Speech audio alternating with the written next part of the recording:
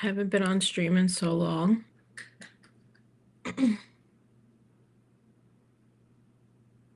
I won't be on for too long. I just wanted to talk a little bit and break bread.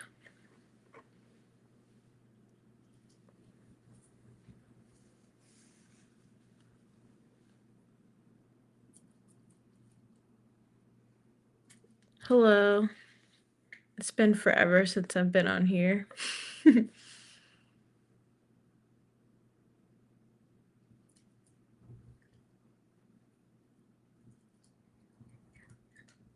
I just wanted to get on here and break bread and like share a couple thoughts about what's going on right now.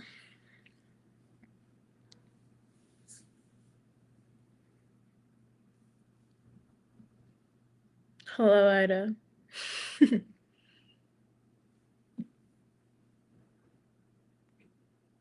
Ida is also excited that I'm on stream. It's been a while.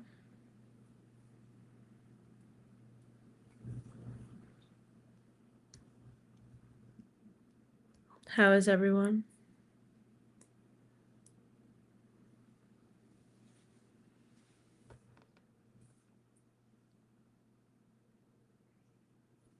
Just gonna let a couple more people trickle in, but yeah, I just wanted to be able to talk and discuss some of my thoughts about what's been going on. There's not much to add that already hasn't been said, but the thing that's really like the most pressing for me is that like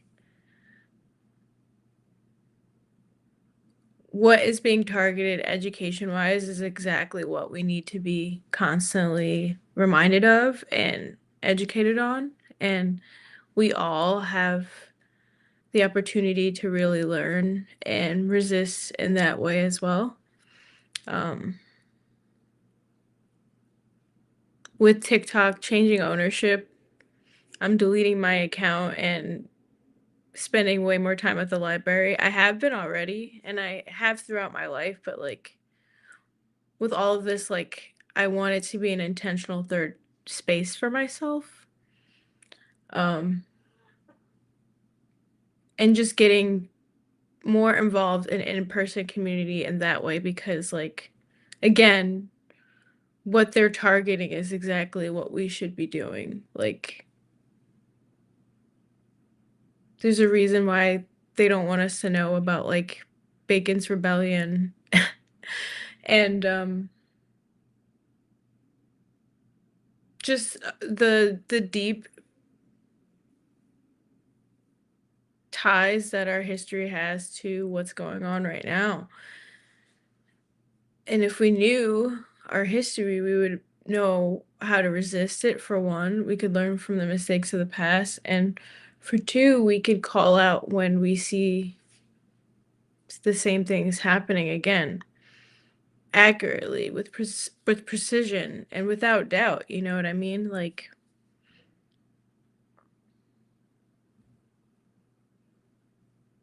what's going on is terrible, but it's always been for someone. It's always been that way for someone in America. It's just a different group.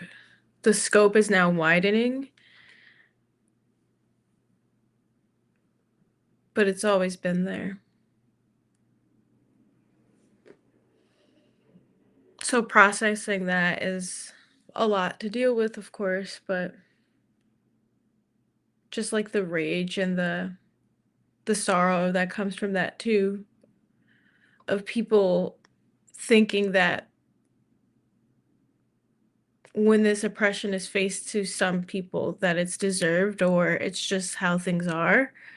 But when the scope widens, then it becomes more clear to people that it's wrong.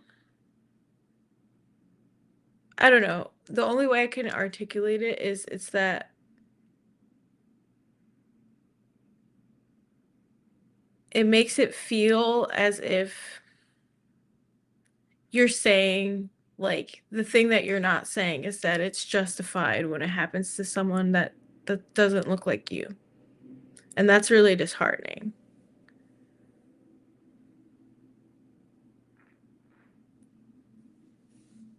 I want people to come to the conclusion whenever they can, however they can. But I think we could hold space for both of those things, if that makes sense. That's just what I've been thinking lately. And also just thinking about what I can do more tangibly in my day to day. Like I'm not a content creator. I'm an artist and activist that makes content, you know what I mean? So I'm not on here as much because I'm trying to focus on what I can do in person with intention, both in my personal life and in my community. And I still want to bring it back to YouTube. And I'm trying to figure out a way that I can articulate that. I've been trying to do that with Soundcheck, but just in different ways as well. Like, I don't want to be beholden to the video essay, you know? Like, I'm much more interested in creating like a documentary. So I've just been thinking about stuff like that too.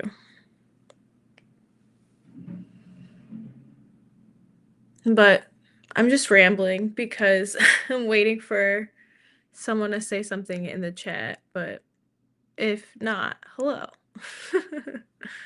Can y'all hear me? Is everything good? How is everybody doing?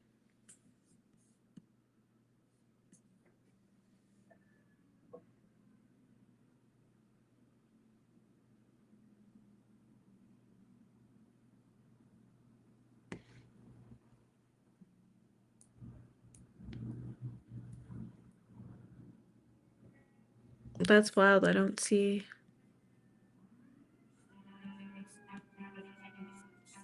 anything, but oh well. So, yeah, I don't know.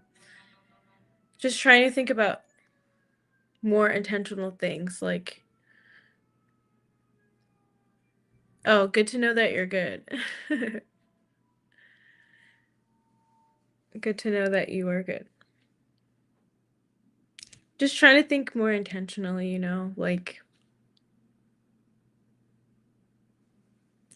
I want to hold space for all the grief because I have it too. Like my depression has been really bad this past December, January with everything going on and with some stuff in my personal life too. But I'm trying to transmute the power, if that makes sense, by thinking about like things that I can do in the interim. Um, because I don't think remaining stagnant is good for me or any of us really. Like rest when you need to, but when does rest become something else? That's what I wrestle with a lot. Um, but because of that, I'm thinking of, I mean, I see it all around. Like some of my friends are um stepping away from streaming platforms like music streaming platforms and refurbishing iPads and iPods again, and I think that's really interesting. I like that sort of like reclaiming of a technology and going back to analog in a way. Um, I make flyers all the time for my DJ night and just in general, but I've been making political flyers again and I want to start we pasting and just getting involved in the community art scene that way. There's like plenty that we can do in the day to day, like while we still may feel miserable. You know what I mean? Like have despair but keep moving. And I guess that's really what I am talking about whenever I bring up like black activism or black radical practice, because that's what Afro pessimism, it at the end of the day, really is about, right? It's about knowing that white supremacy is kind of futile because like dismantling is kind of futile in your lifetime because too many people are committed to the outcomes of it. But that does not mean that you don't resist anyway, you know? You just understand it in a logical way that may be cynical sometimes, but I just think it's a rational response to the reality that you're faced in, right? So, pessimism of the intellect, optimism of the will is absolutely correct. Like, you have to know that what you're going up against or what you see or how the world is going is bad in order to fight enough to do something about it. You have to reconcile with reality, you know? Being in denial is not going to help you or anyone around you. So, yes, pessimism of the intellect. But that only comes with, being honest with what is, what was, what will be if nothing changes.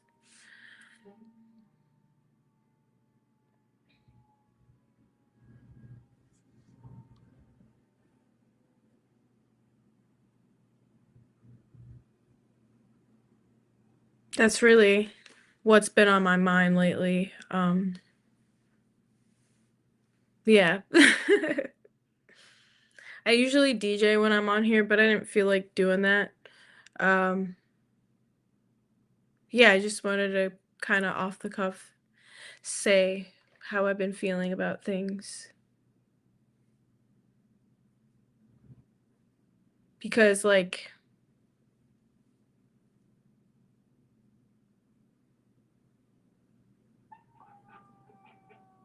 people really didn't understand that like black people, when we say we live in two different Americas, like they didn't understand that.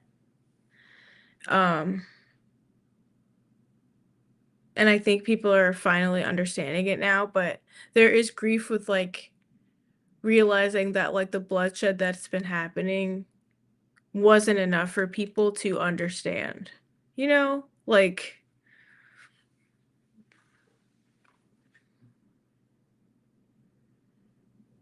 what are we, chopped liver? Like that's how it feels. That's how it feels. Um like every death that was state sanctioned violence is bad. It doesn't matter who it is, but it almost feels like to some people, like when it happens to black and brown people, it's cannon fodder or just like, oh yeah, that's just how it is. Like you expect that violence against us when it's like,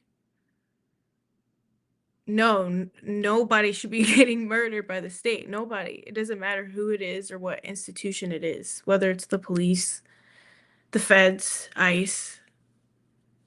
Like it doesn't matter who's doing it. No one should. It shouldn't be happening at all. I just saw. Oh man, I forget his name right now. But they just executed a man in Texas.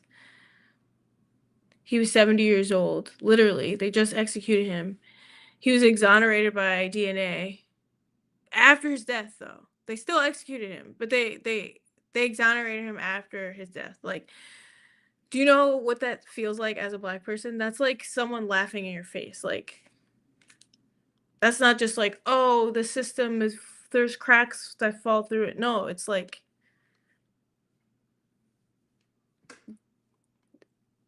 this is who they've always been, you know? Like, and a few other creators that I respect have been saying this, but I just want to reiterate that it's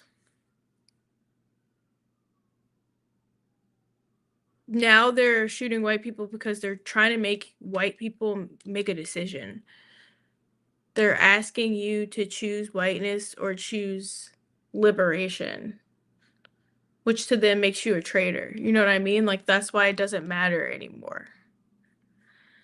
White supremacy has been crumbling, but like passive aggression and whiteness is not enough to sustain it anymore. It's always been upheld by violence. We've just been in a period of imperialism where that violence has been mostly hidden away. And in America, it's been segregated.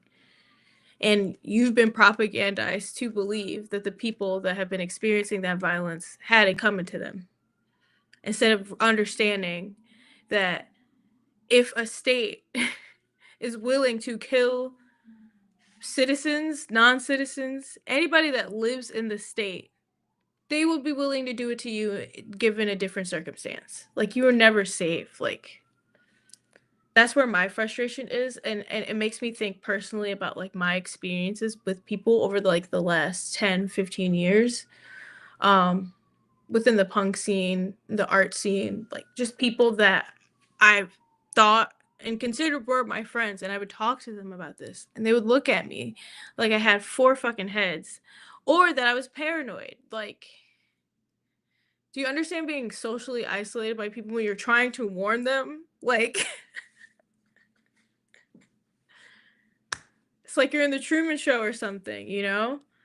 So, like, I'm not on that FBA, like, bullshit that a lot of people are spewing, but I understand where that anger comes from. And that's the thing. Like, this is how fascism rises, where you you as in society, not like you personally, but like you get your grievances rejected by people, and then that could turn you into spite or whatever else. Black people are gnashing their teeth right now, you know? Like, whether they believe in collective liberation or not, like,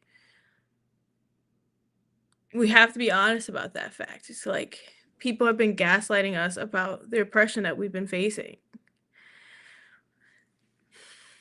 I have this controversial yet brave take, and I'm gonna just say it right now. America is Israel. America is South Africa before apartheid, okay? I mean, before apartheid ended. That's who we are. Like, people don't even recognize that we live in a caste system here. Like, they don't even recognize it. Like, and it's very much like that for people in Israel, right? Like, they're propagandized so deeply that they don't know that they live in a fascist state. And for those that do know, they're like, yeah, what's wrong with it? Same as in America. It's the same concept, right? It's just different flavors of that concept. In order to buy into America, you have to feel like you're better than someone else. In this way, with what like America is supposed to be currently right now, it's inherently a hierarchy. You know what I mean? Like, it's inherently us versus them. Now the us versus them just changed, but it was always us versus them, which is bad. It was always bad to be us versus them. Didn't matter who the them was, okay? You know, like, we have to shift from white supremacist thought where it's like us thinking about conquering and like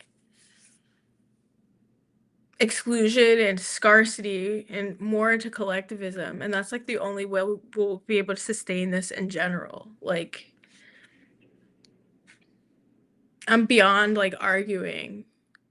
It's like, if you disagree with me, okay, do what you think is right, but do something right now, please.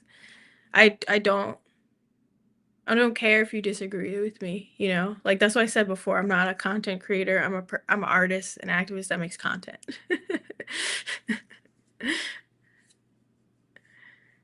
Because that's how I see myself, you know? Like, a lot of people will comment sometimes and they'll be like, I don't always agree with what you have to say, but I appreciate that you say something. It's like, okay, I'm not here for you to agree with everything that I have to say. Like, I give you permission to not like me sometimes. That's not the point. I just want you to hear what I have to say, though. You don't have to like my delivery. You don't like to like how I make stuff. Did you get something out of it? sick. If not, that's okay too. You don't have to tell me though. You could just block me, you know? Like we don't have enough time for that right now. That's there's if you can't see around you that the world deserves more urgency in the way that we interact with each other even. Um yeah, I don't know what to tell you. If if you're still performing in this in the way that like we performed like decorum and all that like previously, like I'm not even gonna go too deep in what I think about what's going on right now. Um like as candidly as I want to be, but y'all see what it is, like there is no decorum. Think about how you can help your community be safe. Think about how you can spread your ideas and your message and resist and do that, you know. If you disagree with me, that's okay, but just do what you think is better than what I'm doing then. Do something. That's how I feel. I just want us to all know that the only way we get through this is if we all are doing something, you know? And you don't necessarily need to join an organization to do something either.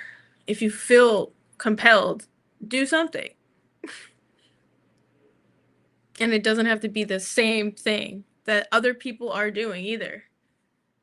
But if we're all doing something, then it's bigger than us all not doing something or us all waiting for someone to tell us. Like, that's like why I'm an anarchist. Like, there is no vanguard. We are the vanguard. All of us. Everybody is a part of the vanguard party. You don't have to be woke enough to do something. You have to be compelled enough to do something. You could learn along the way if you're serious about it. And plus, there's not enough time for you to get like level up the way people want you to or think that you have to be in order to do something. You just have to be willing to do something. Anything. Anything. I just saw a video today. It made me mad. It broke my heart. There was a black man getting detained by ICE, and it was a bunch of news cameras. And he's like, if they take me away, they'll kill me. Do something. Stop filming me and do something. Do something. Do something. Like, if you've never took a video before, do that. But if you take videos, you have to do more than that. You know what I mean? Like, we're all at our different levels of resisting, interacting, but like you have to take on a little bit more responsibility than you previously had right now because the moment is too urgent. You know what I mean? Like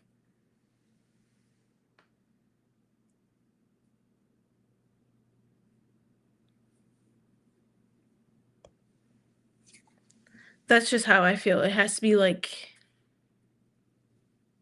be all of us doing multiple things. And I think something that's really effective and I think frankly was retaliation was the general strike that Minnesota did. I think this is my personal opinion. I think that ICE escalated their violence because they saw how effective that the general strike would be. This is this is why it's important for us to know our history as well. Was always violence related to general strikes. You got to remember, Trump is a billionaire. He doesn't like unions. Minnesota is a very union heavy state.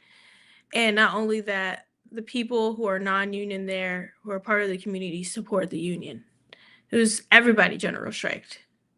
So I think that ICE was hostile after the general strike and committed that murder once again because they saw that there's power in numbers. But we have to keep continuing because they're talking about getting rid of 250 million Americans. Like Stephen Miller says he wants 100 million Americans There's 350 million Americans here, like give or take. Closest like a closer estimate would be like 380 million. We outnumber them. And not only that, the people they're saying they want to stay, not all those people agree with them either.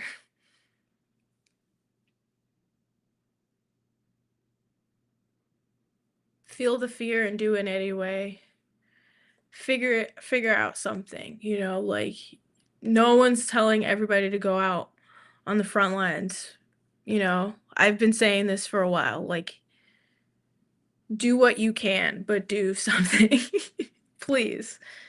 Please. That's all we have right now. The government's not going to do anything about this. They didn't do anything about Black Lives Matter. They don't care. Because, again, they are part of the state. They can do the performance, right? Oh, we don't support ICE. We don't like this. We don't do this. But they don't do anything tangible because they're on the same side. The police, when they send the police to, like, when people call the cops and are like, hey, ICE is here disrupting, the cops go there. And maybe sometimes they'll put up a performance and say, if you're arresting people without my consent, I don't agree with this. But ultimately, they don't do anything about it. They don't arrest ICE. Because at the end of the day, they are on the same side. Abolishing ICE is like the bare minimum. You know what I mean? Like we're beyond we're beyond a certain point.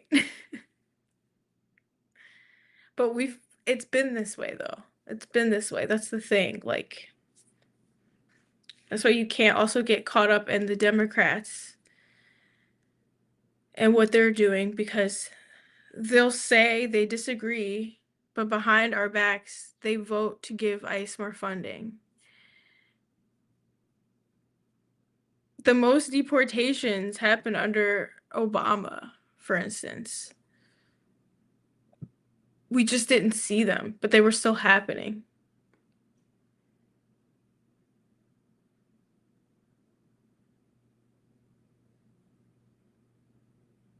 Yeah, I agree with that, Jeremy. But the thing is, people are cynical.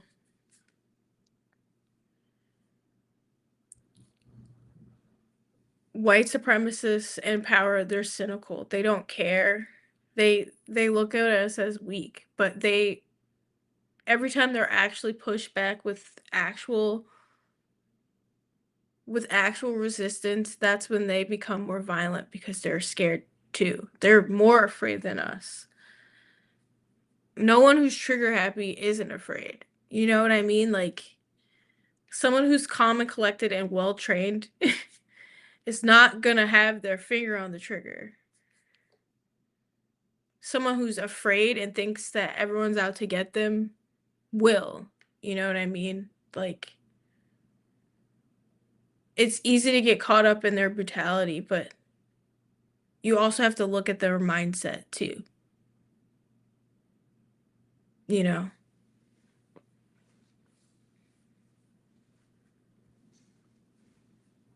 But yeah, that's why it's important for us to like know the history of general strikes as well, because in the past, during general strikes, bosses would go send out the police, hired guns to murder striking workers. That's um that's something that was normal back then. That's the America MAGA wants to bring back. Oh, you're protesting, we're gonna shoot you. Yeah, that was very commonplace during the Industrial Revolution.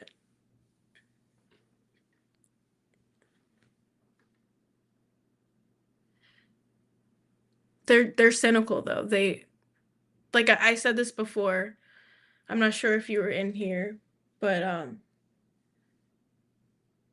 they're they're killing white people now because they're trying to make white people make a decision. Are you choosing white supremacy or are you choosing them? If you're going to choose them, you're going to end up like them. you have to see what happened as like a political assassination. Same with Renee Good. I don't say lynching because lynching to me is very specific as a Black American. Um, but it's in that similar way where they're trying to instill fear in people.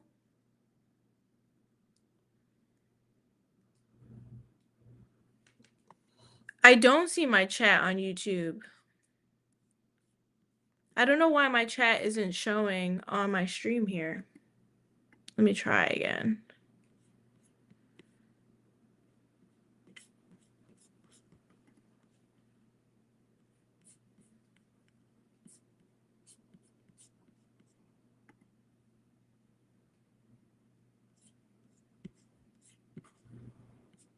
Yeah, I don't know why it's not showing.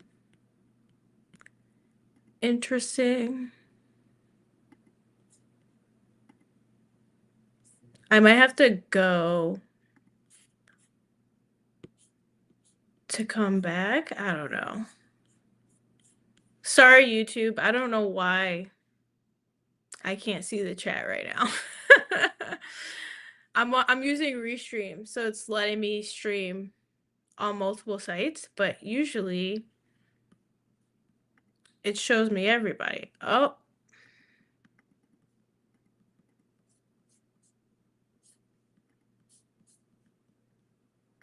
Now I'm gonna be distracted trying to figure this out. But thank you for letting me know. I thought no one was commenting. I didn't realize that, like.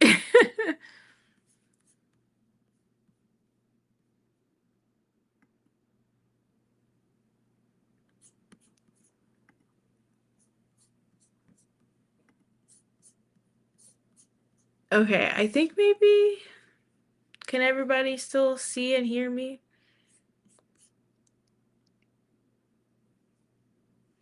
Sorry about that. I don't know why Restream is not letting me see my YouTube chat, but I brought up my chat in a different browser, and I'm just gonna read it from there.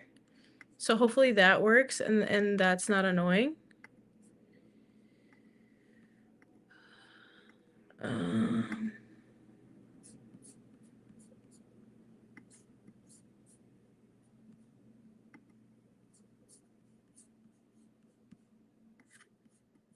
but now I can't.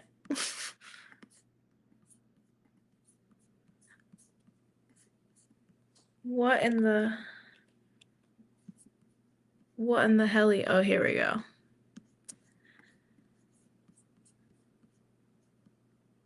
Every time I go on stream, I lose my mind. The technology, I feel like I'm boomer every time. I just never know what's happening. No worries. I'm glad that you let me know. I appreciate it. Can everybody still see and hear me? I'm just gonna have my YouTube chat in a different browser and try to catch up with everybody.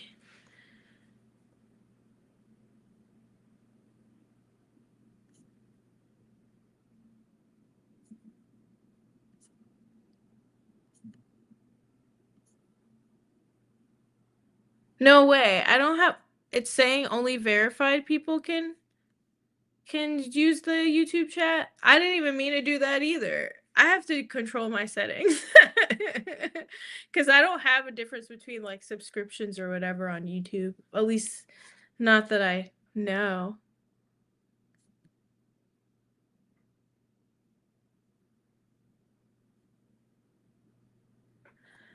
Oh, I just saw your comment, No Grave. I'm deeply afraid of being brutalized, and many people are standing around filming and nothing else. I appreciate documentation, but I am still so scared of improper action, if that makes sense. Absolutely, which is why it can't just be one person. The thing is, with bystander effect, you're waiting for somebody else, but you have to be the person because you ignite the person next to you. Like, it has to be everybody. Like, when I brought up in previous videos or previous streams even, like when a rapist or someone who is racist came to a show, it was never just one person. It was one person being like, that dude is a rapist. believing the person saying it and then doing something about it, either getting a crowd around them to get them to leave, talking to the booker to get them to leave. You know what I mean? It can't just be one person doing anything, because that's how people get targeted, right? But if you stand around and do nothing, that's going to be on your conscience too. And also, the person that is begging for help is seeing you not do anything. I think that's worse. Like,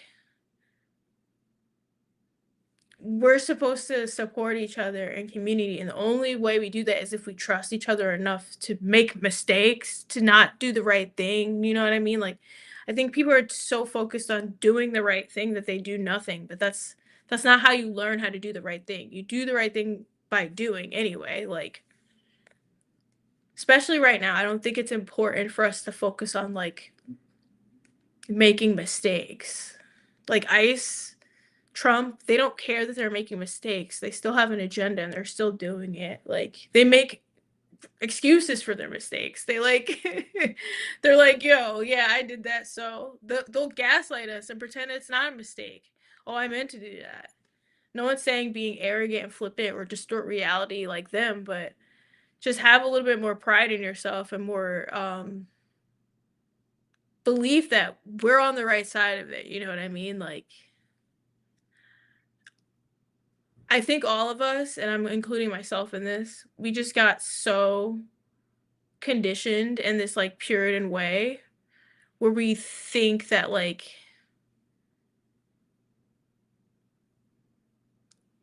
yeah, I don't know, we're still conditioned to be puritanical, where like shame holds us back from doing anything. And that's not just in regards to activism, with everything. Shame lets people holds people back from dressing the way they want, from dating who they want, from going after jobs that they want. You know what I mean?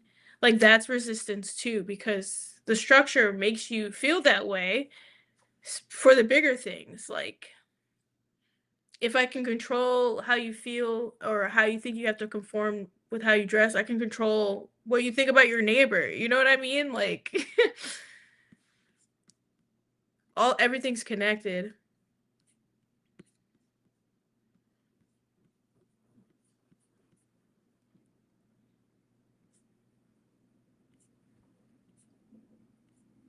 All right, let me catch up. Sorry, y'all.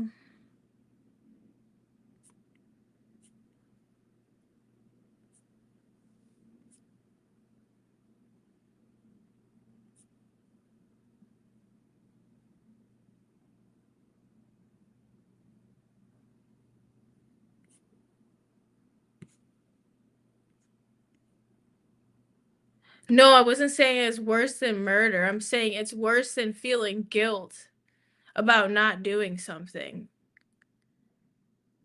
I'm saying the victim that saw you, the bystander, not do anything is worse than you feeling guilt about not doing anything.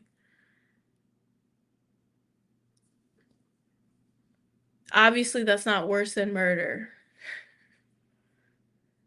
This is what I mean. Semantics don't matter right now. You got my point, didn't you? Like, I think that's unserious.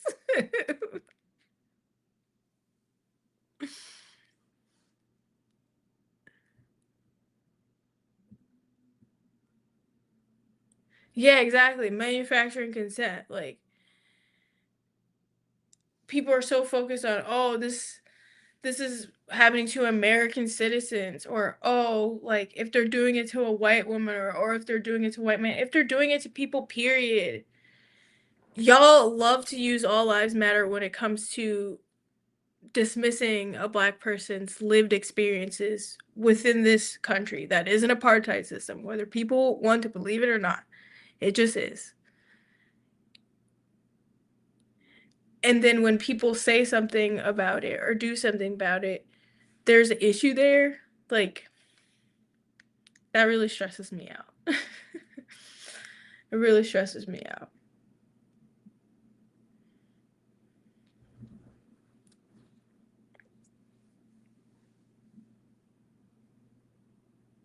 Not oh my gosh. If you think I'm talking to you and you're being disingenuous, you can just leave my chat. That's fine. Everybody knows what I'm talking about. I don't even know who you are. Why would I be talking directly to you? Y'all as a figure of speech. This is what I'm talking about. Like, anti-blackness holds people back so bad. You don't like how I'm talking, so you're caught up on how I'm talking instead of what I'm saying. We're in a burning building and you're focused on me yelling about the fire. We're on fire. I can apologize about my tone after we're not on fire. Like, what do you want? At some point you have to give it a rest. If you don't like me, you don't have to be in my chat. You don't have to talk to me. You don't have to interact with me. You can't change who I am though. This is what I'm talking about though. This is literally what I'm talking about. Because I'm talking about how America has always been this way. We're just mask off right now, which means I've grown up believing this, feeling this in my heart, carrying this with me every day as a child, right? So if you believe all human beings are equal like you say, then that should matter. And on top of that, as an empathetic person, you should understand that sometimes when you get told that what your truth is doesn't matter, you people will have resentment. People will be angry, you know? People will be sad. People will be depressed. Like, it's crazy that black people like always end up getting shamed for their reaction, but nobody understands why. It's like you whether you admit it or not, you're admitting that you don't see us as full human beings. Like, either we're all human or none of us are human. So if black people are upset because nobody cared about their oppression until it started happening to them, and you don't consider that valid, you don't consider that a normal reaction, that means you do not see me or my experience as human. That's just what it is. And I'm tired of like taking on the burden that people put onto me for that because I see it for what it is. That's just what it is, dude.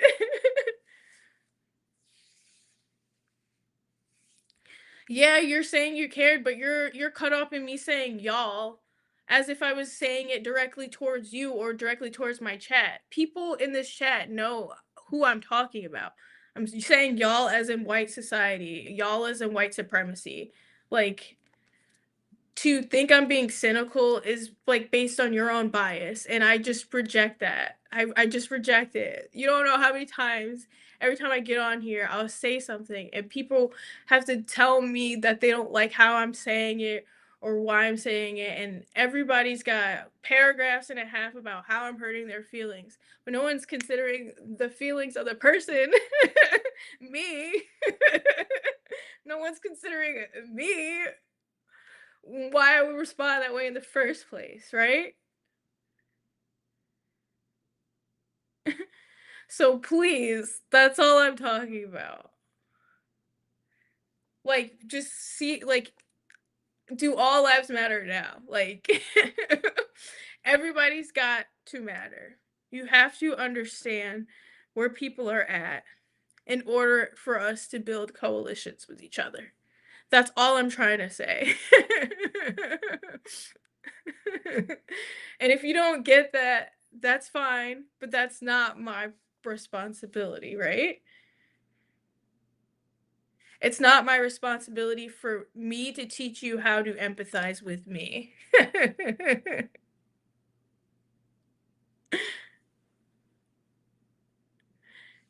Like, they're like, you don't understand. I was saying I've been growing up like this. Like, people are saying they just woke up to where America is right now. But literally, black people have been living like this with this fear of going outside. What if I get shot by the cops? For generations. Do you understand that?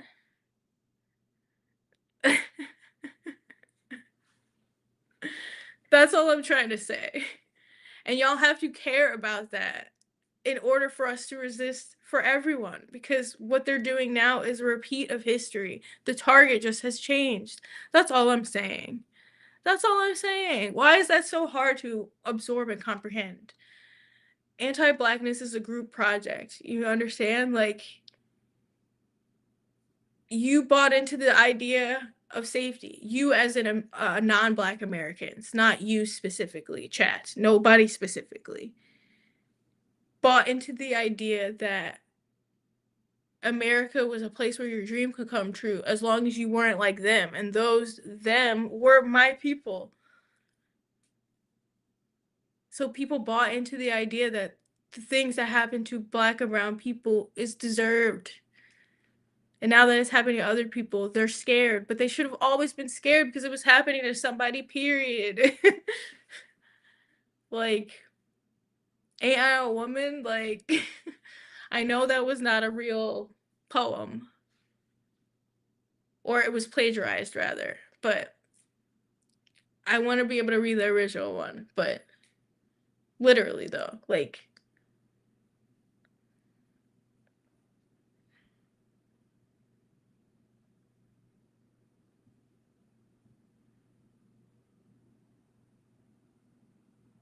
I understand that it's hard to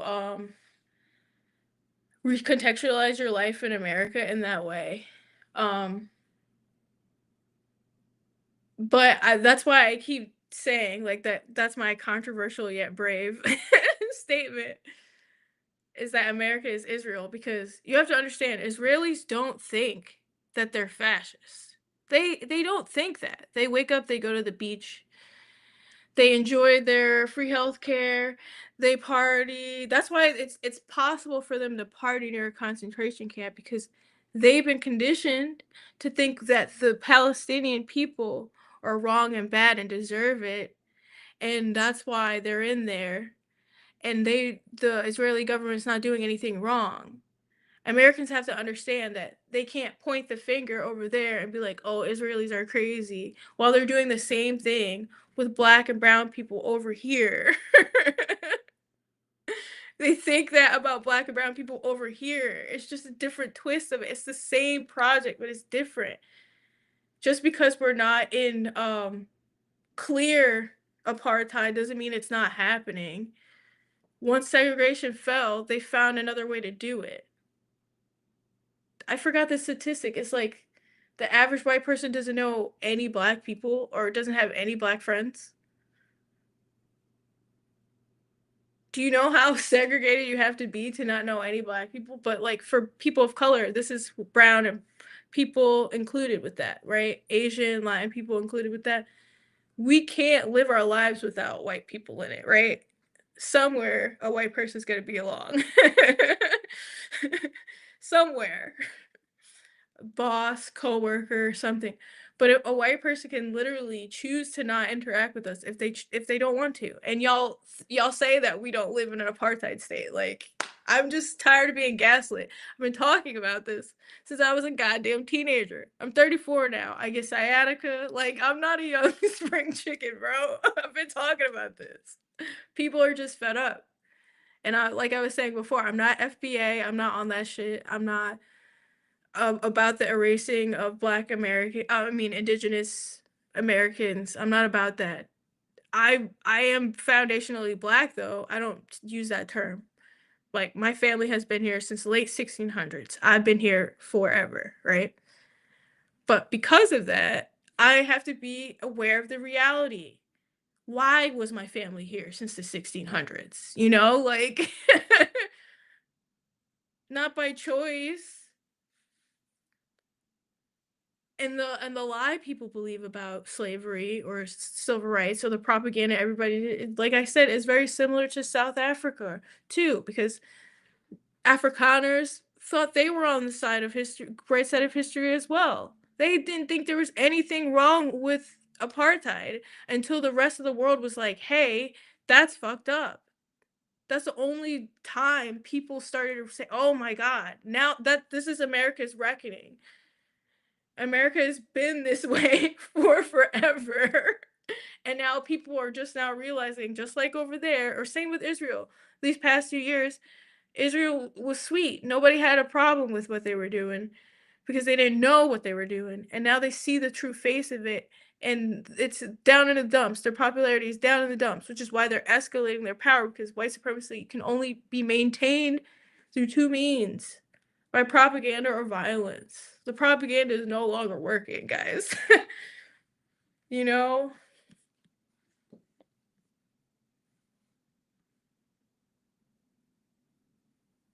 Oh, there's a book about it? Thank you, comrade. I'm gonna read that book because I just thought I was having a stoner thought.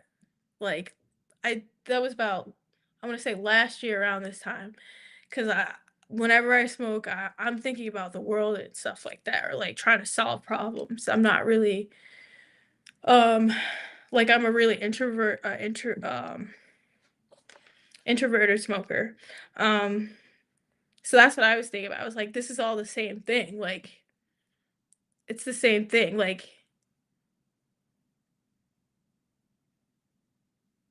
what do Republicans bring up when a black person gets murdered by the cops? Like, oh, so you support gang violence? Is that not the same as do you support Hamas? Like, come on, guys. Like, it's the same shit. It's the same shit. But thank you. I'm gonna read. Is it Yurugu or Yurugu? I'm gonna read that book.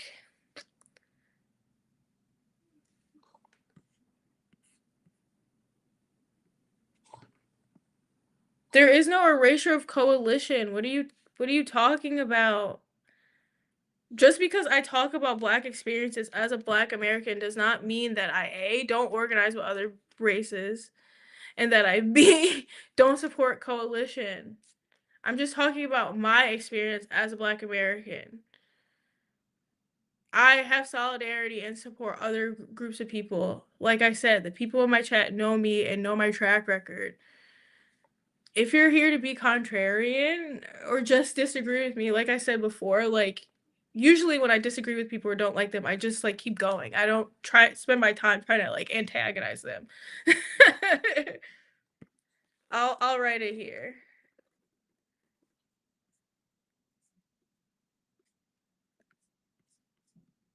I'll write the chat and the Twitch stream too.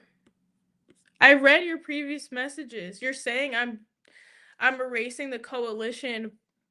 How? How am I erasing coalition by talking about American slavery and also my family experience with slavery? Why do I have to talk about the coalition when I'm talking about my family's lived experience with slavery?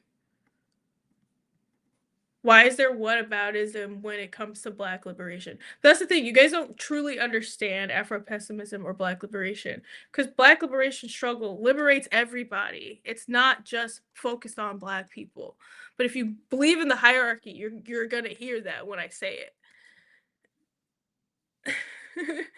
You're gonna hear that I'm a separatist when I talk about black liberation if you believe in the hierarchy, which I don't.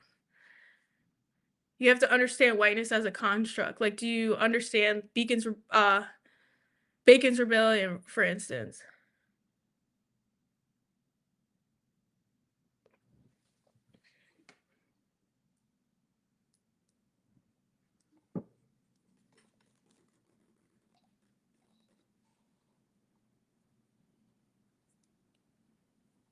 Yes, I know of the the the coalition of Palestinians and Black Americans.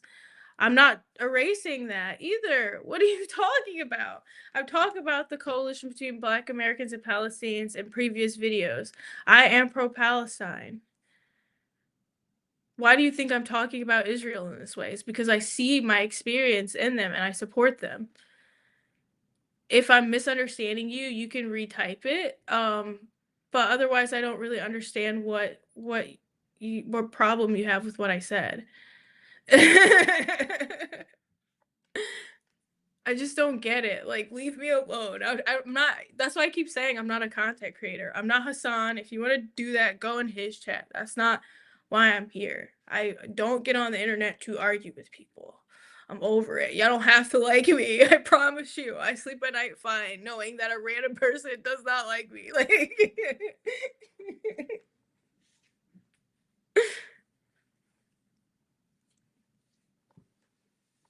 Like, what do you want from me, bro? This is what I'm talking about. This is what I mean. Americans are they're spiritually Israeli. That's what people keep saying. Like, oh, this restaurant's spiritually Israeli, or this game is spiritually Israeli. No, America as a concept is spiritually Israeli. The way that people interact with black people in America is spiritually Israeli. It just is.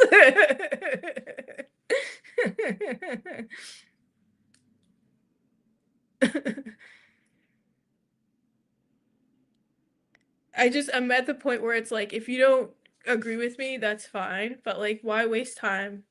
Like, life's too short. Like, people, you see the world around you, like, I don't care. Like, cool, you don't like me. All right, sick. You think anarchism's juvenile. Awesome.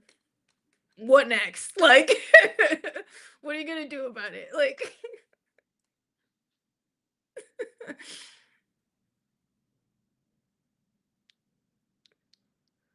yeah, I mean, nobody, they don't read black leftist works because they don't see the importance of it, because like I was saying, there is you don't see my humanity, so why would you read a book if you still believe in the hierarchy, right? If you still believe in the hierarchy of what um white supremacy is, then you're not gonna see value in black thought, even though, like I was saying, like, we've been living in this caste system, in this apartheid state since black Americans were taken over here, right? Enslaved Africans were brought over here in slavery since the first ship came over here in 1492, right? It's been a very long time. So if you value that as a legitimate atrocity, right? You first have to do that. Secondly, you have to empathize with the people that experience that, and also reconcile with the fact that like things that you may like or dislike about them comes directly from the trauma of that, right? Post traumatic slave syndrome. Uh Dr. DeGray did that dissertation. That's her theory. That the way in which Black Americans interact with society is because of post-traumatic slave syndrome, which white people also are victims of, by the way. So you have to A, believe that the atrocity happened and understand the devastation of that.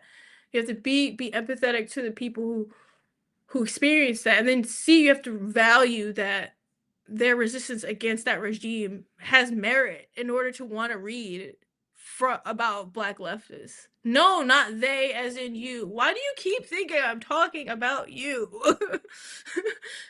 Maeve, I'm not talking about you. If I wanted to talk directly to you, which I'm doing right now, hi, I would. But I'm talking about leftists that are anti-black. If this fits you, then I'm talking about you.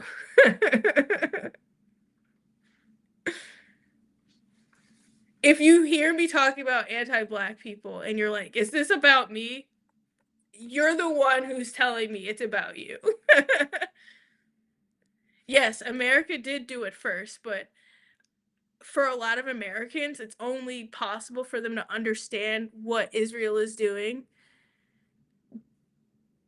and how it compares to here is by putting it through that lens. You don't know how many leftists I know. Well, and it's not to say that these things don't matter, right? Palestine matters because it was and it still is one of the biggest atrocities that we've seen. Live stream genocide, that just is what it is. But they'll focus on that because it's easier to do arm's length activism instead of interrogating the white supremacist thoughts that they have inside of them, or the anti-blackness they have inside of them. And that's the issue. You have to be able to hold both. You know what I mean? Because if you pay attention to the way that Palestinians are treated, that's what Ta-Nehisi Coates is. That's the reason why he's blacklisted basically from journalism and like that upper echelon of academic society now, because he understood his history as a black man from South Carolina descended from slaves, when he went to Israel, he was like, "Oh, this is Jim Crow." He knew immediately. He was there for like 2 weeks. And he knew immediately, "Oh, this is Jim Crow. This is fucked up. I cannot do this. I cannot fuck with this." And it's harder for non-black people to see that in America because that means they have to explain how they've been complicit in the system, right? Like I was saying before, Americans are sold the dream that you can get whatever you want as long as you're not like those people. And those people were Black Americans and Indigenous people. That's just how it was. You have to understand that in order to be able to resist now because you'll be able to see the through line. And for whatever reason, I said this before, I think it is anti Blackness when people hear this and think that Black people are being selfish. You still don't see us as human beings as equal to you that you could learn from if you think that way.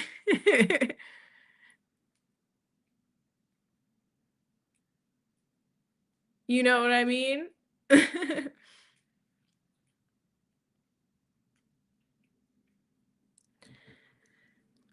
Black electoral views and the willing.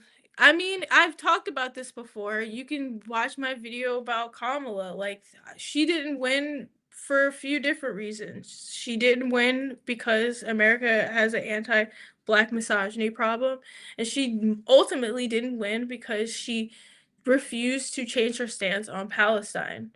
And anybody can be a participant in white supremacy. Anyone.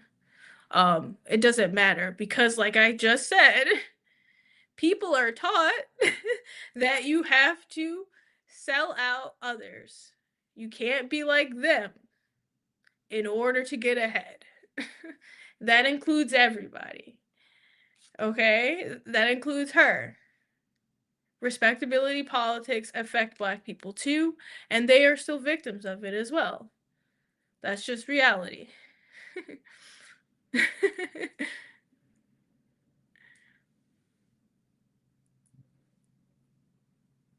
Oh, nice. Nice that you're reading Parenti. R.I.P. I saw that he passed away yesterday, was it?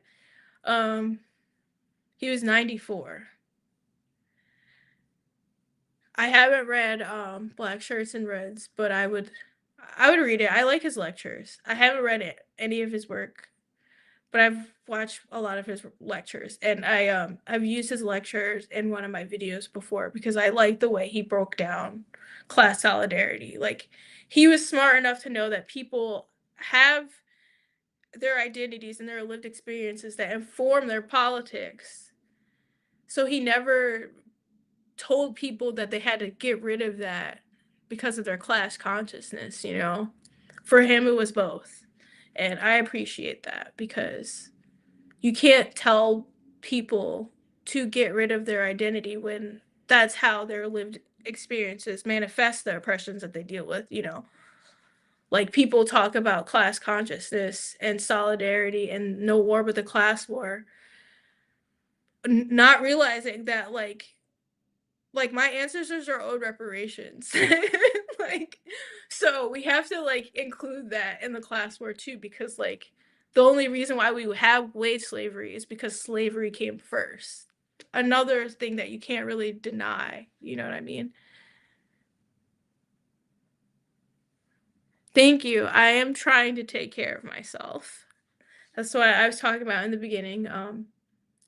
Just focusing on making art, trying to spend more time offline, um, building community, you know. I get sad too. That's another thing. People think because I tell people to have revolutionary optimism or like keep going or like have grit means that I don't feel anything. Not true.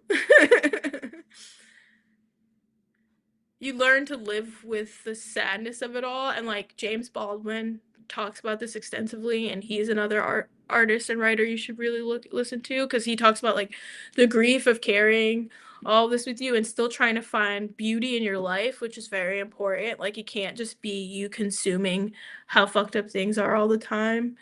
You have to find joy and beauty in your life despite everything right now, even when things are very, very hard. Like I have people who have been in my life who have experienced like direct targets from ICE and, you know, have been directly affected from this presidential run immediately, like with their healthcare, if they're trans, or their healthcare in general, things like that, you know.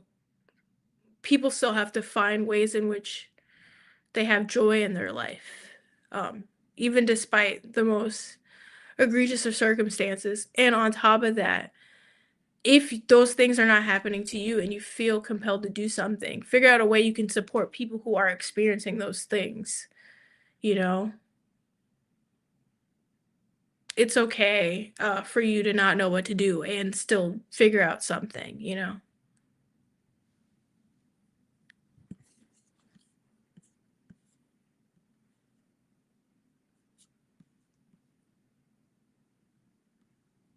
Yeah, I agree, Jeremy. People, because it's both, right? Like, and that's why I talk about these things because, like, understand where the cynical idea is coming from some people in Black electoral politics and things like that. But you have to understand and empathize with, like I said, you have to first see Black people as human beings who are capable of flaws, who are capable of doing things that are negative or detrimental to others, right? In order to understand why some people feel this way, right? So if you grew up thinking that you were in a fascist caste system, right? Where you had to do everything right, then you will understand someone like Kamala Harris. Her family were grooming her for protection and white supremacy. So she did the right thing her whole life. Oh, I'm gonna go to college. Oh, I'm gonna become a prosecutor. Oh, I'm gonna say I support the police because I'm black and I have to support the police because I'm black. Like, can't look like a criminal because if I look like a criminal, they're not gonna hire me. They're not gonna do this. They're not gonna do that. Blah blah blah blah blah. So she climbed the, like I said this in one of my videos I recorded. I was like just off the cuff talking about Kamala, but it's glass cliff syndrome. It absolutely was. She climbed the ladder doing what she thought she was supposed to do, including supporting Israel, right?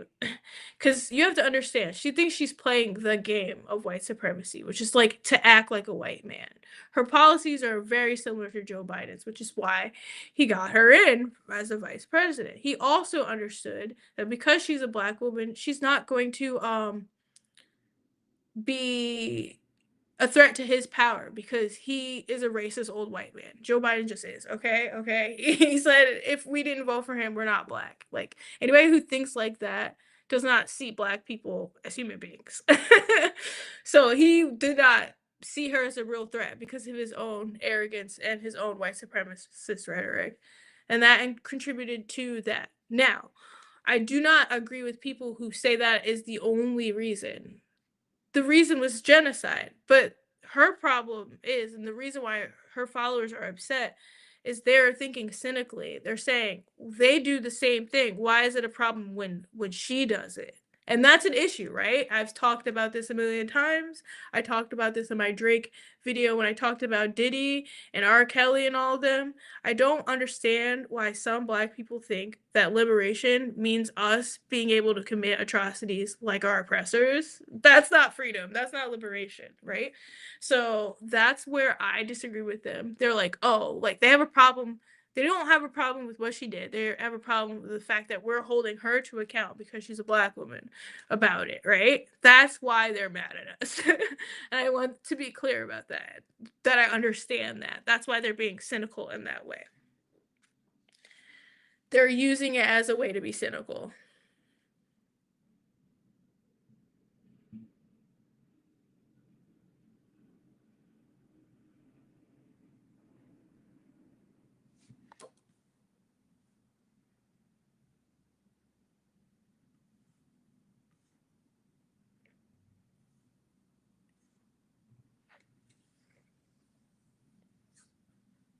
But you said that I was erasing that, Maeve, which I don't appreciate. Like if if I'm not speaking about something, that doesn't mean I'm erasing it. It just means I'm not talking about something. Um, like that's just object permanence, right? You think I don't agree with you just because I didn't talk about it. That's That's not how conversations work. You could just ask too. Like that's how people normally interact with each other. Like, oh hey, do you want to talk about this? Not. I'm disappointed that you're erasing this part of it. Like I said again, I'm not a content creator. I'm an activist and artist that makes content. So because of that, that's person first. I'm a person first. I'm not here to debate anybody. That's not why I exist on any platform that I'm on. And I think just because I talk about politics, people think that, which is why they don't like me when I will block them or remove them from my page or not respond or I'll respond with snark because I don't this is not why I'm here. I'm not here to get my blood pressure high. So, like these are my lived experiences that I'm talking about and articulating because I want to create community that people understand it. And if you don't understand you're learning, that's great too. But it's mostly for me to create community with people who understand my reality. Because like I was saying before, as a Black American person living and experiencing the way that the world is now forever, and people telling you that you're paranoid or that you're angry or bitter and you're making things up. And it's not just you, it's everyone, it's all of society. You carry a lot of grief with that, you carry resentment with that, and you have to be able to really reconcile with that and understand why there are certain people who do things that they do. Like I really thought about it. Like people think anti-blackness is so pervasive that people think like Black people who drop out of society are doing it because they're degenerates, when it's mostly like they're like, this white supremacist system does not work for me, so I'm going to find a way to have a job where I don't pay my taxes, because why would I pay my taxes to a system that doesn't support me, like that's radical.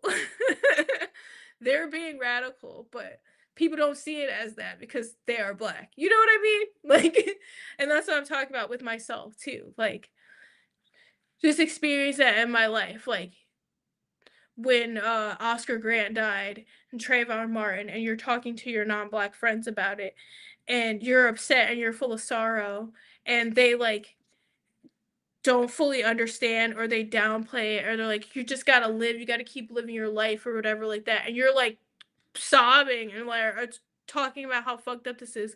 Like I've been carrying my passport around for identification since Bloomberg. Literally since Michael Bloomberg in the city. Um because that was fascism to me. Getting stopped just because I'm a young Black person and getting patted down and frisked, by male cops, and that happening to me multiple times. And I've been carrying around my passport as identification back then, and people literally called me paranoid for doing that. But nobody cared when it was just Black people getting stopped and frisked because, oh, we deserved it, oh, we're dressed like this, or we're doing that. There's been military in the subway since back then too. You know what I mean? Like they've been preparing us for this sort of thing for a long time. And it's just really upsetting that people are just now getting it. And it's like, okay, fine, you're getting it just now. But again, it's been a long time. Like Rodney King happened when I was a baby. You know what I mean? Like it's just hard to deal with this. That's just what it is. Like if you don't see me as a human being, then you're gonna think like I'm an angry standoffish person. But if you see me as a human being, you'll see me as someone who's trying to actively protect themselves in a white supremacist world and doesn't know if they can trust the people around them because maybe you're anti-Black. You know what I mean? Like it's just all about perspective changing.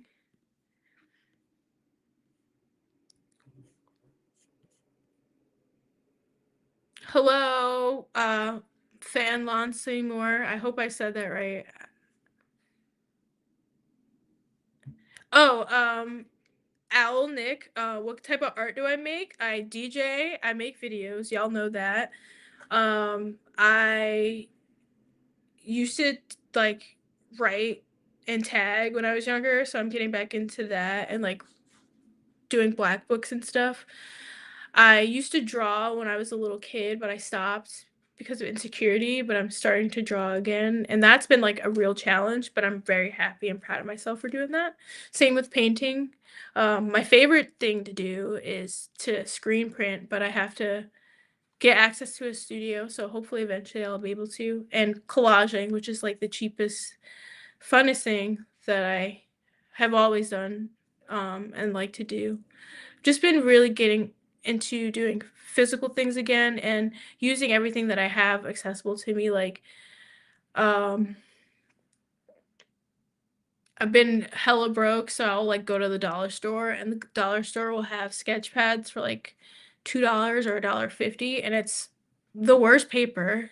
Don't get me wrong, but it's a sketch pad, and I will use it and draw it, and I'll use magic markers and number two pencil until I can get my good supplies again, like I previously had. But right now I'm just into doing the action. Like I don't care about how I'm doing it. I'm just happy that I am doing it, and letting myself just make art to make stuff. Do I still wrestle? I don't, but I would love to go back. But I got injured when I was wrestling, and I found out I had Ehlers-Danlos syndrome because of how bad my break was. They found out that I have hypermobile Ehlers-Danlos syndrome. So in reality, I probably should not wrestle because I'm Gumby and I could just like break all my bones if someone falls on me the wrong way again. But it is possible for me to do so if I put on like a lot of muscle mass. So it's definitely not out of the question, but I think about like how I'll feel when I'm 60, and that's what is kind of holding me back now. Cause like it's fine when I it's fine when I was in my 20s, but now that I'm getting older, I'm like, but I'm just gonna disable myself later. So we'll see. We'll think about it. I've been wanting to still perform and like do valet or like managing, but a lot of people don't do that anymore. Like there are no managers anymore. So like whatever, guys. I can't just yell at people on the mic and take a bump. Whatever. Y'all are missing out.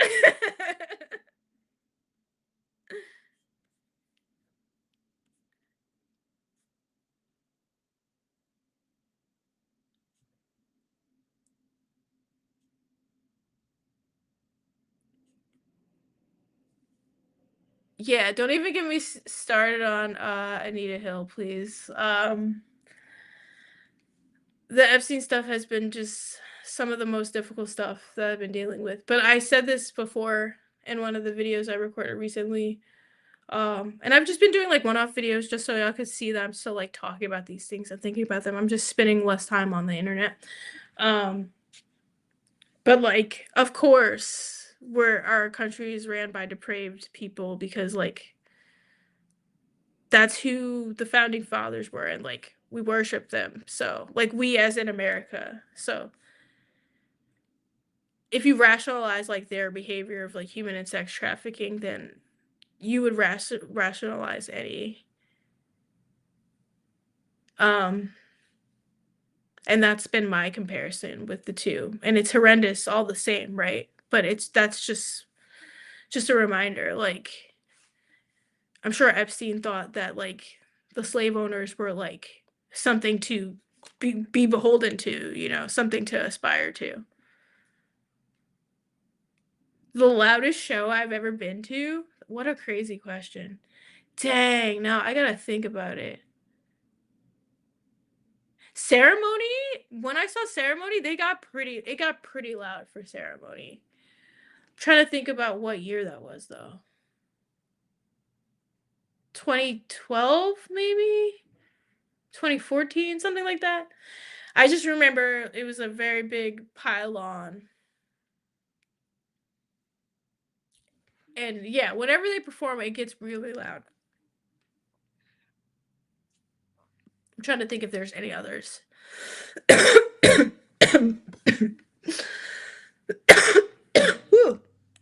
One second, I gotta get water.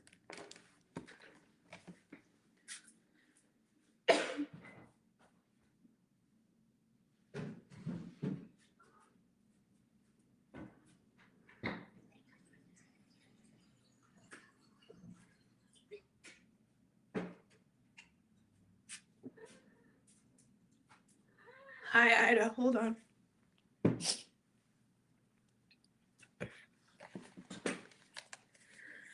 My my throat got so dry just immediately, and I started choking. It wasn't dry, and then it was the driest it's ever been.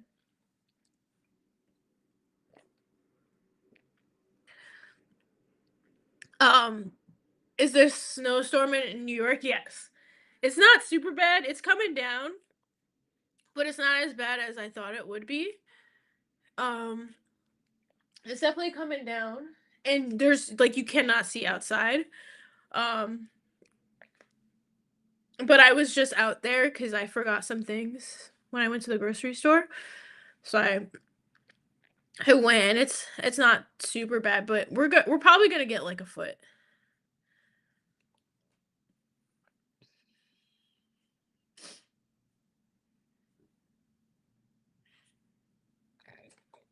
Oh, thanks, Books and Looks. Would I ever consider a PO box for art donations, fan mail, or ever sell art merch? Yes, I'm actually considering that. I had a company this point 12 years ago called Brooklyn Ways. I had stickers, hats, and socks and things like that. I made shirts a couple times. Um, but I like felt so discouraged because the people I had around me, I didn't know that they were like a bunch of haters, but they did not support my art. And it made me not want to make stuff. Which is really fucked up. But I've been thinking about bringing it back. So thank you. I'm gonna take a screenshot of this so I don't forget, and I'll think about it again because yeah, I've just been thinking about I want to be a full-time artist. That's what I've always wanted to do. So I'm trying to get back to that place and focus on things that allow me to do that. Um, and not accept the spaces that will get in the way of me doing that in like an aligned way, like I'm of the mind that like yes, things are hard, but I still have options and choice. Like I'd rather still have my dignity than take like a shitty job or stay somewhere.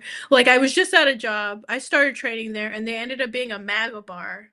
And I'm like, why the hell did y'all even fucking hire me? Like you see who I am. You see how I'm dressed. But it was like I felt like it was just for their own humiliation or something. They wanted to torture me. But, like, you know what I mean? Like, I'd rather not have a job and freelance again than do that. Like, so fuck off. And yes, MAGA bars exist in New York City. Yes, James Madison uh is definitely an asshole. Yeah, for sure. It's definitely the worst snow we've gotten, but it's not as bad as they were saying. Because I don't know if you saw Na Na La La, that they were saying on the news it was gonna be anywhere from 2 inches to 20 inches of snow. So for me, especially since I'm from New York, I'm like 2 to 20, bro. So we're getting snow, but they were making it seem like it was gonna be like it's a blizzard for sure, but they were making it seem like it was gonna be like a tundra. Like I was gonna go outside and not be able to like walk or whatever. I went out there and I saw it and we probably got around 8 inches right now. But because we live in Mom Donnie's New York, everything's paved already. So shout out to him. I went outside. I was like, oh, the snow trucks are already putting. They've been putting the ice down. They just keep going back and forth. So I don't think there's gonna be much messes because he was like so prepared. Um, Shout out to him. Like it's fine. We can take crumbs right now. We're hungry.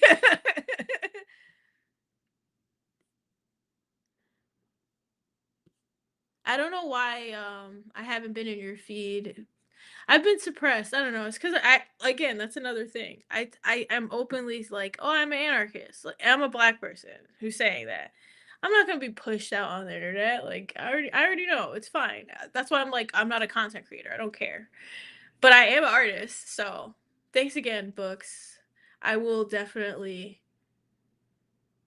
brainstorm that and make that a thing. I have a Patreon too, and I'm being more intentional about that as well.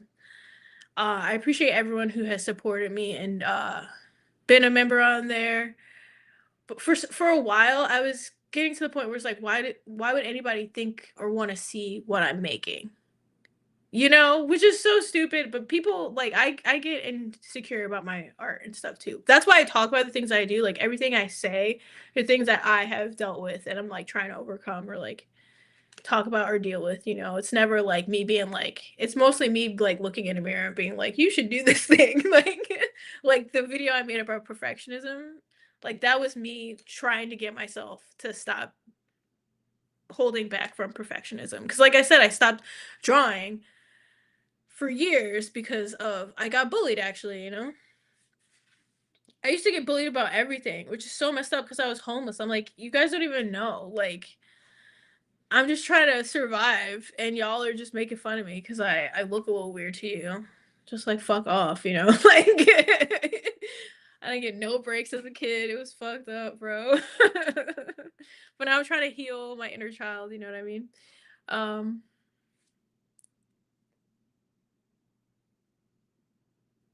Yes, practice makes progress, not practice makes perfect. And I know a lot of people are like, this book is a cult, and it is. So take it with a grain of salt. But I've been reading Artist Way, and that's really been helping me too. But I've been feeling so like emotional while I do it because it forces you to I have to get my charger in a little bit. It forces you to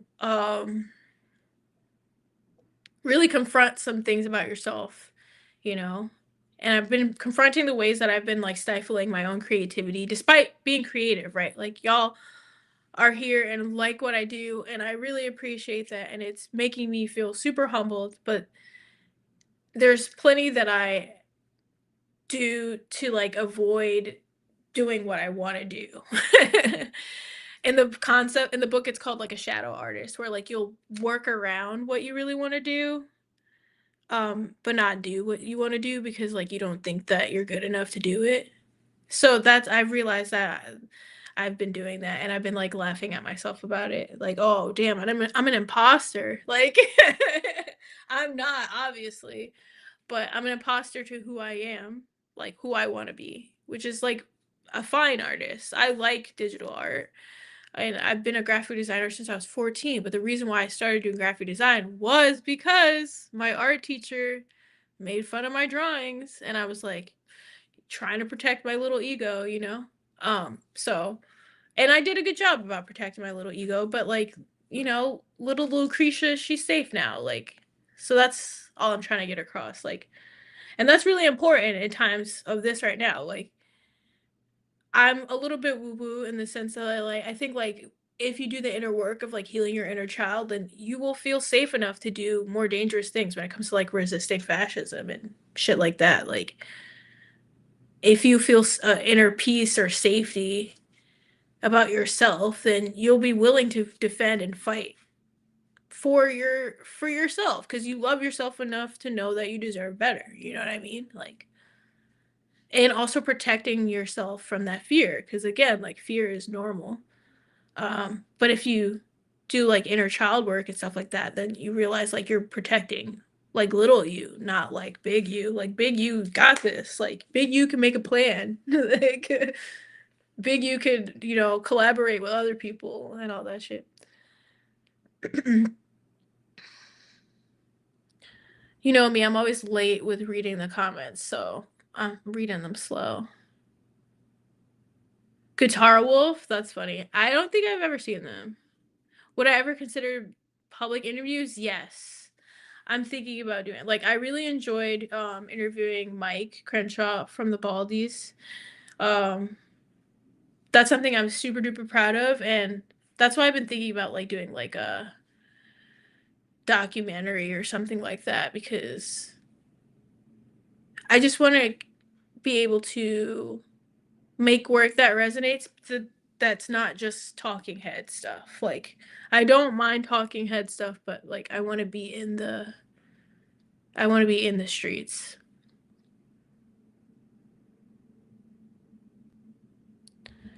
Hi, Maka.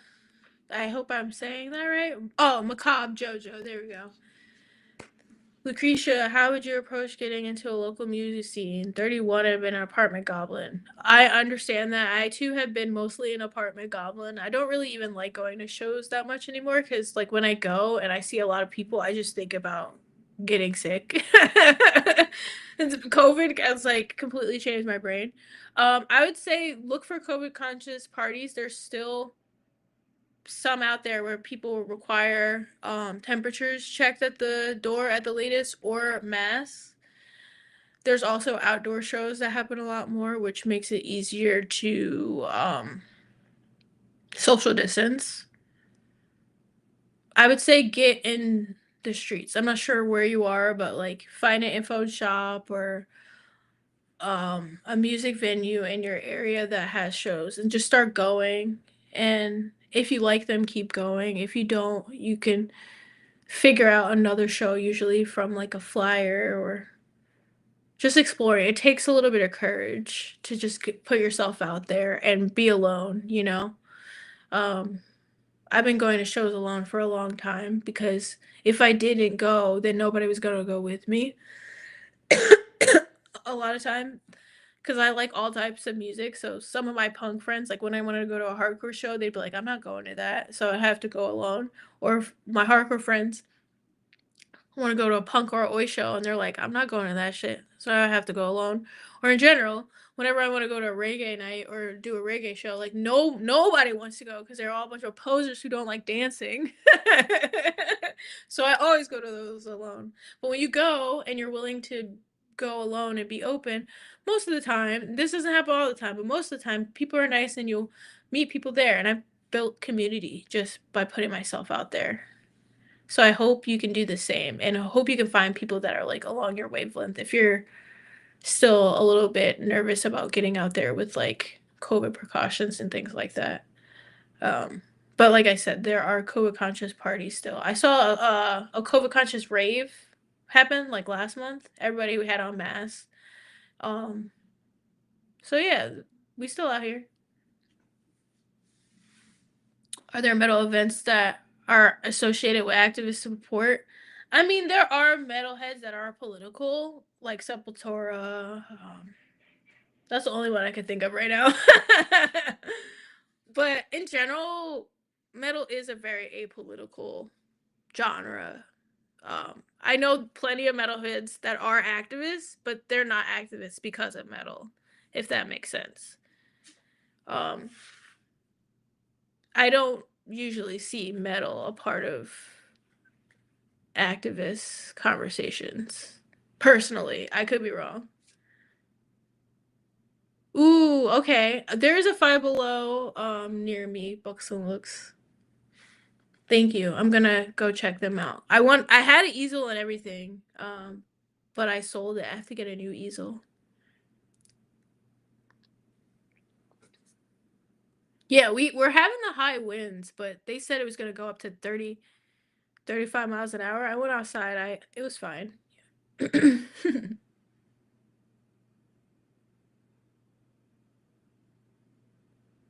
Jujutsu Kaisen. Somebody told me I should watch that anime. I haven't seen it before. I've been rewatching Berserk. That's my favorite anime. Um Especially right now. I just think that's like a video essay I would do. How Griffith is a fascist. Like I could make a whole I could make a whole video about that.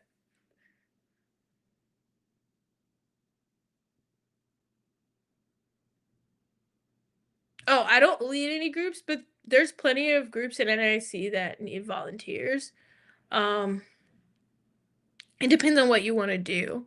Um, the direct action I like get involved with the most is like food related things. So you could like volunteer at a church that has a food pantry, or you could find a community fridge and start doing shifts with them. You could find food not bombs and go dumpster diving and find ways to cook and give out food with them. There's plenty of things like that. Yeah, and yes, it is horrid. The MAGA bar was terrible. I genuinely don't understand why they hired me. It was crazy. And I was honest about everything. Like, I'm a new bartender. I don't know everything, but I've been bartending for 4 months. So I know how to make drinks, right? My shake isn't the best. I'm still doing two hands. I'm honest about everything, but they were treating me like I was an idiot. And I didn't like it. And when I was working there training, I kept overhearing both the staff and the customers like name dropping Republicans, but like in like a good way. And it was like it was very much like Shoshana and Inglorious Bastards. I was like, "Oh, I'm in danger. I must leave this place." Like I must leave this place. But yeah, they wanted to tokenize me. The one girl that I met, I hope she's all right. There was one black girl who worked there, and she was really sweet to me, and she trained me the first day, and it was totally fine, but then she went on vacation, and the rest of them started training me, and all of them were not black, so it ended up being a whole thing, but I felt really bad for her because she's Dominican, and they were treating her like I'm like, "What do you get treated like?" Like, so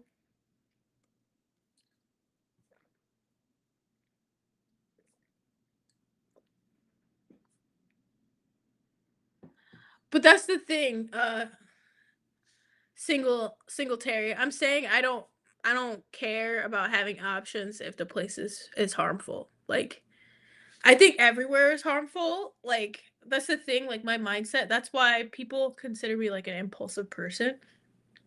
But it's because like again, like if you understand my mindset because of the reality I've been living, then you'll understand why I make the decisions I make. So because I realize we live in a caste system that does not care about me very much, then I don't care about just leaving a job if it's racist. You know, like I'm like, fuck it, I'll find something else. I don't believe in the same standards of what people think you're supposed to do because I have that context in mind. Because if I did, I would be like one of the people in Get Out in the sunken place, deep and lost, and I would hate myself. I wouldn't even be alive, to be frank, if I didn't fight tooth and nail for any piece of dignity that I had in this current system.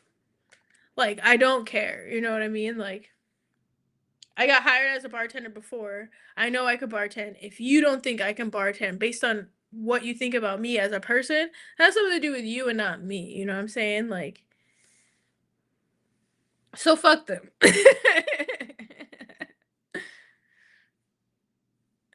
Do I like dogs? Yes, I had a dog most of my teenage life. It was my childhood dog, Miles.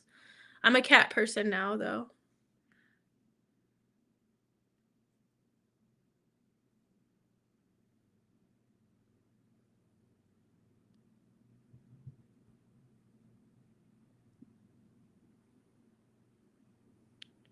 Yeah, that's a good idea. Just like paint and do art and politics. I'm gonna screenshot this again. You're like my consultant books. Like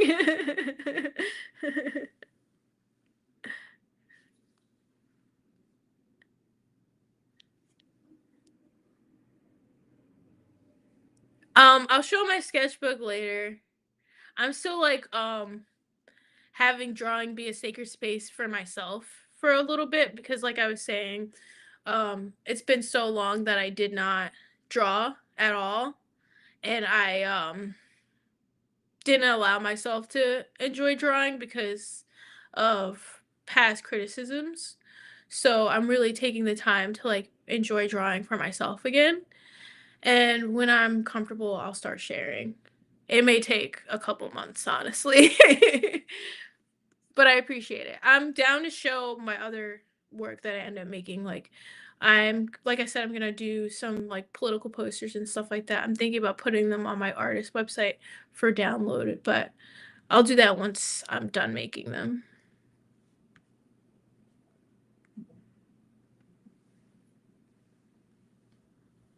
Yeah, that's a good point, Books and Looks, about like invisible disability as a Black woman. Yeah, because I've experienced a lot of that too. That has a lot to do with how I relate to the world as well, because like my pain and the pain of people who look like me and present like me is not validated. But while you're in pain and knowing that you're in pain and like not having people believe or trust you, um,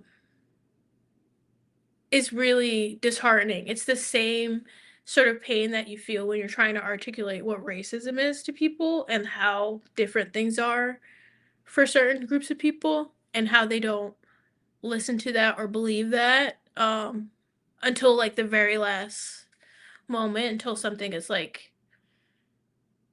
detrimental. I've been thinking about, I mean, I've made art about my chronic illness before, but I've been thinking about making stuff like that again.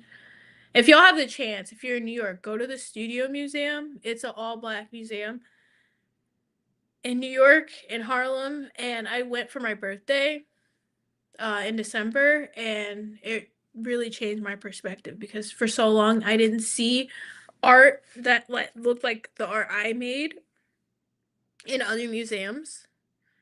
But there, everything I saw. I was like, oh, I could make that, or I could do that, because I saw myself in the art, the perspective in the art, like what they were trying to convey, what they were trying to say. And I spent all day there with two of my closest friends, and we were just talking about the art, and I got so excited because I could like really see myself, and like I started thinking about how they were making stuff and like, oh, I could do this. And they probably just went to the hardware store, and like that sort of thing is just like really liberating for me because like I said, you don't have to make art like what people think you're supposed to make in order for it to be valid. Like art in itself can be really white supremacist and the way that people value what is and what isn't art. Um, and unpacking that in a real way is like super good for me mentally, and I'm trying to do that within my art practice too, because like I said, it took me a really long time to even get back into enjoying it. Like I've been doing everything creative around making visual art instead of making visual art. Like graphic design is art, but it's not visual art, and that's all what I've always wanted to do and what I've done since I was a baby. I painted when I was a baby. I didn't say it on here. I put it on my TikTok, but I'm about to delete my TikTok, so I'll just repeat it. Um, I had a daycare teacher when I was 2 years old, and she kept my art from when I was two, and she still has it. And she said that me and my brother were her first students ever, and we like made such an impression on her because she started the daycare at my great uncle's church, and we were her like we were her guinea pigs. And because uh she enjoyed working with us so much, she kept the art, but also she became a kindergarten teacher. um and my birthday just passed, like I said, and I don't even know how she got my phone number. She had my phone number. She sent me a Venmo birthday gift. And then I texted her back because I literally haven't spoken to her maybe in like 8 years, 10 years. And she was like, oh, I always remember your birthday. And she said that she kept my art. She still has my art. And she's proud of me because my mom told her that I'm like doing YouTube and all this stuff. And I was boohoo crying about that. But also, it made me feel validated about who I've always known myself to be, which is an artist. Like, and that other people see that within me too. So shout out to Sister Helene. We give her flowers. She's the best. She's a teacher, like I said, teaching the children, and that's the type of person you want to be a kindergarten teacher, because she literally still has my scribble scrabble artwork from 1993, bro. Like, please, I'll start crying all over again. Every time I think about that, it makes me very emotional because all this time, like, in the time when I was a teenager where I didn't believe in my art or myself, she was still believing in me. I just didn't have contact with her. So all you need is one person, and even if that was a long time ago, like, think hold on to that, because like, that moment doesn't erase just because it passed. It still is, because all we have is now. So, like, Sister Helene believing that I'm an artist is always here, because like, she still believes it, you know what I mean? Ah, yeah, that's my hippie talk for the second. Yeah, I mean, sorry, I'm, like, so bad at reading all the comments. Because I go on my tangents, but, yeah, my art teacher I had a couple art teachers that were very degrading when it came to my art. It's because, like, my family wanted a better education for my brother and I, so we moved to Jersey in high school, and we were in, like, mostly white environments, so it was very anti-Black environments and non-supportive. And, instead of like, I see some people who've had way different art or school experiences than me, and I'm, like, very happy that they did, but it makes me sad that I did not, where it's like, you see a kid excited about something and you just let them learn and teach. Like, that was not the case for me with art. Like, I was excited by it, and people would be, like, denying me when I was like, "Oh, I wanna do this. I wanna go to college for this." They wouldn't be like, "Okay, let's figure out how to make you a portfolio so you can go," or "Let's teach you the skill so you can go." They'd be like, "I think you should try something else." Which is crazy to tell a kid, right? But I'm the one who got a residency and a grant last year for my art, not them, so who's got the last laugh now? But yeah, no, that's happened to me a few times. Unfortunately, people are anti-Black. I want people to really understand that, especially because I was a neurodivergent kid and didn't know, so people just treated me like I was stupid. I've had a tutor say, "Maybe I'm just stupid," when they were trying to teach me long division. I was in 3rd grade. I'll never forget that. My dad had to, yell at him on the phone. It was one of those, the phone tutors on this was the 90s, so I forget what the hell it was, but or the early 2000s rather. No, it was probably 99 or 2000, yeah.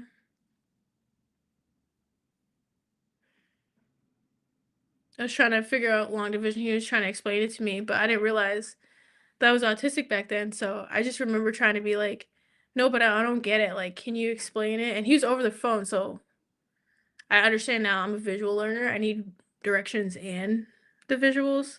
And he was like, maybe you just are too stupid to get this. And I remember crying and handing my dad the phone. Yeah. I had to be like 9 years old.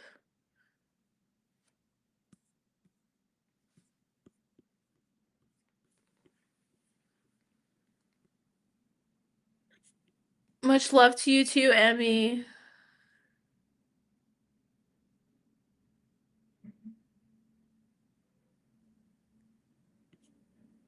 Thank you for enjoying the interview. I really enjoyed making the interview too.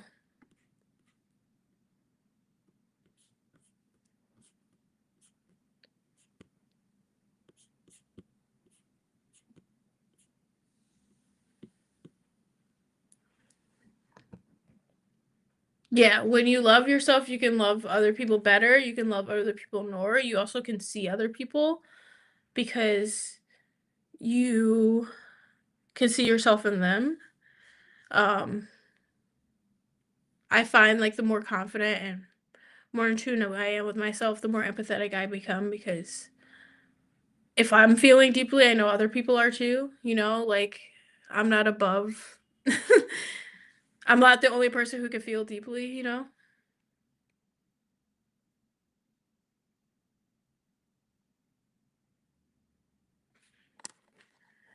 Dang.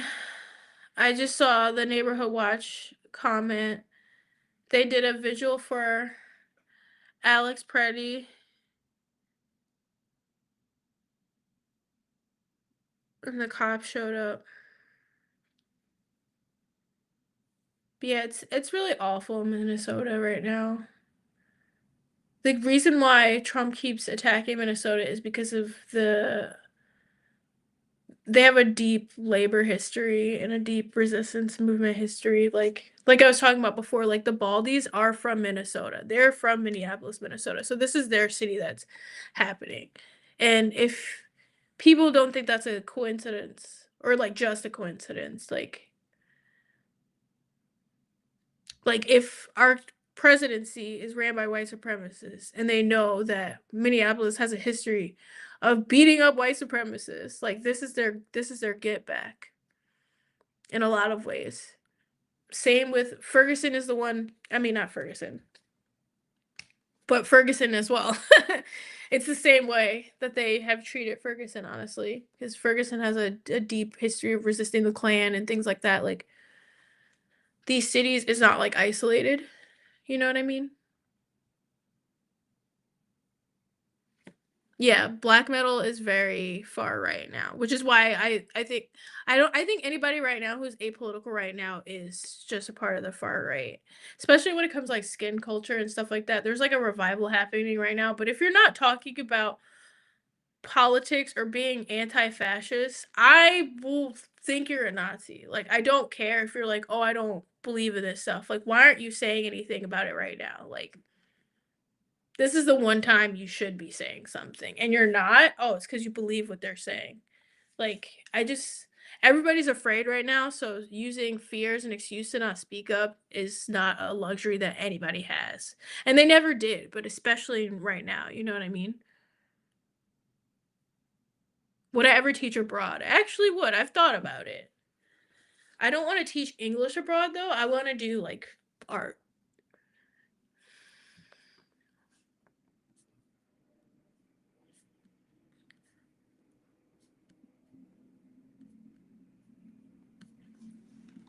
I'm catching up in the chat.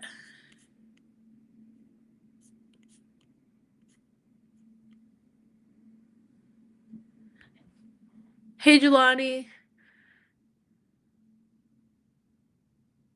Yeah, I'm gonna try. Thank you, Ali. I'm gonna keep everything because I know that I'll get better. Because I have before previously.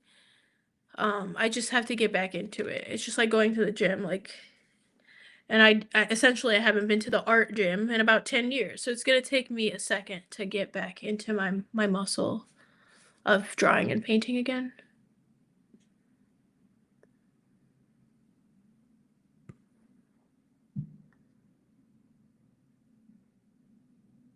No, I haven't seen that metal has a white supremacy problem YouTube. I would love to watch that though. That sounds sick.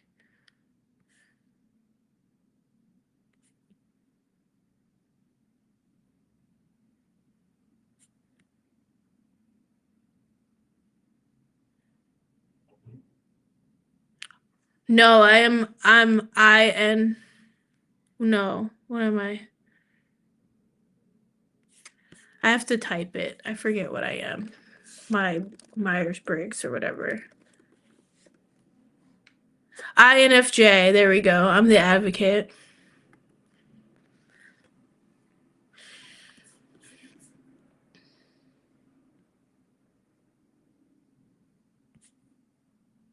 Have I seen Idiocracy? Yes.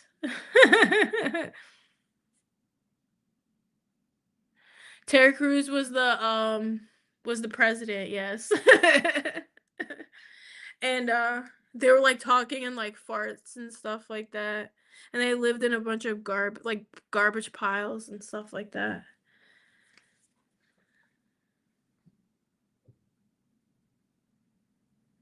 Germ just quit Amazon after 6 years of 300 stops per day. Holy fuck. 300 per day? I didn't know Amazon workers were doing that many stops in a day. That is unbelievable. Carrying 50-pound boxes of dog food up to 100 icy stairs for 12 hours at a time. Yeah, I always felt bad for Amazon workers because I live in New York, and if a building does not have an elevator, then like what do they have to do with that? Like, that's brutal.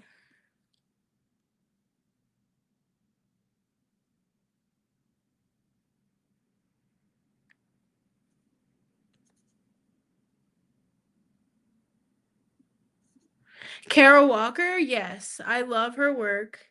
I saw the Domino Sugar um sculpture in person. It was massive, and I hated how everybody around were taking it in because, like, there were people who were being racist about it because they didn't understand, or maybe they did understand, and that's why they were being racist. But it was very beautiful to see in person, and that's the type of art that I want to make. You know.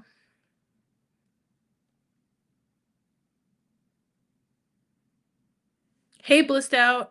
Sometimes I used to go on stream like a lot more. I've been kind of focused on my like personal in-person life lately, so this is my first stream in a while, but I come on here a few times a month usually.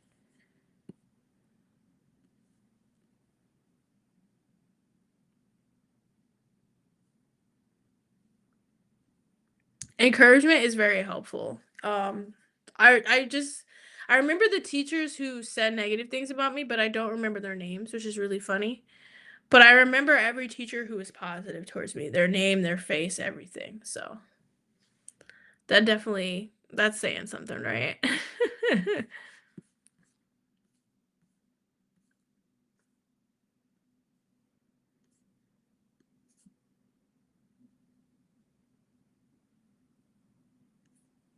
Yeah, he was a very much an asshole germ.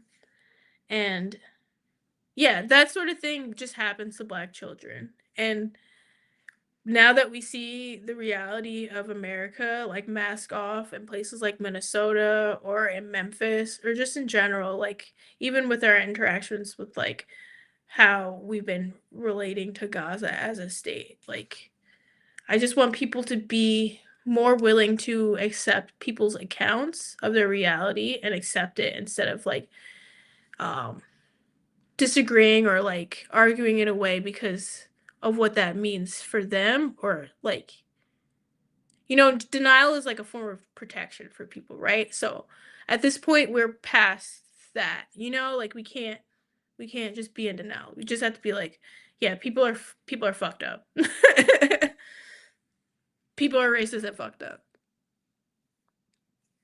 I'm beyond the I can't believe this is in my country. Like, bro, this has always been your country, dude. Like, that's the problem, that you don't see that it's your country.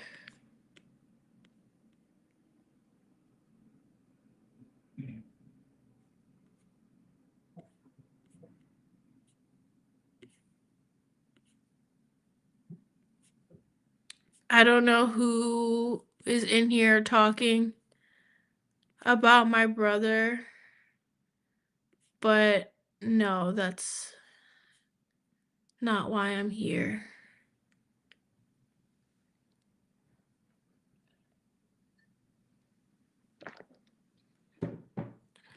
Yeah, street art, it's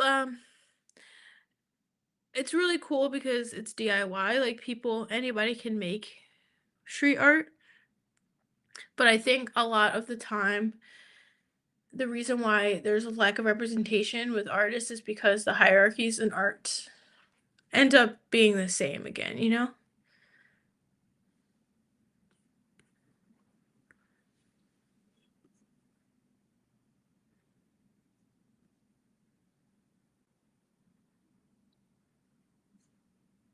Yeah, I bet you're a great tutor, Nana, but this was what, like, had to be like 98 or 99. And unfortunately, that was just commonplace. Like, just to teach, like, I'm not unique. I'm not the only black millennial who had teachers tell them that they were stupid and stuff like that, you know? Like, even my father, that's why my dad was so upset that it happened, because he had that happen to him. My dad has dyslexia and he's been called stupid in class before by teachers. Like, the reason why the tutor probably felt so comfortable doing it is because he probably did it all the time, you know?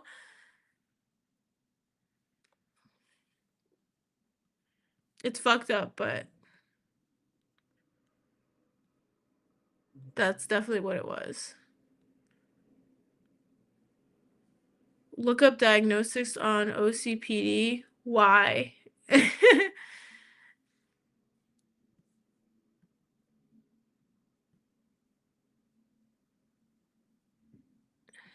Thank you for enjoying soundcheck.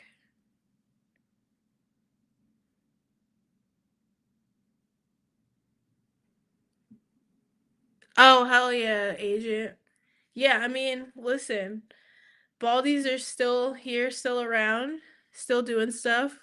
One of the presidents of a union in Minnesota is a ex-Baldy, Keegan. He's still out here doing shit, like, so it's definitely important for people to know their history. And I just wanted to amplify the history and like the last few videos I made, amplify the history of the ARA because like people think that like there's not much you can do. And that's why I like showing them because it's like they were 15 and 16-year-olds and they had no idea what they were doing. You know, they figured it out. So can we. Do I play instruments? I'm learning guitar. Idiocracy is eugenics BS. I mean, yeah, the whole isn't that Judd Apatow? The whole thing is like Americans are too stupid to understand like their own exploitation. But it's not that it's like that is a eugenicist thought to think like, oh, you're too stupid to like figure out your own exploitation. But I also see it as like not intersectional. Like it puts the blame on us for being exploited, you know? Like I don't see it as a serious movie. Like I don't watch that and go, "Yeah, that's what's happening right now."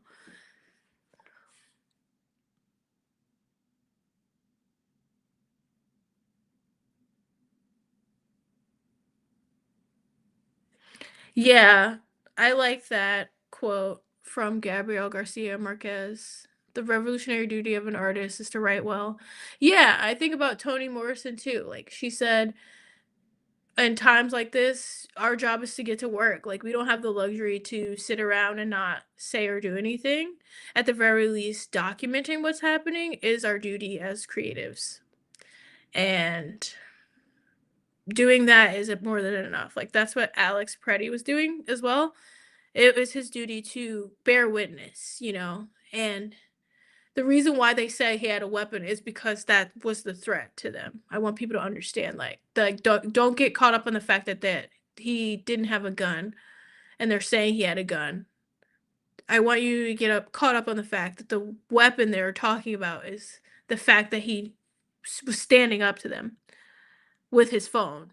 The phone was a weapon because the phone can send the video out to the rest of the world and show what they're doing. And that's the real weapon that he had, you know? Same thing with Renee. That's why Renee got shot. Renee got shot because she was bearing witness to the crimes that they were committing. The crimes. All of this is crimes, right? But I'm saying, like, the crimes to humanity. One second, I'm gonna grab my charger really quick. And shout out to you. Returning after a 7-year break to write is amazing. And I like thinking about breaks in between artwork as a part of the artistic process too. Like, because if you zoom out, you're still an artist. Like, even when you write or when you don't write, like, you're still a writer. So, like, that was still a part of your process. But I want to get to the point where I'm not doing that anymore. All right, I'm going to grab my charger.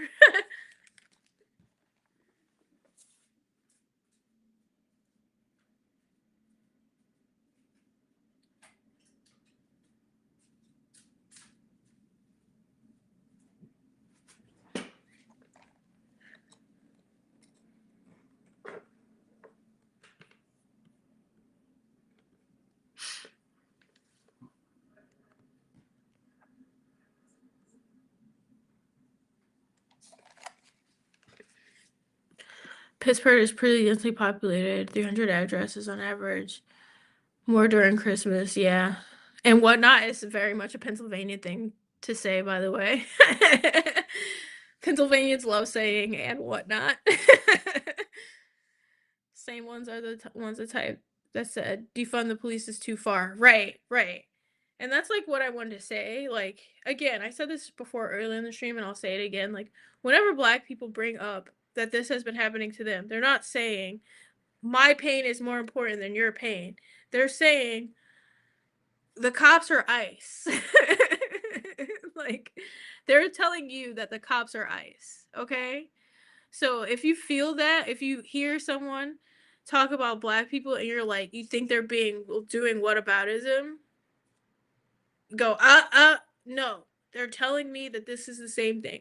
I don't know if y'all ever saw Do the Right Thing. And Do the Right Thing, the Korean store owner comes out after Radio Raheem is choked out. And he says, I'm black too. I'm black too. And everybody in the neighborhood is laughing. They're like, you're not black.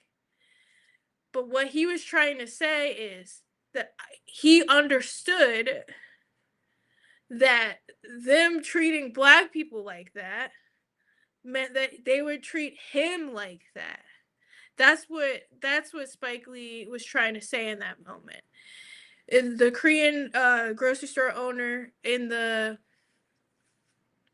movie was not saying I'm black, therefore I know exactly what you're feeling. He's saying I'm black because they oppress me the same way. They oppress me the same way, and that's what the message is. You know, um, I can't believe I'm even bringing this motherfucker up, bro. But I remember when I saw this, I was like, I can't believe he gets it, and some people don't. Charleston White. When October 7th happened, he came out and he was like, y'all don't understand that we are the Hamas. Like, he was talking about black Americans. He was like, we're Hamas. Like, we are Hamas. Like, if we defended ourselves against the cops, they say the same things about them. And I don't watch any of his shit. I don't care about anything else that motherfucker says. He is a psyop in every other way. But him understanding that, I was like, if this motherfucker gets it, why don't other people get it? And he was saying that if you resist, like, the gist of it is if you resist your own tyranny, you're a domestic terrorist. Like, we're all domestic terrorists if you resist your own tyranny. I will never agree with anything else that man ever has to say. But I brought that up to show you that, like, even people you disagree with can understand that point when it comes to liberation. You know what I'm saying? Like,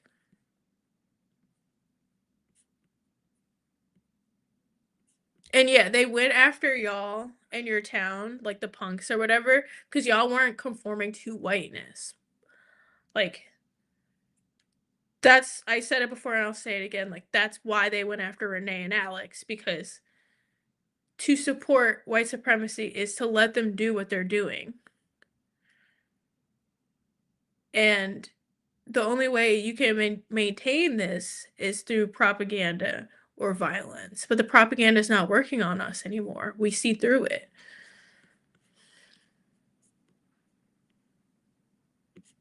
Yeah, that's the one positive. When people feel oppressed, they feel the need to express themselves more.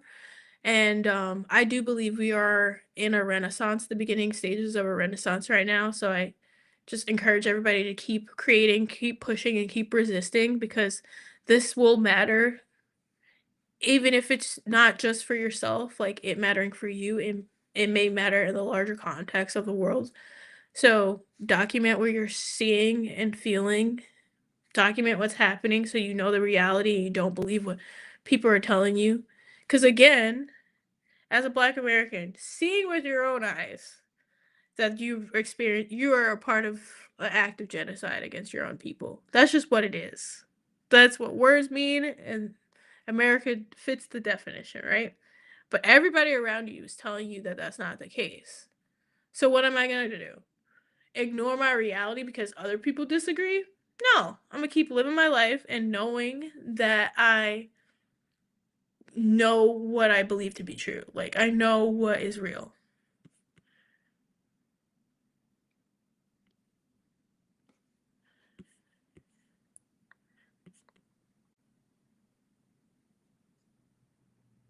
Yeah, exactly, Agent Sky. 530 years of genocide and slavery against indigenous people and black Americans.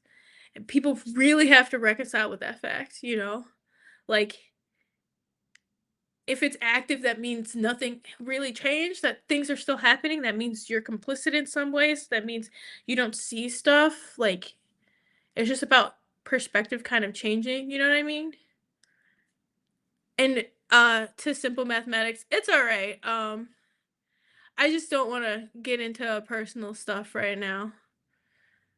Just talking about like my lived experiences and things like that, not really about super duper details.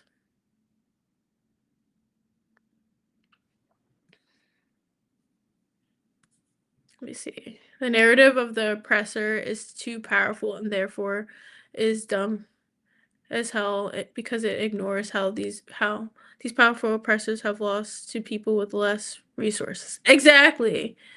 Um Not to discount at all, obviously.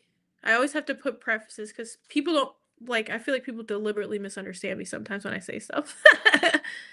um Obviously the weight of loss it's like inconceivable about what happened in Gaza, right? But at the end of the day, Israel did lose because the mask is lifted. We no longer see them as this shining beacon light across the Middle East or whatever the fuck they've been saying about themselves, right? And not only that, they couldn't stop everybody. People were still resisting despite not having anything, despite not having the means to resist. Having the will to live and to continue on when your opponent wants to kill you is resistance. And that's super duper powerful, you know? It really is. And maybe I'll talk about how I feel about conflict and like self-defense and stuff like that on a Patreon or something like that. I always feel like people are trying to antagonize me because this is a public forum, obviously, and someone can clip me or, do whatever because people are nefarious, but like I've been clear about how I feel. I mean, I'm on the side of Assad Shakur, where oppressed people have the right to defend themselves by any means possible. Um, in any way that they see fit. And that's where we are at this point in America. But you have to recognize and understand it's been this way for everyone. Everyone. Right, Agent Sky. Giuliani stop and frisk. Stop and frisk, right. Yeah, I've been getting stop and frisk since Giuliani. I'm 34. Like, literally. Like that was fascism back then. That was Gestapo back then. People like to go, oh, this is like Nazi Germany because that absolves them of guilt. Not realizing that Hitler came over here and he sent researchers over here to study Jim Crow, and he was literally fascinated by it. He loved how articulate and detailed the black codes were during Jim Crow. He loved them, and all he did was swap out the target. So we can't go, oh, this is like Nazi Germany without being like, these are like slave codes. ICE is like the slave patrol. That does not take away from what people are experiencing now. That's just being honest about a reality, because when you're honest about your reality, you can do something about it. If we are always pointing the finger at Germany, then we could always say this is a German idea. But white supremacy is an American idea. It is. Question for Lucretia and other people in the chat making things. Do you find it easier or harder to write under the influence of cannabis? I enjoy creating while I smoke. It helps me relax. My mind is always racing, so it helps me focus.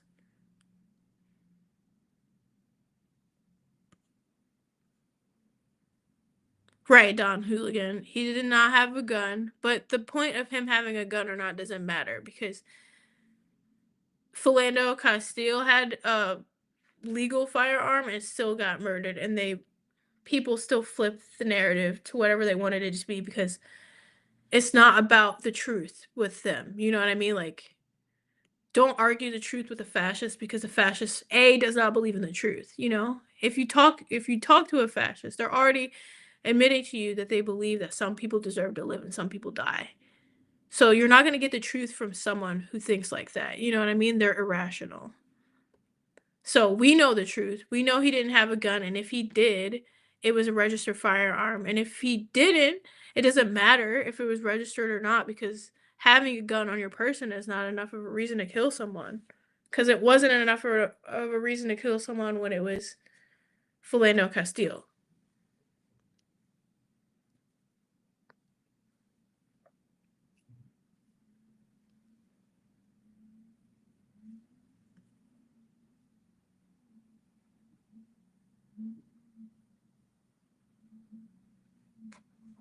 I don't think I have OCPD. My perfectionism comes from a few different things. It's not something that I internalize. It's trauma based. That's what I was trying to explain to you, like for me at least.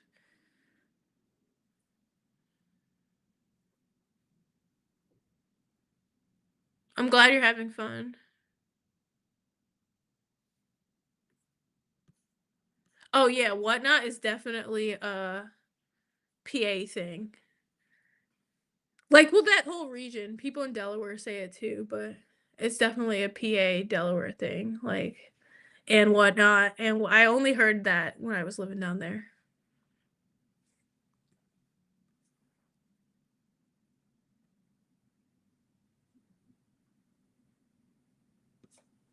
Right. That so I'm not sure if you were in the chat before COOG. I don't know how to pronounce your username. Um but I was saying before like you as in non-black Americans, right? Were convinced of the idea of you can get your dream if you conform to whiteness and reject blackness. Um and that's what a lot of non-black people of color have done. And unfortunately now they're realizing this. And this also includes ethnically white people who will find out eventually that the scope of whiteness does loosen and widen and close and get constricted depending on its circumstances and the survival that they're trying to um articulate, you know what I mean? Like when everybody thought white was the intended hierarchy that it's supposed to be in, then yeah, everybody white. You're from Iran, you're Persian, sick. You could be white. You're Turkish, come on over. You're Armenian. We didn't like you 10 years ago, but fine, you can be white now. But now people are more informed about how whiteness is detrimental, not only to people of color, but white people too. So that's now where whiteness gets exclusionary again. You're not white, you're Muslim. You're not white, you speak Spanish, you know? And people who have been contributing to that or being along the lines with that line of thinking because they've been receiving some benefits of adhering to whiteness are realizing that they are not safe either. Like, I keep seeing white Cubans in Florida who are like Republicans being so gobsmacked and they just can't believe that Donald Trump would try to deport them. And it's like he used you. He never thought you were white. He liked the fact that you thought you were white though. You know, anti-blackness is a group project. Like people will do whatever they want to not be like those black people, not realizing that, you know, much like Kamala, you're on a cliff too. You're on the cliff. They're gonna just push you off when they don't need you anymore.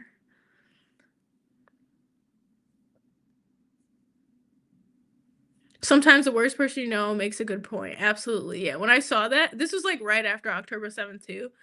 Charleston White was like, "Black people are Hamas." I was like, "Oh, brother," like, I was like, "No."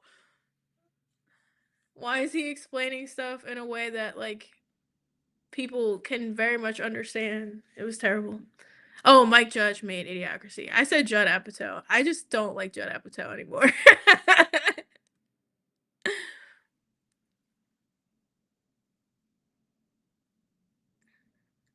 Do the Right Thing did age like fine wine. It absolutely did. There's no notes. It's perfect. But that's like when I was younger, I used to think like the characters in the movie, right? Where the Korean grocery store owner he says that, and I reacted like Bugging Out did, where it's like, man, what you talking about? But like at this stage of my life, I understand what he was trying to articulate because the character, English was his second language.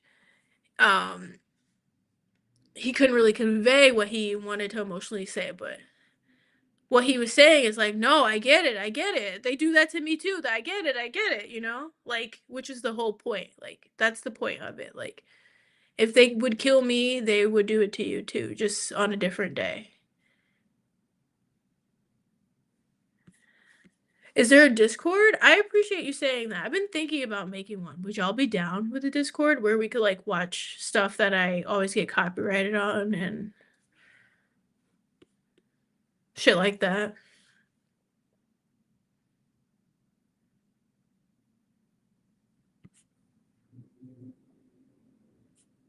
Yeah, blissed out. Same. People forget that, like, especially younger folks, who did not experience the 90s because they grew up in, like, an Obama America where it visibly looked like things were changing, but they weren't changing in a tangible level much, so there's this idea that, like, racism was just gone and, like, anybody who's still talking about it was a troublemaker or, like, just as bad as racist people, but I personally want to know where all those people who believe that, like, where they are now, because, like, that's where my anger is. It's like, there was social isolation and social consequence to being honest about, like, white supremacy for a really long time. I mean, there still is. Obviously, the threat has always been death, right? Which, I think people really need to understand that. Um, Speaking out has always been dangerous. Standing up against white supremacy has always been dangerous. But the idea of it is like I said before, I don't think these are lynchings, but they're closest things to it, which would be a political assassination. They're doing it to convince white people to make a decision right now. Will you choose whiteness and let us terrorize and kill people, or will you choose them, solidarity, and be a traitor, you know? And a lot of white people love bringing up John Brown, but like this is the moment of John Brown. People will bring that up, but like, did y'all really understand like what John Brown represented in that way? Like, that's what he was talking about, like rejecting white supremacy in order to bring forth abolition.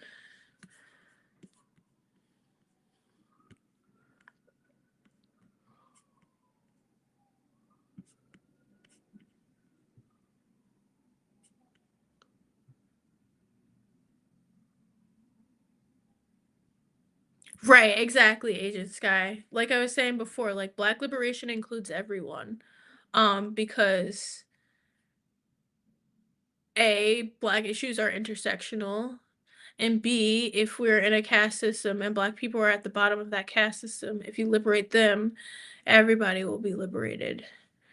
Just like with Palestine, if Palestine and Sudan and Congo are liberated, we all will be because they're the ones who are dealing with the most devastating of consequences right now because they're experiencing slavery and displacement and genocide. Um, and if we protect them, then in turn, obviously, the rights for others will be amplified because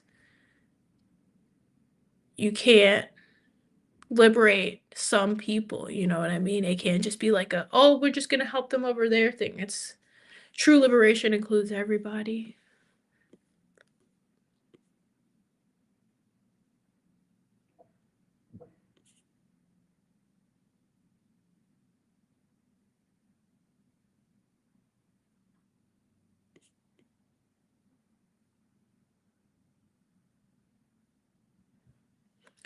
Yeah, the don't tread on me right will always simp for government overreach. That's because they, for them, and I want people to really understand this. This is my interpretation of that, right?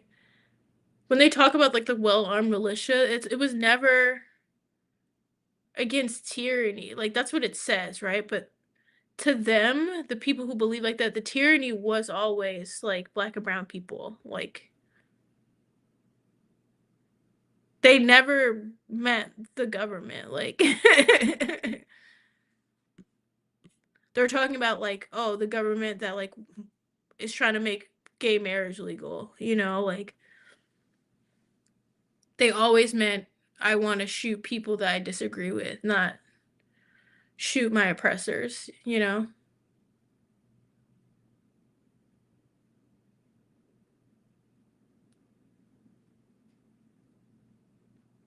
Right, Agent Sky. The only way we get through this is if we defend our neighbors.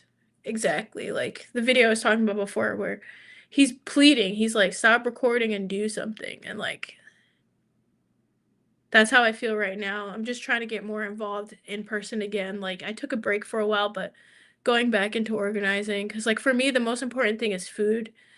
Um Everybody has to eat for one. For two, in order for us to be successful with things like general strikes and stuff like that, people need to be able to not have to work as much. And that includes food, you know, if people have, and there's more than enough for this. Like, I've been really thinking about this intentionally. Like, how can we start creating stockpiles and us collecting dried and canned food, buying it for ourselves through like Costco's, BJ, bulk buying or whatever, cooperatives, and through food banks and doing stuff like that because people would be more willing to do a general strike if they knew that they could feed their kids, you know? Or with mutual aid funds. That's another big thing for me. Y'all all know this. I love a good mutual aid fund. If we create and build general strike funds, then people would be more willing to do general strikes because they wouldn't have to worry about their bills being late. So yeah, the right has nukes and the right is organized, but so are we, and we can be more organized by doing more things.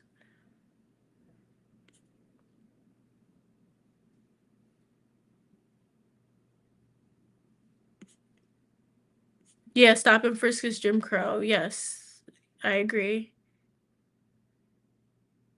No problem, Ali, the artist.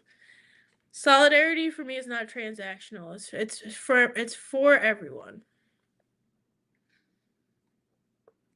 I don't know why. Hold on one second. My camera.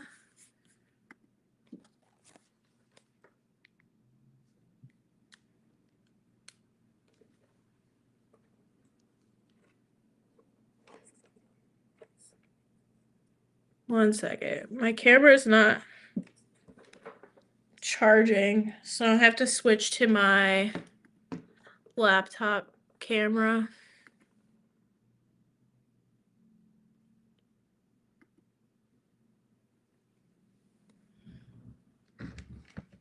My phone camera wasn't charging, so sorry the quality got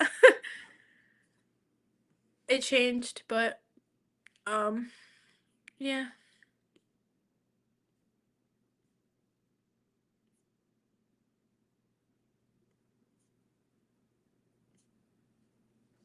We're becoming like Germany. Bro, where did they get the idea from exactly?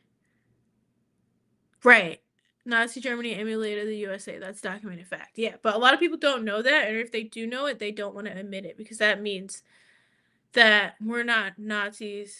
It's more like Germany was acting like the Americans. So it's really hard for people to reconcile with that fact because They've been conditioned just like that's why I keep saying, like, America is spiritually Israeli. They've been conditioned just like, Israelis are, that Palestinians deserve their mistreatment just like Americans who are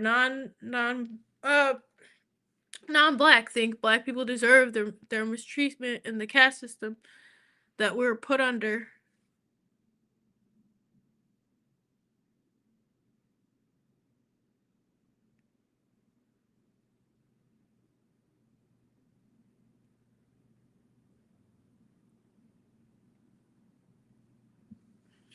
Keen, were you like feeling fascist because of anger? Like,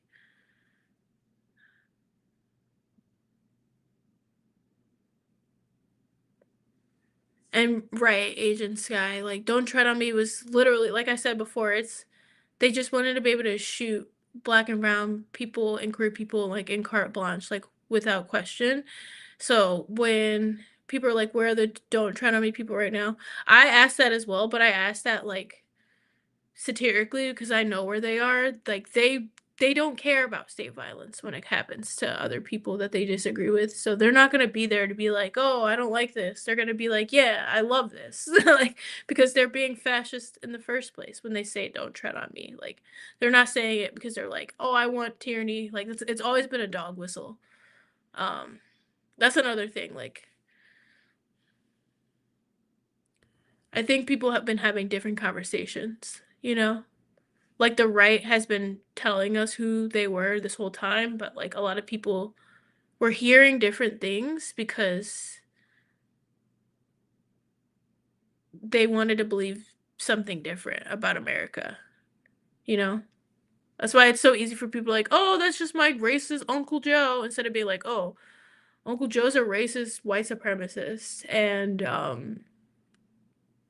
I should probably not be around him because if he's a white supremacist, that usually means he's a sexist. It usually means he's violent, you know, like it leads to other stuff, but people don't take it seriously when it's anti-blackness, unfortunately.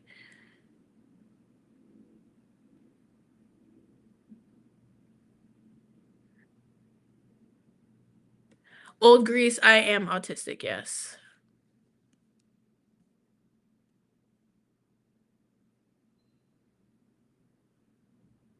Gray Asian Sky, like people don't know the history, or if they do know, they don't care. They downplay it. They make it as if it's not true. Like if you owned other people, like what are we even arguing about? You know what I mean? Like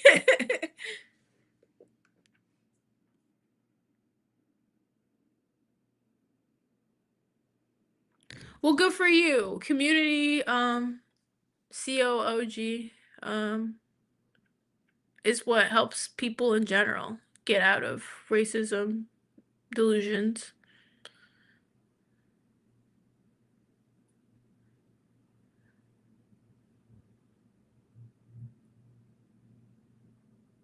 Right, fascism is inherently flawed in reconcilable ways. That's why perfectionism in itself is white supremacist, right? Because like there is no such thing as perfect, so you'll always be chasing for it. It's like a high you can't achieve.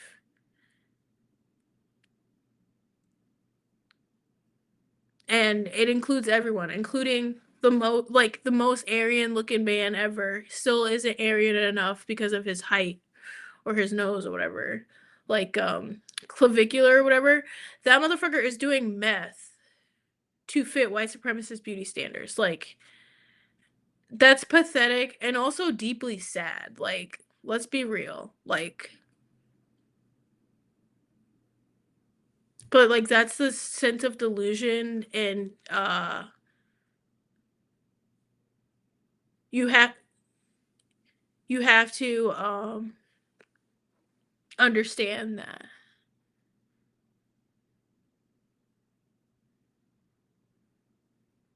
Yeah, I know I appreciate you affirming that thought that you were indoctrinated like be white, don't be black. But I know that like that's a thing that a lot of That's why sometimes people think I'm being, like, flippant about people of color or non-black people talking to me about blackness or black experiences, and it's like, "No, I know." I'm black. I know how people treat black people and how people are trained and conditioned to be anti-black. I see it every day, you know? I'm glad you understood that and, like, are affirming that. But no, I know. Like, I know that, um non-black people of color are told not to be black. That's why we have white Cubans right now, like I was saying before, who are flabbergasted that they're being deported because they were thought that they were just not being black. You know, like I did my part. I held up my part of the bargain. Nope, doesn't matter. You're still not white. You're never gonna be white enough. You played a good game though. You dyed your hair blonde. Like that's the thing though, like, you're white in your country because you are white, but in a white supremacist country, you're not white because you're Cuban. So, it's gonna happen to all the conditional white people and, the black and brown people who thought that playing the game would give them benefits, you know? Even on the left, and the so-called left in America when it comes to, like, Kamala and stuff like that, like because again, Joe Biden also is a white supremacist, like, that's just where we are.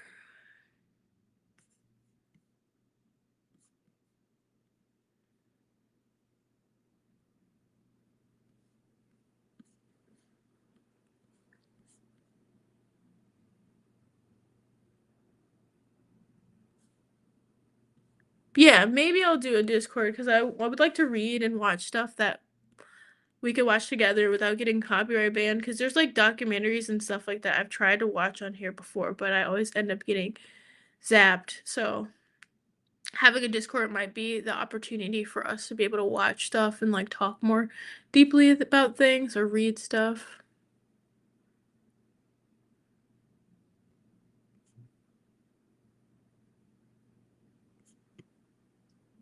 Thanks for subscribing to my coffee, Amius.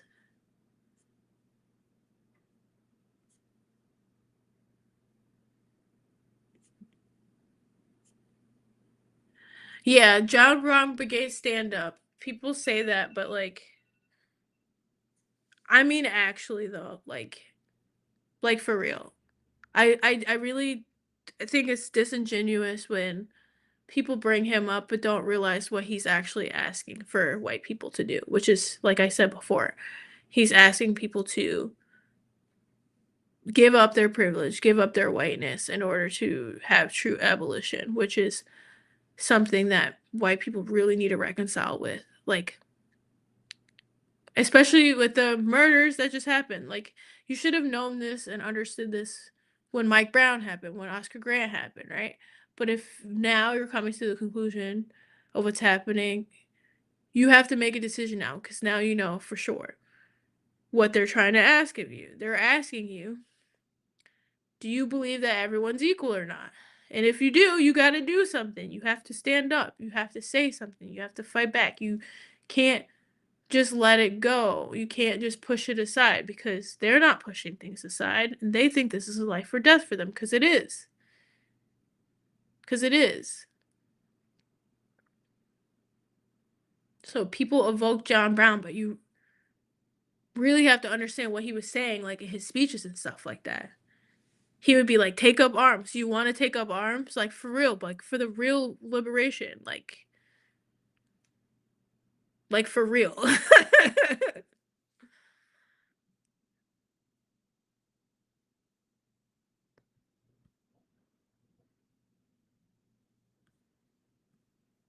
We're giving land back to the indigenous North Americans. I say in quotes. I didn't say Turtle Island because I've heard the occasion name.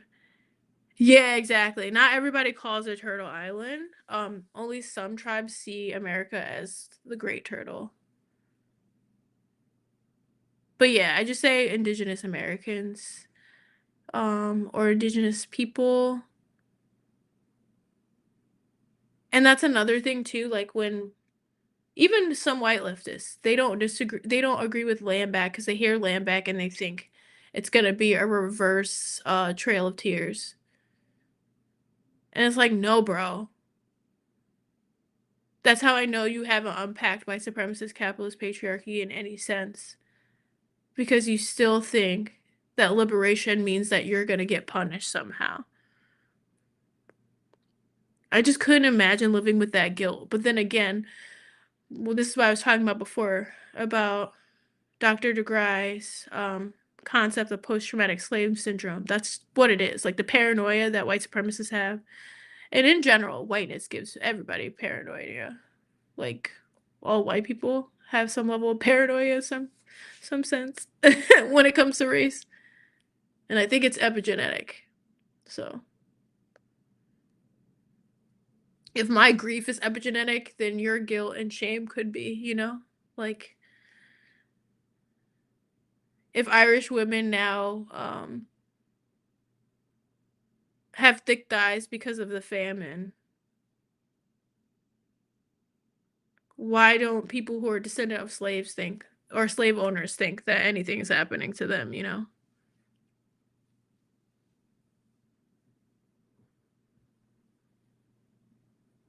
Black Americans have been sounding alarm for decades. We told them it would happen to them eventually, and it's happening.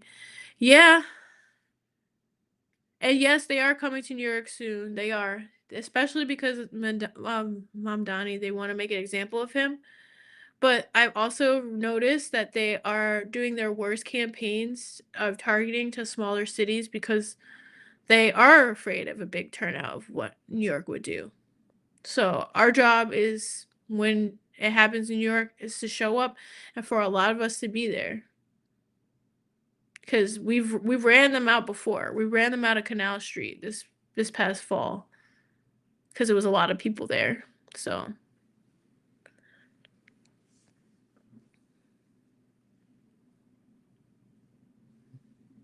oh, you cooking collard greens, blissed out? You're gonna have to pass me some. That sounds yummy. I'm gonna make pasta. I had chickpea curry earlier, but I'm feeling pasta. When it's cold, I just want to carb up, you know?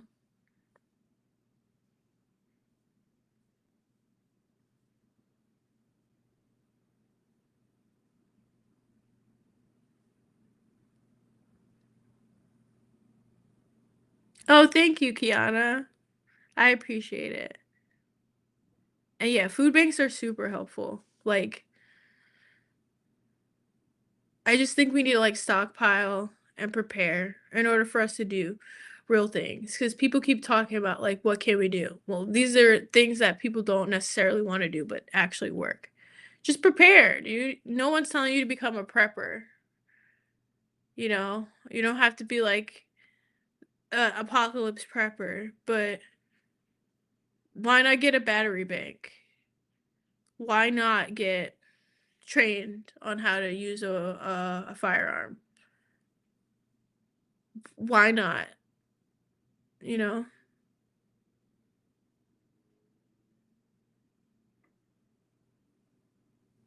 Yeah, utilizing community pantries as distribution points could be helpful. Absolutely. Because this has happened in the church that I volunteer at. Like I haven't been back in a while, but because of ICE, a lot of people are afraid to go to the pantry, like because they're immigrants. Because ICE has been going to food pantries and food banks and trying to arrest people there. And what about de-arresting? Yeah, de-arresting works. It happens. It's successful. People just have to be willing to do it. We were talking about the bystander effect before, you know.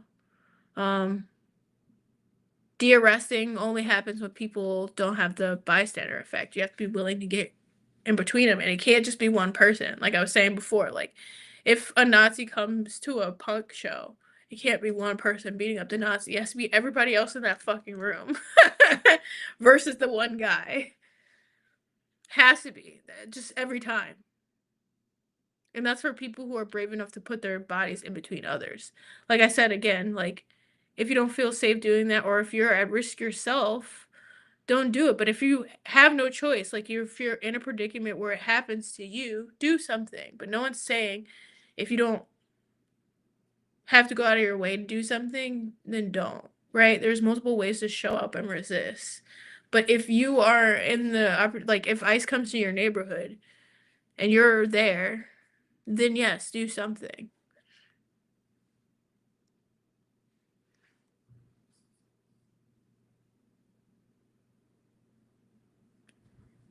Philly's community fridges are awesome out there. I'm glad that they're still so robust.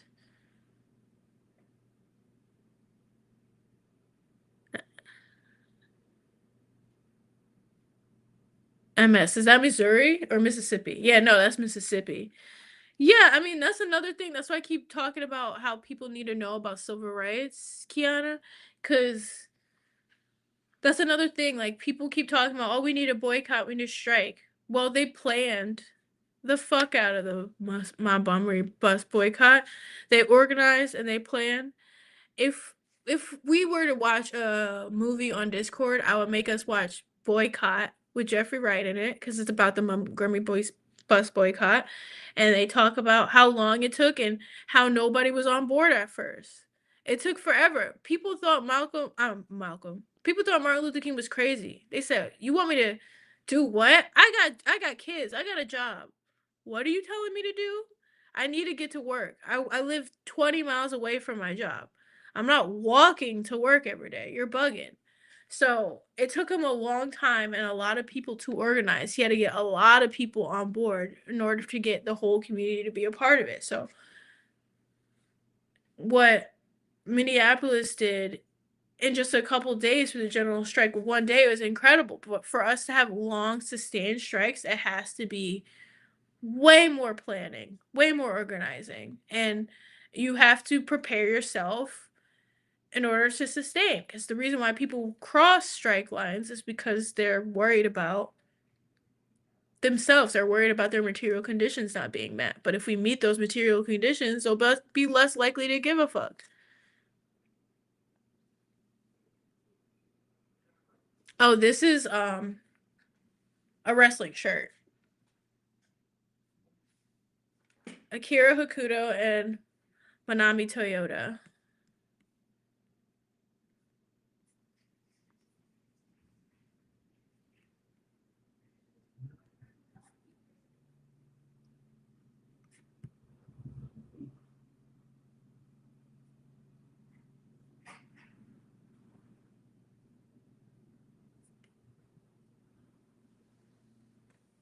Hey Tyree. Um, thanks. I've been gone for a minute now. I'm back with the jump off. I hope you're having a good day too. The Don't Tread on Me crowd joined ICE. Yes, in the sense that they wanted to be able to kill black and brown people and white people who disagree with them in carte blanche. They just wanted to be able to do it. But you have to understand, and I'm sure you do, Old Grease, but I'm saying you as in anyone who's watching this. You have to understand that that's why a lot of people join the military too, and why a lot of people join police, which is why abolish the police and abolish ICE as like the bare minimum. That's like the baseline.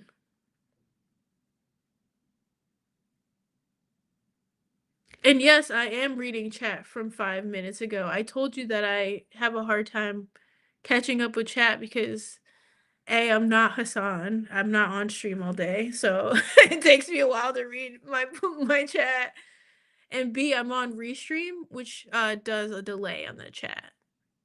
So I am reading the chat, but I'm reading it late because I'm reading every comment individually, and that there is a delay because I'm not like on each individual website. I'm on a stream thing.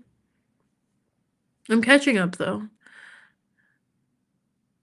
Yes, I know white liberals are not on the left. That's why I said the proverbial left, Maeve. I think you think I don't know what I'm talking about. Like, I'm talking to people who may not agree with me or may not even understand. So I'm talking to educate, not to like talk about, like, I don't know. Like I talk so people can understand me on any level of education that they're on. I'm an anarchist, so obviously I don't think liberals are on the left, but I was talking about the proverbial left, the so-called left in America when people talk about it in the context of like politics, American politics. Is that okay? Like, can I reference something without agreeing with it? Thank you, Tyree. That's why I said so-called left. Yeah, we gotta be able to watch wrestling again. I got copyright banned when we did that, so Discord would be another way I'd be able to watch wrestling. I agree, Ash. Like any queer or trans person who isn't an abolitionist is kidding themselves. They're still believing in the hierarchy or that somewhere on the line they have a place in it.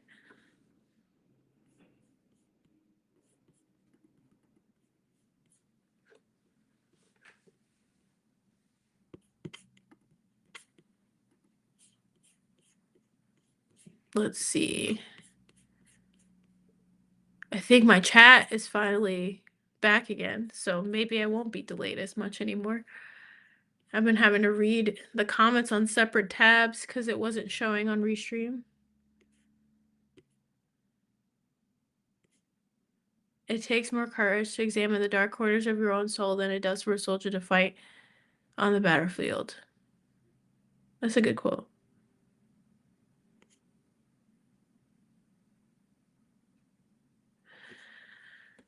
That's a beautiful testament to their survival and your family's strength, Joe Walker, being a survivor of the Trail of Tears, you know? It's heavy, but that's what keeps me going too, like knowing that my family, my ancestors experienced slavery and I'm still here. They wanted us dead, Joe, like and we're still here. That's a testament, you know? And like I was saying before, same with Palestine, like they didn't succeed. And that doesn't take away from the devastation and the suffering that has happened and will continue to happen, but like the thing that we hold on to continue resisting is knowing that they didn't succeed.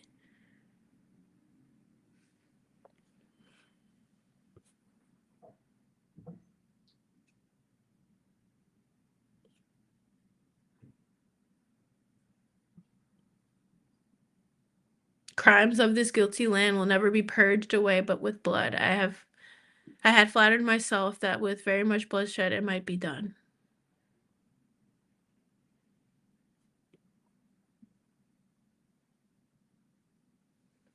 Right. That's what I was talking about before, the model minority myth. Like I was explaining it without calling it that. Like that's what again, like when I explain stuff, I'm explaining it for people to understand. Like I don't like using jargon all the time because I want to make sure people understand me.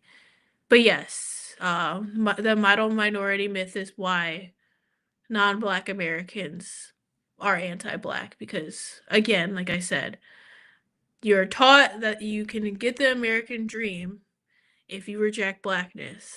That's the model minority myth.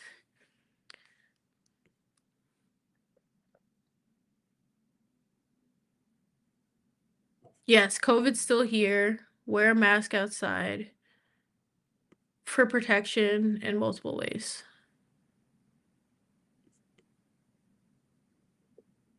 If you don't trust yourself with a firearm, don't get a firearm. But also that's why you train to get to learn because what you think you can't do can be taught. But if you genuinely don't think that you can do it safely, then don't. No one's telling you to do that. I'm just saying that if you were thinking about it before, you're one of the people who were thinking about it, then you could do it, you know?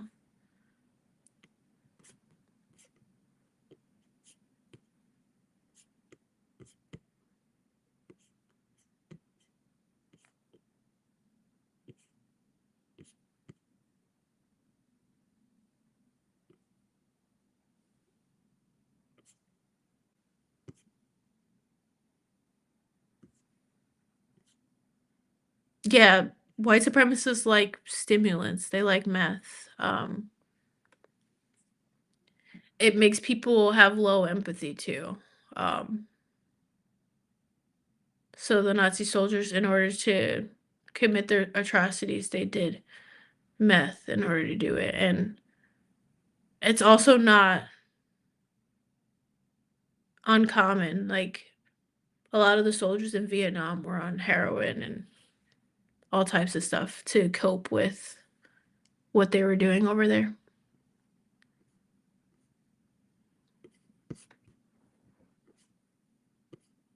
Did John Brent ever mention the lies and land theft that put both whites and blacks here?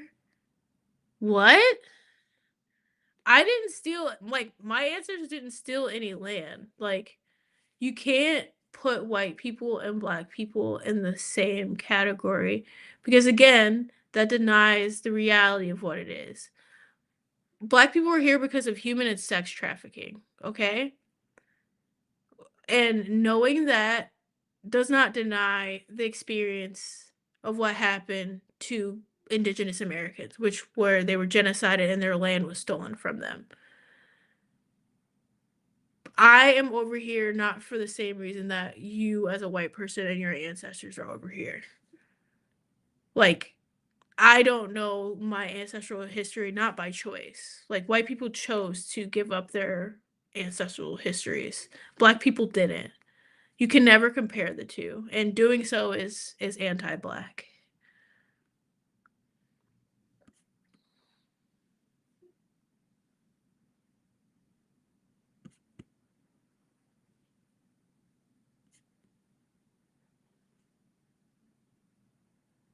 The intent and not the deed is in our power, and therefore who dares greatly does greatly.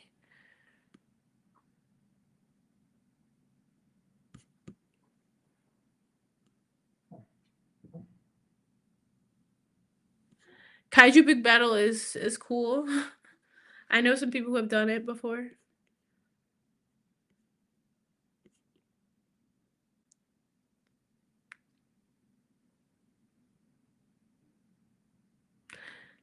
Thank you for your support, comrade.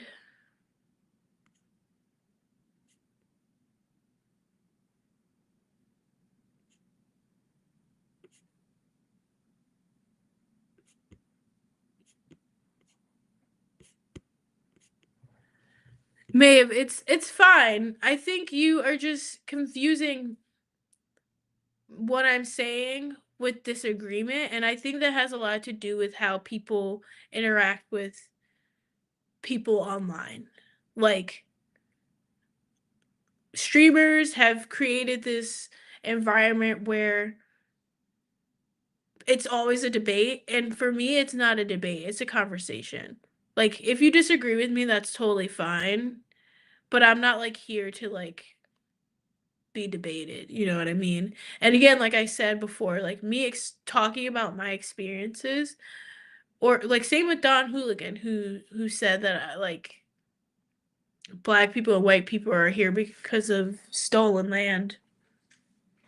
It's like I disagree with that sentiment because of a few things. Because I'm black, because I'm an Afro pessimist, because I'm an anarchist. Like, so us disagreeing with each other is fine, but like I'm not here to like this is not like a debate bro forum. It never was. I'm so sorry if anyone thinks that about me because that is the that's the opposite of what I want to happen on here. Um, and I'm begging for something different.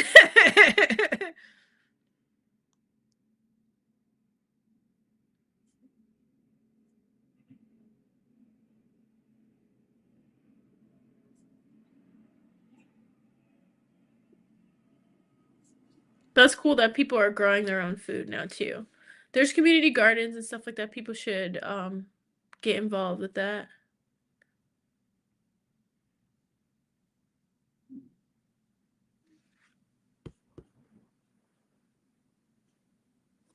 We're not disagreeing with each other, Don. Like, but why does it upset people when I talk about the black experience? Like, I just don't get it.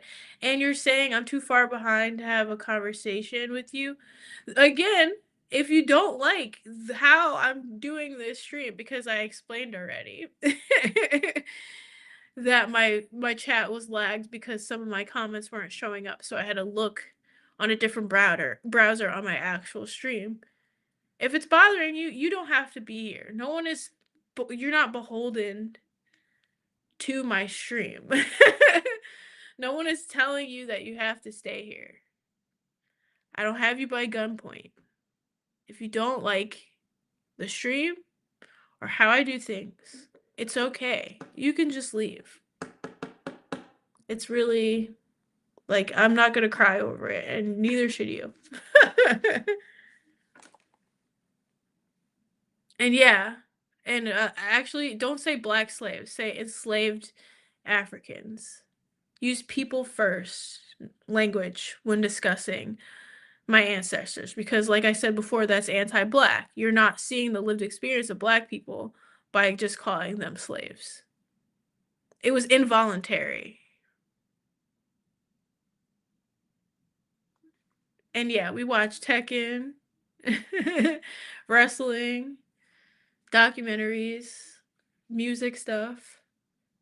So I'm definitely thinking about a Discord.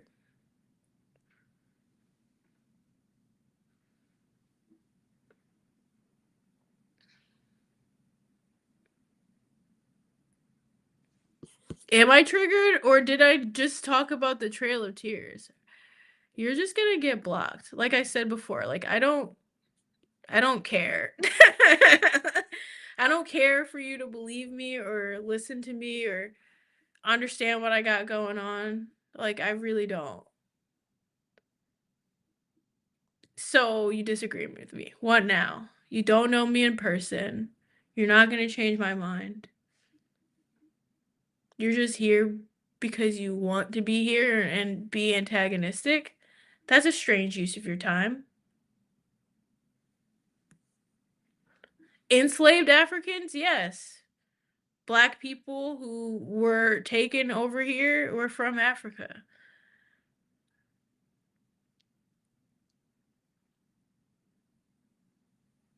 Black Americans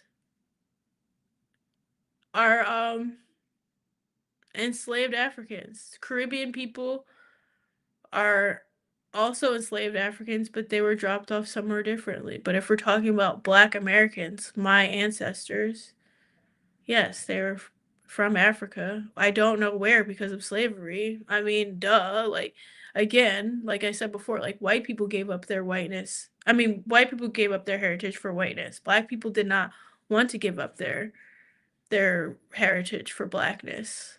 It was forced upon us, you know? And me saying that shouldn't be an issue. If you think it's a problem with me discussing these things, you're a racist. Like, I don't care. I'm not holding on to this. Especially what I was saying before. If we were talking about how I have understood the violence of America since I was a baby, you think I'm spending my time trying to get y'all to understand my point of view? At this point, I see that you guys don't care about my point of view. Not you guys, but as in America at large. America as a whole does not care about my point of view. They don't care. So I don't spend time trying to convince myself for people to like me anymore. If people think that I'm an angry black person, before I open my mouth, they're not going to change their mind depending on what they say. They're going to look for confirmation bias to agree with whatever thought they have in their head, you know?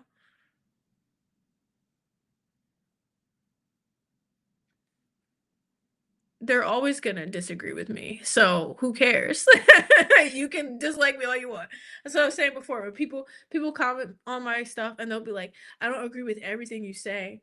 So there's a plenty of people I love and respect when I don't agree with everything they say, and I don't have to tell them that either. No one's asking you to agree with everything that I say here. I'm a person that does content creation. I'm not looking for a fandom. Fuck that. I don't have fans.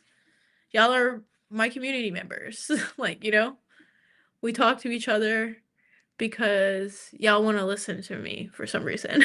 And that's it.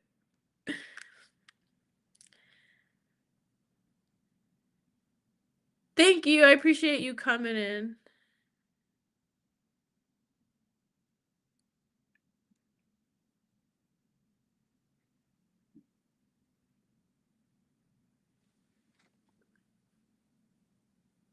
Manhattan Project. I don't know what you mean by that.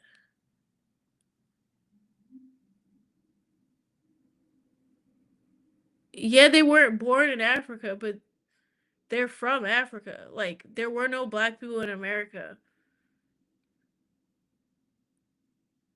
before slavery. And yeah, Africa didn't exist as a concept during slavery either. There were just tribes, but like yes, I indeed have African DNA even though I am a black American who's been here for 7 generations.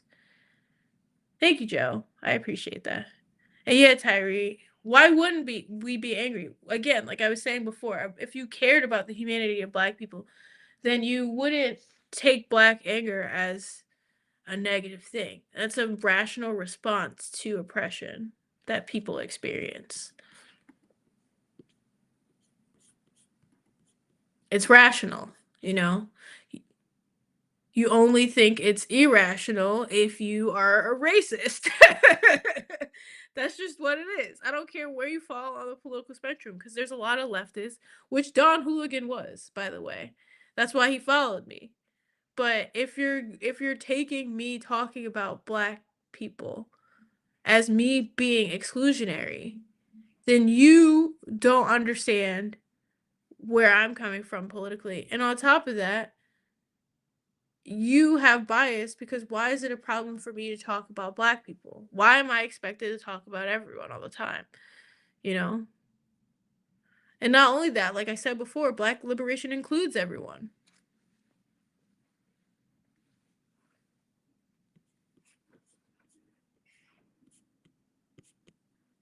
I do think you're doing something other people in the left community aren't. I don't know exactly. Maybe it's the autism or that we're similar ages, not trying to glaze. Well, I have a different experience than a lot of people in the online left community too.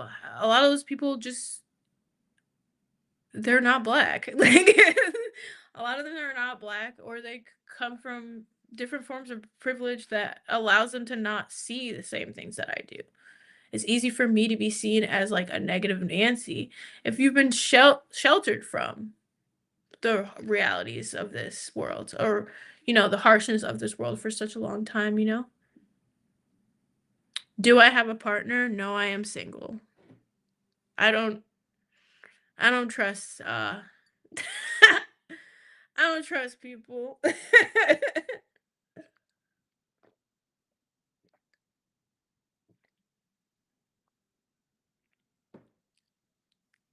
A nomenclature thing that you just learned today? Yeah, I mean, yes. Yes. Black people from who are enslaved from Africans, like they're from enslaved Africans, are indeed genetically African. I'm not genetically American, you know? My DNA is from Africa. I'm American, but I'm African. I don't know why you don't understand that though, because it's the same thing for white people too, you know? Like they're American, but they're Irish, but they're not from Ireland, but they're Irish. Yeah, you don't trust yourself. I understand that. I trust myself. It depends. I just don't trust other people cuz again, like we're talking about like the lived experiences of black people and stuff like that. You have to understand I bring this level of understanding in my relationships too and not everybody likes it. My family thinks I'm annoying. Everybody on here loves when I talk about politics and what I'm thinking and feeling and getting into details about like certain subjects. And that's because y'all like me, you know? Like my family thinks I'm annoying when I do that. Um and I've had experiences. Oh fuck. I hope I didn't mess up my eyeliner. I think I did. I've had experiences where I've dated people who did not like it either. Like I often think about one of my relationships where I was explaining to my partner about how America is fascist and stuff like that, and he said that I was delusional and I was the most negative person he's ever met because of how I thought about the world. And I genuinely want to think what he thinks now. You know? I want to be like, what did you think I was doing? You thought I wanted to be negative? That's the thing. Like, y'all don't see black people as human beings. Because if you heard like the pessimism that black people had, you should have compassion. It's like, wow, their lived experience makes them cause to not see any positivity from this current system. Instead, you think, damn, black people are always complaining about something. You know, like, like that's what people say. And that happens in my relationships, whether it's with black people or non-black people. I've had experiences with both. So I don't date very much because why would I date if the people that I'm dating don't see my lived reality as something to even be worth like navigating with me emotionally? You know what I'm saying? Like, I just don't think it's safe for me as a black femme queer person to date anyone right now. Everyone, again, everyone's talking about John Brown and Malcolm X and all that. Like, where are y'all at? Where are the Asadas? Where are y'all at? Because that's the type of partner that I need. So until then, I'm gonna be by myself, hanging out with my cat. I do play Marvel vs. Capcom.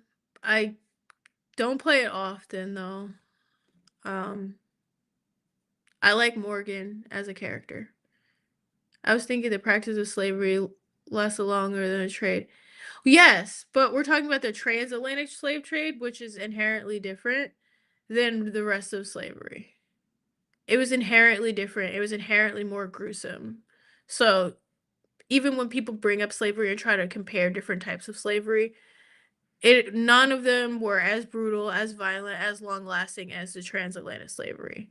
So yes, the practice of slavery lasted a lot longer than the trade, but the transatlantic slave trade is why black people are in America for the most part. You know, not more recently. There are black people from Africa who came over. There are black people from South America or the Caribbean that came over. But even the existence of black people in the Caribbean or South America is because of the transatlantic slave trade. The highest population of black people outside of Africa is in Brazil. That was because of the Portuguese. You know, like that's just reality. Right. I'm proudly black and I'm American against my will. That's exactly right. That's right, Amias. That's why that's how I that's how I think too. Like I'm only American because this is where else am I gonna go, you know?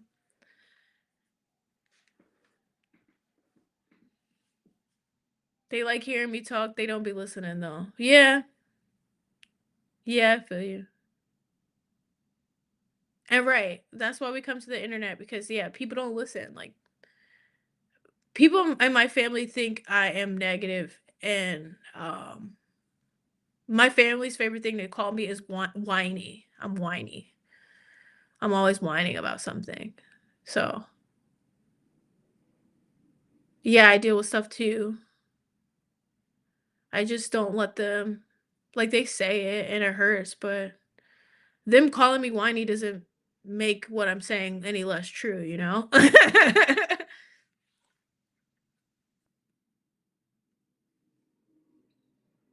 I'm glad I'm making you feel sane. You're not alone.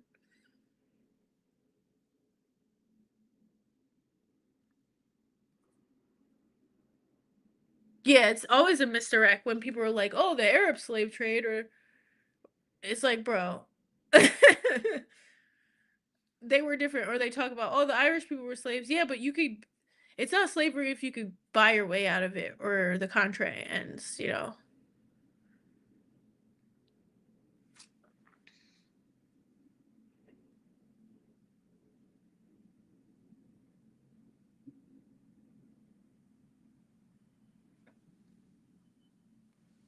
No, exactly. It's because I mean, there were people here I blocked one before. It's because when I don't give clarifications constantly, people are come out of their way to try to tell me that I'm wrong or bad or not being inclusive. Because like people think of it as a gotcha. They don't think of this as like real life. They think of this as like this person made me feel bad because they're talking about anti-blackness. So I'm gonna find the one mistake they made, so I can say, "You're not as woke as you think you are. You're not as smart as you think you are." Like, that's where that impulse is coming from, and it's coming still from the hierarchical sense, like, the hierarchy that people believe in. So when I experience that from others, I try to keep that in mind. It's like, "Oh, they still believe in the hierarchy, and they're trying to win." I'm not like when I talk about this stuff, I'm not trying to win with anybody.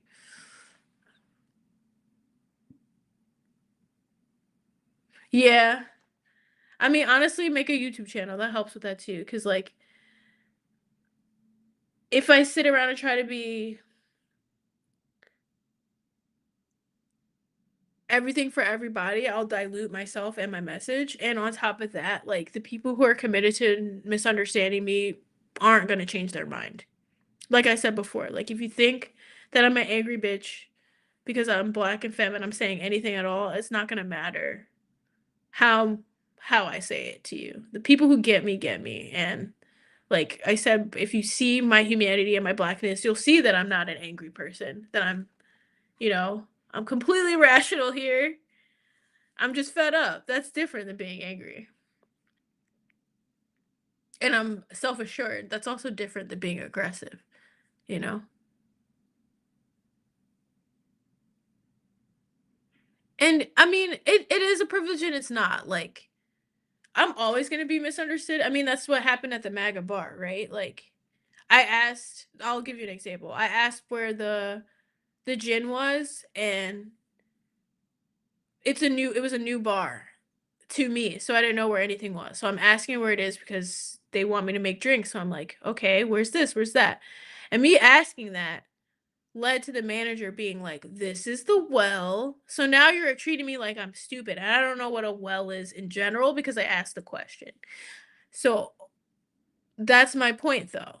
In his head, I already didn't know what I was doing. So me asking a question is giving confirmation to his bias or his insecurity about me not knowing what I'm doing in his mind. And he's gonna use that and run with it. Like, I can't convince him that I know what I'm doing or not when I'm doing exactly what he asked me to do, and he just doesn't like what I'm doing because he doesn't like me. So, yeah, it's a privilege to ignore people when they misunderstand you, but also it's something that people who aren't privileged can opt into doing because it's more like the sanctity of their brains. Like, I don't want to carry that as baggage anymore, you know?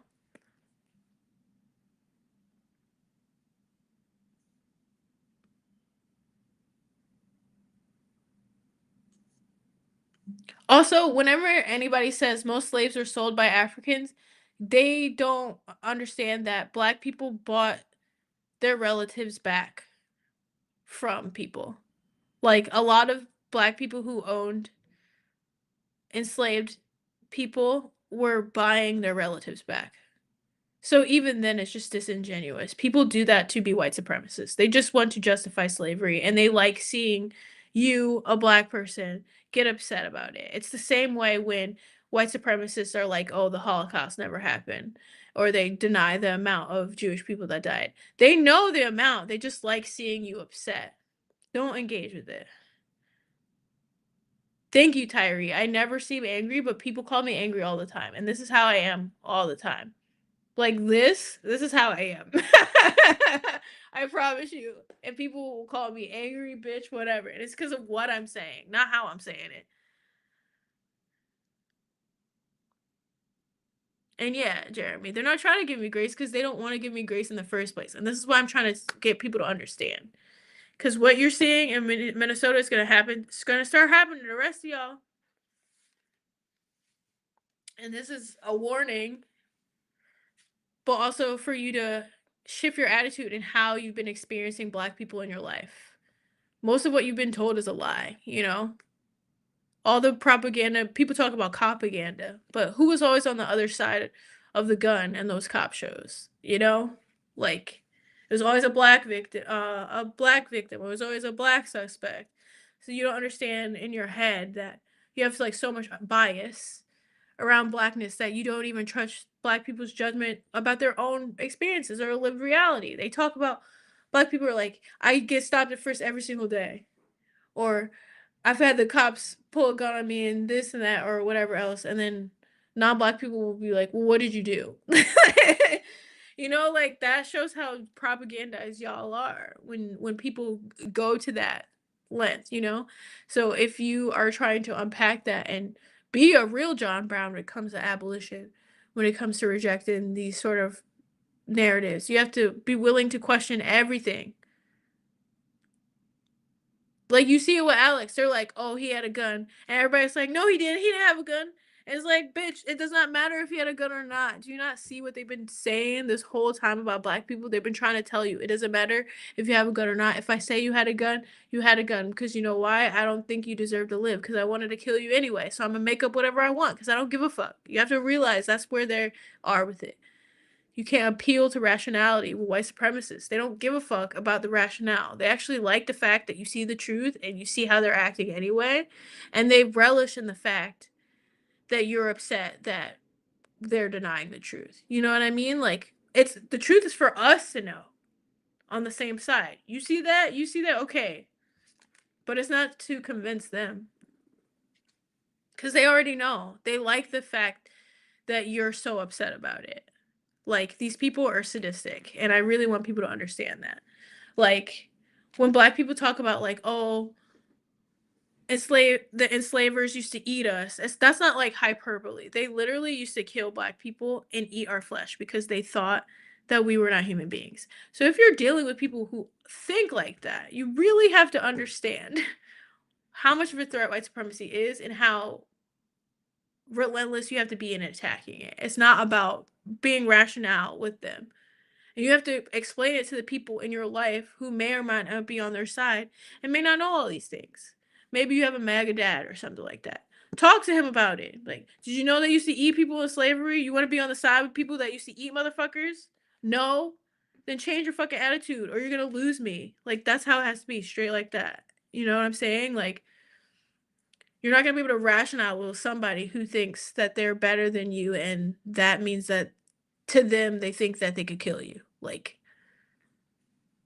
it's never gonna be you're never gonna get them to understand you ever, you know?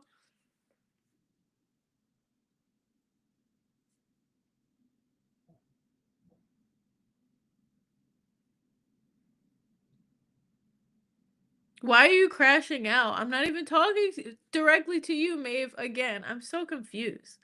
This is another thing why I don't always like being on stream or on YouTube in general, because this happened a while ago. I talked about this before too. This girl on stream, she was in here, she identified as a hippie, and she was asking me about jam bands and shit like that. I have a bad experience with jam bands because my abuser loved the Grateful Dead. So to me, I fucking hate jam bands, okay? I don't want to hear about them. I don't want to talk about them. I get triggered when I hear Grateful Dead songs. Like, literally, a chill goes down my spine. I went to a Grateful Dead concert with him. I was one of maybe 10 black people, and it was a 10,000 seat festival.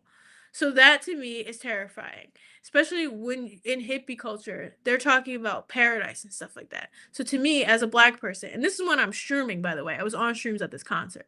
I'm like, y'all's y'all's interpretation of paradise is to be in a room with all these white people. Like, that to me, that's my relation to jam bands, right?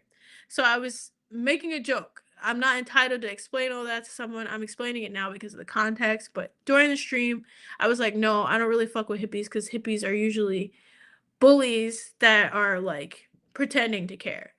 And she held on to that grudge for 3 or 4 months and then commented it in my comment section when I was talking about how leftists need to be understanding of people and not turn them away. She was like, "Does that include you and how you feel about hippies?" Bro. You held on to that for 4 months. Like, don't be parasocial with me. I'm talking to a chat, but I'm not talking to you specifically. You're looking into my eyes, but I don't see any eyes here. You know what I mean? Like, do not be parasocial with me. Please. Don't do it. And yes, anger is definitely justified. But you have to understand, like, people are afraid of black rage. Like, they are terrified of it because they know it's, like I said before, epigenetically, if if black people experience things epigenetically, so do white Americans. So I think that the distrust and the irrationality around black rage is because of that. Like, people are afraid to get got because they know something is coming to them because they didn't do anything about their ancestors before. And it's not so obviously, like, if your grandpa was a racist, abusive piece of shit and you're a white person and you couldn't defend yourself against them. I'm not talking about that or like making you blame it, but you gotta do something about it now. Don't hold his secrets, you know what I'm saying? Don't repeat the pattern. That's all I'm talking about. And yeah, Jay, like, it hurts to talk about these things. Like, no one likes talking about these things. Like, this is our trauma. We talk about it in the same way that Jewish people talk about the Holocaust, but only one of us really get empathy. Because again, America is spiritually Israeli. So what happened to us isn't that bad. Just like what happens to Palestinians isn't that bad, because that's the only way to perpetuate the narrative that both of our governments continue to, like, put forth. But again, the propaganda is fading. So now they have to use violence in order to continue white supremacy, because those are the only two options, through propaganda or through violence. But we're smarter than the propaganda now, and they know it. And the jig is up. That's why they bought Larry Ellerson or whatever his fucking name is. That's why he bought TikTok. He's a raging Zionist and he's a giant Trump supporter. And he bought TikTok because Zionists are upset that we saw what they do to Palestinians. They never wanted us to see it. Because if we didn't see it, we would just agree with them. Oh, Arab people are barbaric, so we're going to agree with them because that's what they always have said and told us. But people saw the humanity in Palestinians because they were live streaming their own pain. And that's what they're upset about. They're upset that they can't control shit. And before what happened in Gaza these past 3 years, it was same with George Floyd. You think the American government wanted us to see all of that with George Floyd? Like, absolutely not, because when we see it, then we make a difference of something. That's same thing that happened with Rodney King. Like, before Rodney King, police brutality against black people was just hearsay. People just thought we were making up stories until they saw it. And yeah, George Washington's teeth was not wood.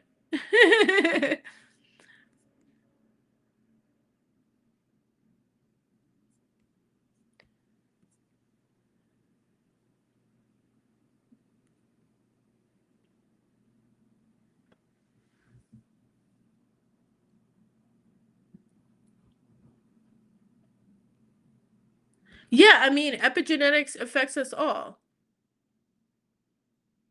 And Dr. Dr. DeGray just talks about how that also includes slavery. Because it does. Like I was saying before, this is traceable, right?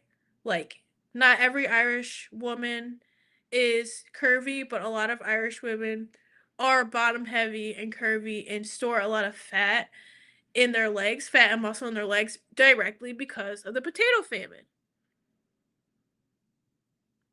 That's just epigenetics. In relation to, like, the Holocaust, for instance, Ashkenazi Jewish people have sensitive stomachs sometimes, and it has direct relation to the fact that some of these people's ancestors were being starved in concentration camps. So now they have a hard time digesting certain foods like that happens. If even not even on a systemic level, on a parent level, like say if you had an addict as a parent and you are that child, you have the DNA of addiction inside of you. So that makes you more susceptible to addiction. Why wouldn't that be the case for enslaved people and their enslavers? You know, that's like a logical conclusion. Um,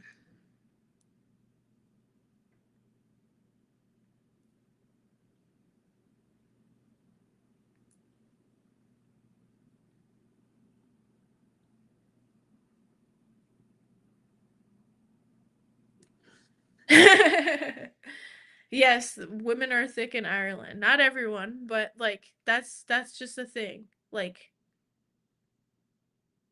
our bodies change because of trauma, and that includes colonization, you know?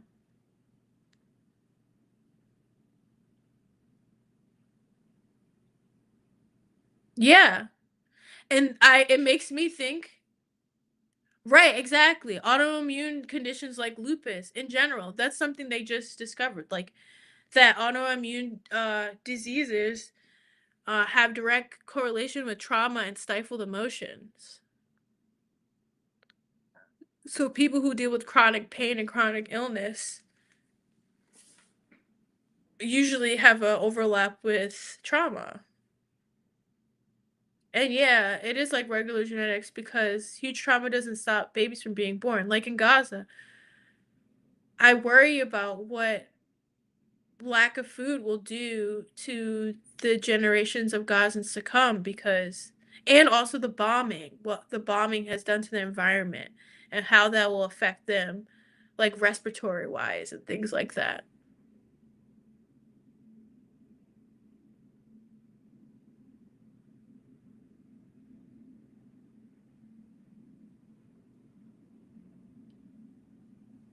Yeah, I mean, see that's the thing. Like you it's more about returning to yourself if you're Irish, right? Return to who your ancestors were because they came to America for a reason, right? They were escaping either the famine or the tyranny around the famine. So when Irish people come here and they assimilate into whiteness and forget their oppression, they're discounting their ancestors, you know? Or same with Italian people. That's what stresses me out because as an anarchist, I learned a lot more about labor stuff. And almost every leftist from back then was Italian. And not only that, they were like anarchists. But there's like a huge wave of Italian Americans that are super conservative. And I'm like, your great great grandfather would be so upset right now. He was a member of the IWW and he was an anarchist because he couldn't get hired anywhere because he was Italian. And yet now you're supporting the same people that would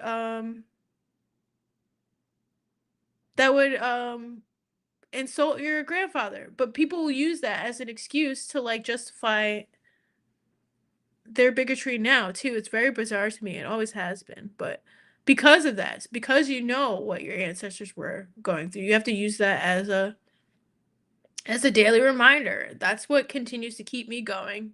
That's what Joe was talking about too, about he's the ancestor of people who survived the Trail of Tears. That comes with a lot of grief, but that comes with a lot of pride too, because we're still alive, which means we still have work to do, you know?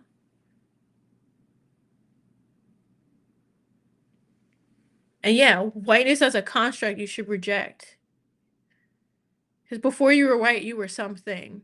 You gave up your language, you gave up your culture. Like, whiteness as it stands is a void, you know? You have to, like, remember in Everything Everywhere at Once, where it's like a donut? That's what I think of whiteness. It, like, absorbs you into that, and once you go there, there's, like, nothing there. It's nothingness.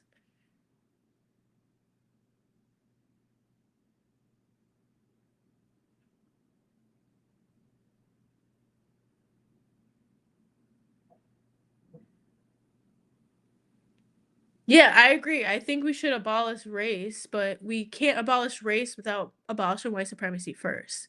Like, race is only in existence because of white supremacy. Like, Bacon's Rebellion, it was a multicultural rebellion against wage theft, slavery, and exploitation in the 13 colonies. And Britain and the powers that be and the enslavers saw that it was multicultural, multidimensional, multi-dynamic, where it was enslaved Africans and Irish people and Native people fighting together against tyranny. And that's when they started saying, you know what? We don't need Irish indentured servitude anymore. You can become a planter, actually. Like once you're done with your contract, you can become a planter and get your own slaves.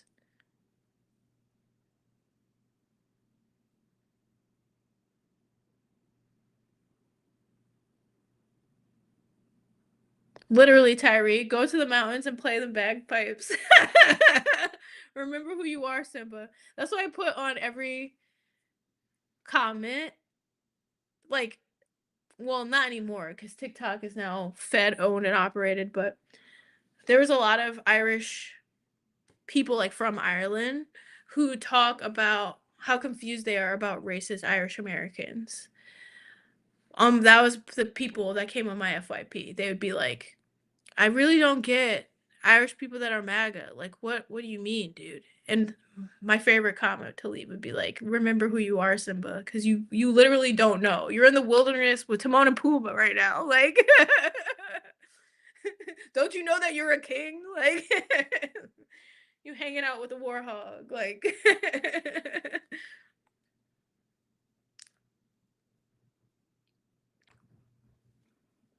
Jay, to answer your point for me, if we dismantle white supremacy, capitalism will inevitably fall because they're all in tandem with each other. Like Bell Hooks called it white supremacist, capitalist, patriarchy. It's all together. It's all a part of it. If white supremacy falls, so will capitalism because there will be no need for it anymore. The reason why white supremacists have to be on top is because they need to be on top in order to control empire, money, access, power. If we dismantle white supremacy, then there will be no need for the money, the access, the power, because it will either A, be non-existent or B, equally distributed, you know?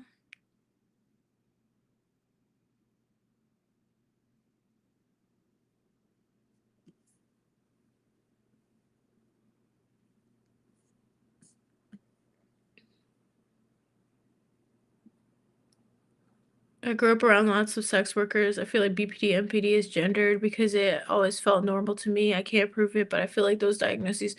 Yeah, I agree. I mean, BPD in general is overdiagnosed in women and not in men. And I've met like many men who qualify for like borderline, but they don't get that diagnosis in their therapy sessions. I think most mental illness is just a normal response to a sick society, you know? So I take certain things with a grain of salt. I think they could be good ways to describe behavior if you're trying to regulate or understand yourself or even improve behaviors that you may have or not. But like, I'm not super married on diagnoses or like things like that because, again, like, they're trying to like pathologize what is abnormal. You're very welcome. I'm glad that you feel welcome here. We're just chilling. We always just vibing here.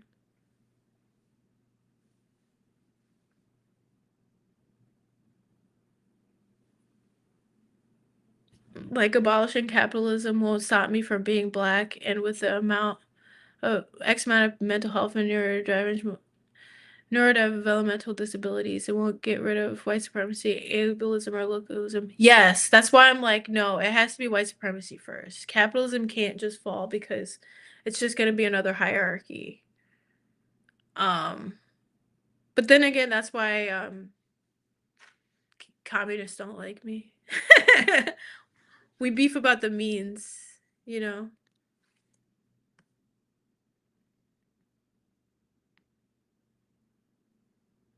Yeah. I just think white supremacy informs all the others. That's just my personal thing with it because the reason why people feel white supremacist or like they want empire because they feel entitled to it, right? They feel better than the people that they're taking things from.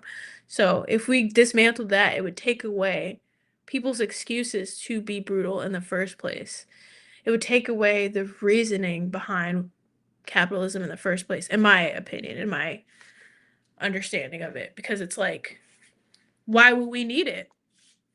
If we're all truly equal, right? Like everyone said, like if all lives truly matter, then I will get paid equal wages because my life matters just as much as that person's. That's why I don't jive with no war but the class war anymore. It used to be a slogan that directed people towards solidarity, but now I think it is used as a way to silence people of color. Like I feel like, especially when leftists say it, we're like they're like no war but the class war. I think they're telling you to shut up and gerbil, essentially. It's no shade. I wish my charger was working on my phone, but my extender only uses one thing at a time when I'm streaming, so I chose my mic.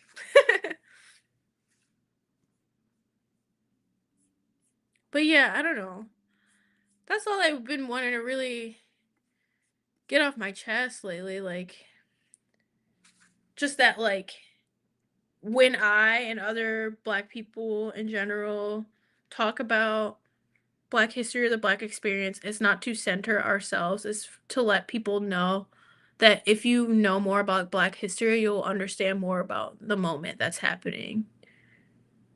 Like, when I'm like, read Black history in relation to ICE, I'm not saying immigrant rights don't matter and understanding what's happening in relation to immigration doesn't matter. That's the opposite of what I'm saying. I'm letting you know that you'll understand the context of the moment we're in if you understand where we were. Because, like I said in the video I recorded previously, the Supreme Court got to pass their legislation about just legally discriminating against Latinx people because they used precedents from Jim Crow. In the Supreme Court, they argued that it was normal and constitutional because no one did anything about removing like discrimination laws and Jim Crow laws. And it's very important to think and remember that when things like this happen, right? Because if you don't rectify what happens in the past, it's just going to keep repeating, but with different people, you know?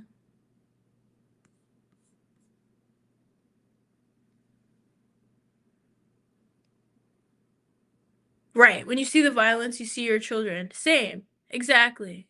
And that's how it should be for everybody. And it makes me sad for the people who only see themselves now that white people are being represented because again, it exposes that you never saw Black people or brown people as human beings. And that's something you have to rectify if you really think that way. Um, like you can redeem yourself from that, but at the same time, you just have to like be honest that you did not care before. And if you truly want to help or do something about it, you have to be honest about your lack of empathy or your own racism in order to move forward. That's why I have an issue with a lot of people who are MAGA, who are now ex MAGA, who are like trying to come into community with people. And I'm like, that's possible. And I do, on a human level, am empathetic with them trying to reconcile, but reconciliation first comes with admitting. Like, you have to admit the harm you did. Like, when abusers are truly trying to rectify the harm that they did, you have to admit that you were abusive. You know what I mean? And I don't think a lot of people are there yet. I think they want to be like, "Oh, I care now," like the Rick and Morty episode. Water teas, like, "It's me, I care now." Like, it's like, yeah, you care now, but you have to admit that you not caring before caused a lot of pain and suffering.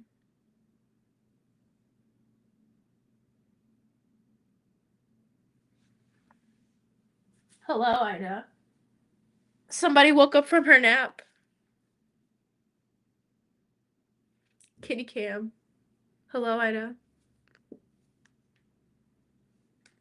She just woke up from a nap, so she's like, "What you doing?" All types of stuff, Ida.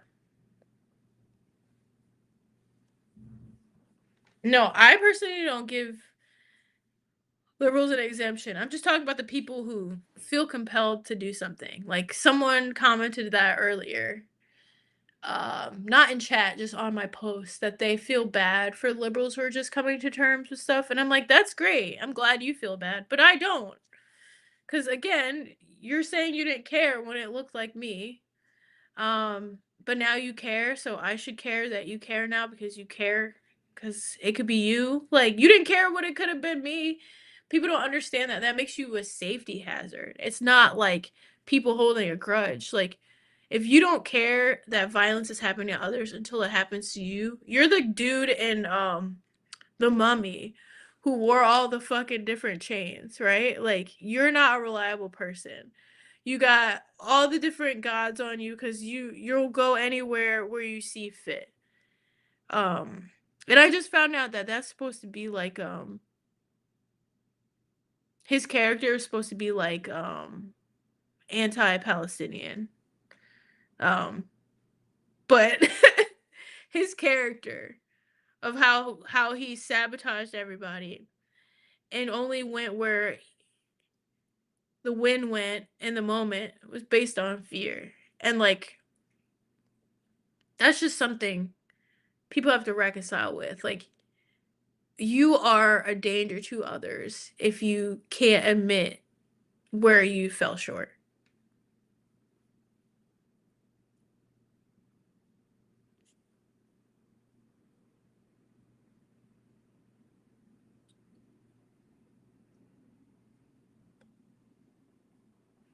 Right.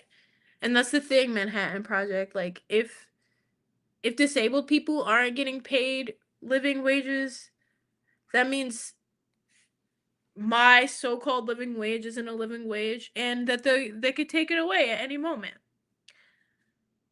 I was talking about the character, I forget his name right now. The guy, the Arab guy and the mummy who portrays like Brendan Fraser's character and all that. I found out that like the mummy was actually a Zionist film and his character is supposed to represent like a Palestinian man. Um so that's fucked up. But I brought up his character to say that like he represents like people's fickleness when it comes to standing against anti-blackness. No, Brandon Fraser's character was not. It was I forget his name. I gotta look this up. Now you guys got me. Forget his fucking name.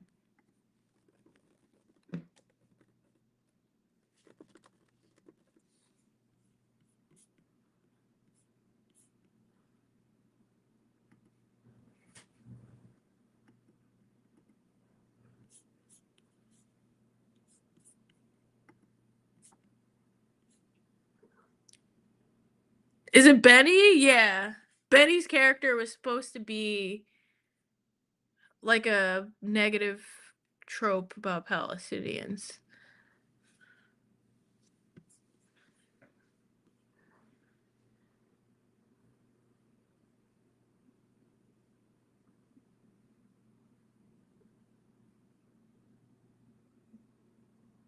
Thank you, Jilly Bean. It took me forever, but yeah, Benny's character was supposed to be anti-Palestinian. I found that out like a couple months ago. I was like, well, that's thanks. Of course, this is a Zionist movie. Every movie is Zionist, bro. Like, you'll rewatch something back from the early 2000s, and there's a random scene of them being like, "Hey, did you go to your Krav Maga class?" Like, you're like, "Bro, what?" Like, Krav Maga is a psyop. Yeah, I mean, still enjoy the movie, but just know that's Benny was supposed to be a character trope.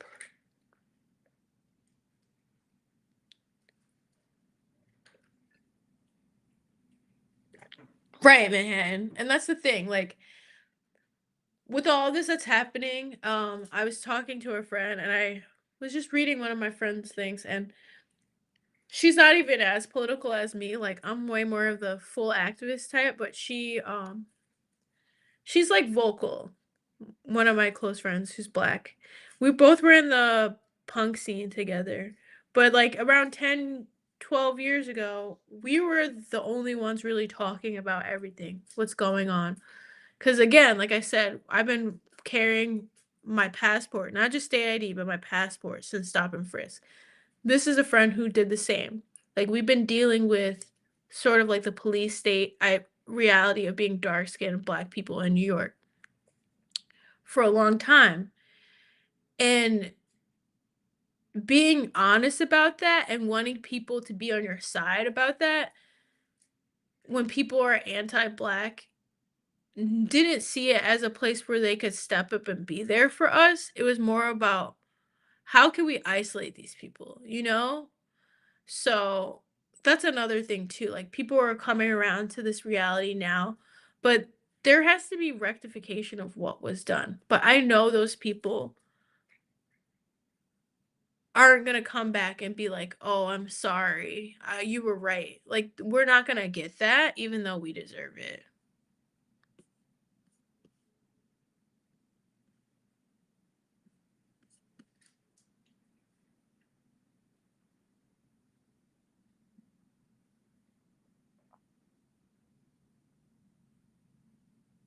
Well, yeah, there's a lot of zealots in that community because it's a Zionist martial art.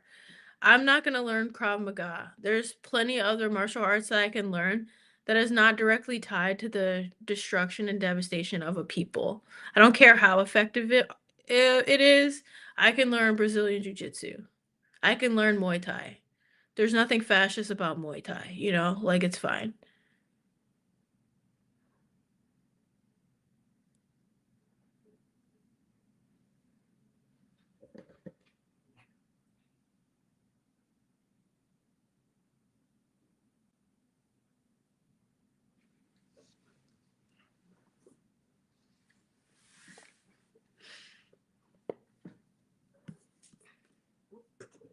What you trying to do?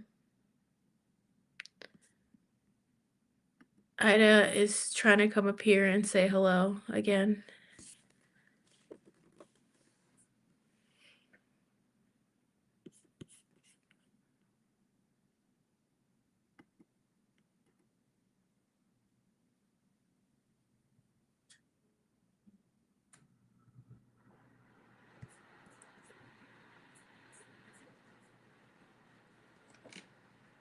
Hello, Ida. Yeah, like, there's a lot of things that are affected by the right, but I don't care. Like, Nazis were good at messaging. Does that mean I should follow the Nazi rule of messaging? Nah, no thanks. um, I will post it in my community tab on my page if I create a Discord. I'll say when I create a Discord. I just have to figure out how to do it and like what I think will be the best way to go about it. I appreciate you joining in.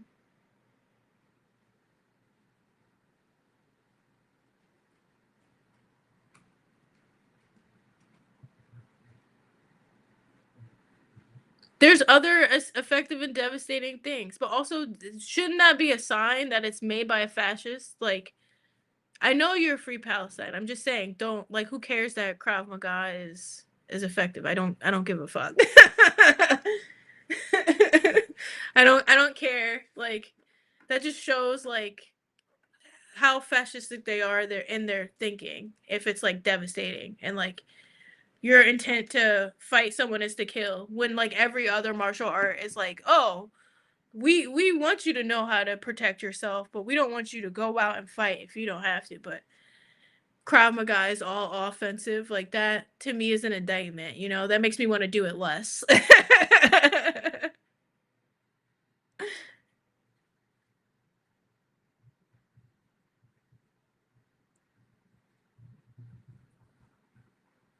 Right. Joining Krav Maga just accepts their language because it's a soft power thing to try to legitimize Israeli culture, which there is none. No, I know you're speaking of experience. Like I said, it's fine. Like you learned it, you know. But I personally don't care that it's devastating and effective. That to me is an indictment more on them, because every other martial art is about being defensive, but Krav Maga is the one that's like attack your opponent, blah blah blah blah blah, show them no mercy. It's Cobra Kai, you know, like okay.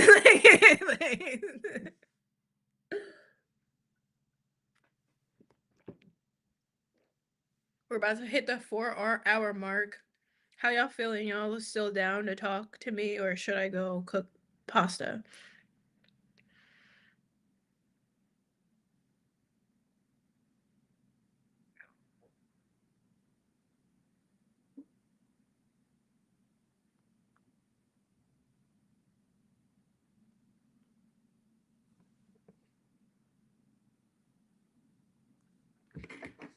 It's like mostly defensive, yeah. Krav Maga is. Um, I mean, offensive rather. I mean, like if you like we were talking about this before. The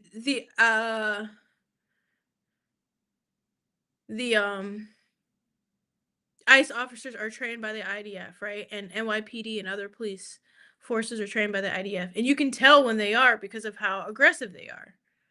And that's Krav Maga. Like the way in which they do things is very much Krav Maga. Like I don't know. For me, like the self defense part when it comes to the Black Panther Party meant a lot because it's like it's not about being offensive; it's about protection. And that's how I approach all forms of self defense for myself.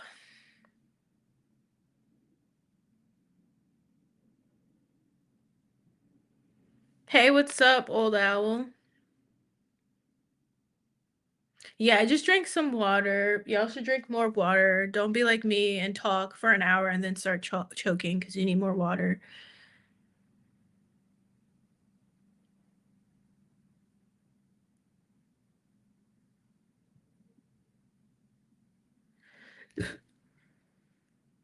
Yeah, Cop City is what West Bank. Very much that. Speaking of, um,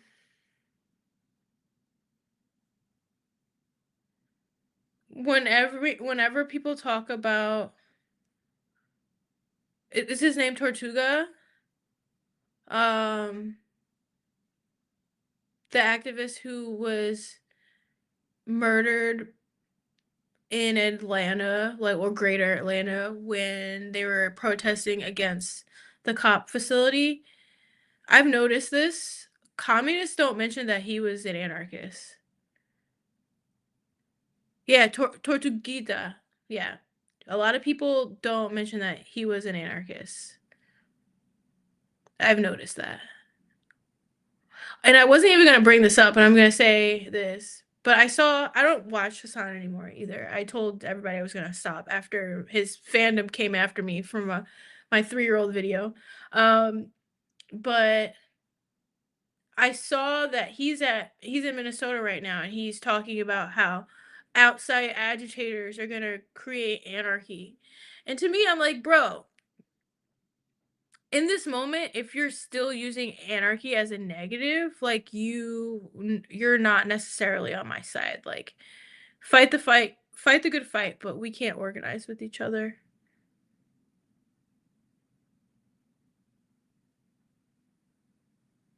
Oh, they, sorry. I thought they used he, they pronouns, so I appreciate you correcting me on that. And yes, I know it was little turtle. I just wanted to say it in Spanish because I'm learning Spanish for one, and for two, like their name wasn't Little Turtle. Like it was, but it was Tortuguita, so I'd rather say that. Thank you.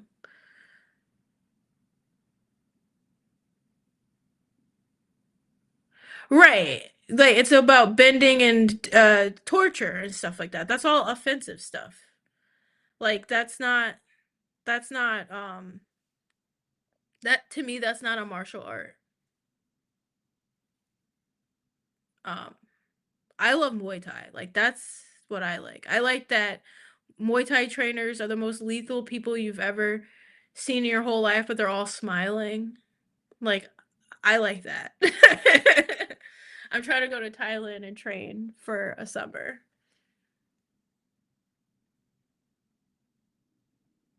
Hey Ottaby. Yes, thank you, Manhattan Project. I thought their pronouns were he, they, so I appreciate y'all correcting.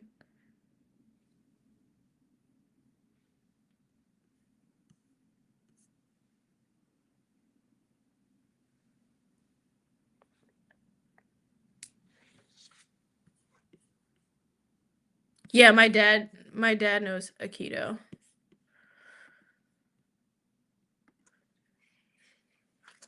I like things that are practical, like Muay Thai is practical for me as a small person because it teaches you how to use force and kicking and stuff like that. I'm small. I might not be the strongest person, but I can learn how to do a jump kick and launch you across the room because of inertia. Like so I as a smaller person, I follow what people with my body type to do, you know.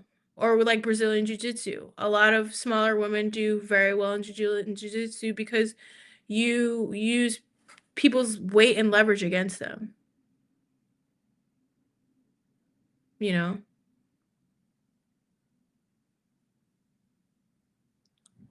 So that's just me personally. Not looking the best in the A. The power structure a little bit more spooked in other places, but there wasn't any real opposition and Mayor Dickens got reelected. Yeah.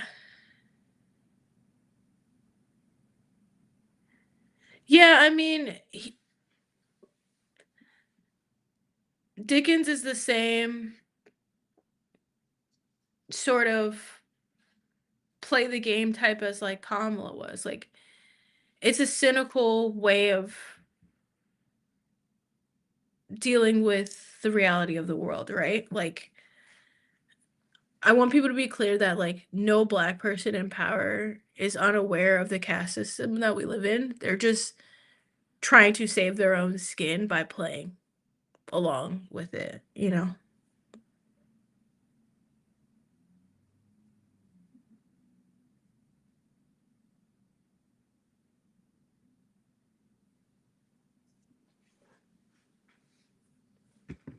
Like they just don't want to be hurt anymore. I think people really understand that. Like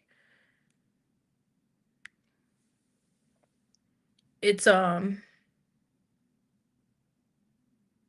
it's like the Stanford experiment in real life. People really have to remember that. Remember what we're dealing with here.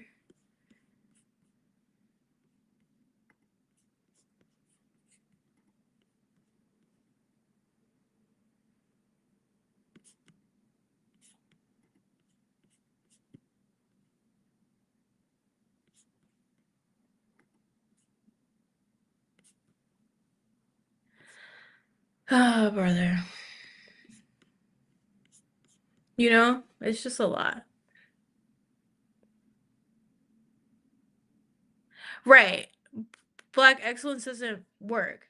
But we have to come to terms, and I've been thinking about writing a book, honestly, to really articulate my feelings around all of this, but we have to come to terms with that. It's a cynical outlook because these people are saying basically black people who play along with white supremacist capitalist patriarchy. They're basically saying there's no escape. So you might as well play the game. You might as well get what you can out of this by playing along.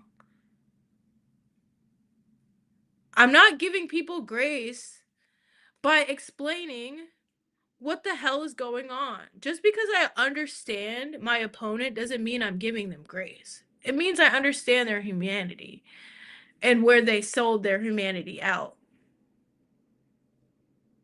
Doesn't mean I agree with them.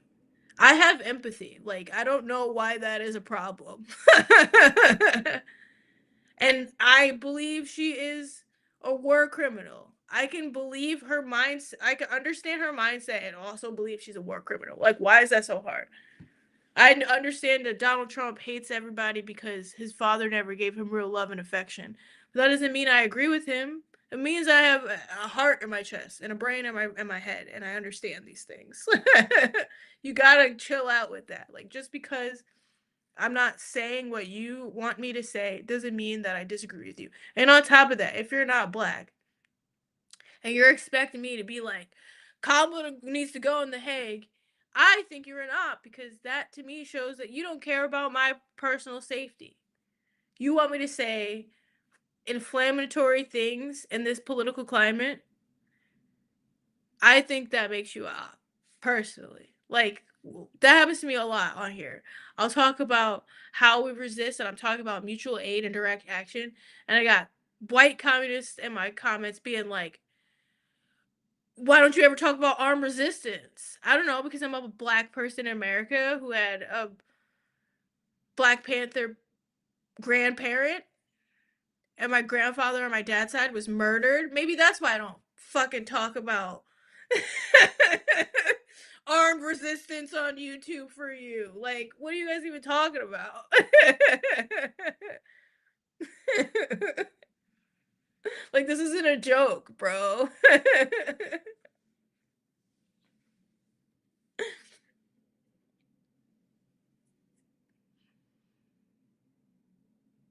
Like, we're an internet community, but we're not in-person community. There's certain things that I'm not gonna say candidly to you in internet land because you're not in real life or in person with me.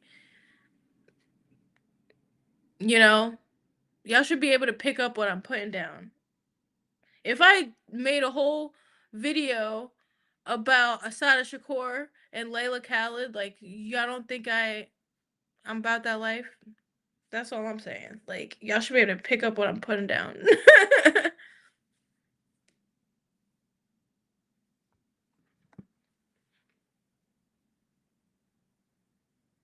I did not deny that we're in a genocide. I said it multiple times. I've been talking about the genocide in Palestine, both here and abroad, for a while. You're new to me. You may be new to my stream, but I'm not new to what my experiences are. You know what I'm saying? And yes, I agree. It is violent to want me to put myself on the line as a black person because you expect bloodshed from black people, you know?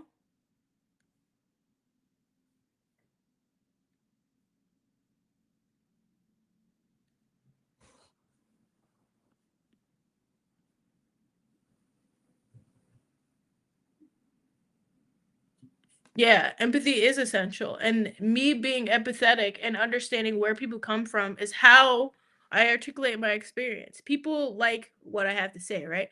That comes a lot of the time from me viewing what is going on in the world through an empathetic lens.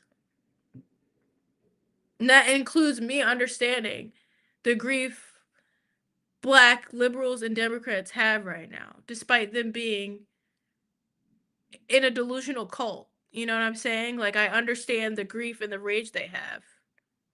That doesn't mean that I disagree. Like, I agree with them. I just don't get it. Like,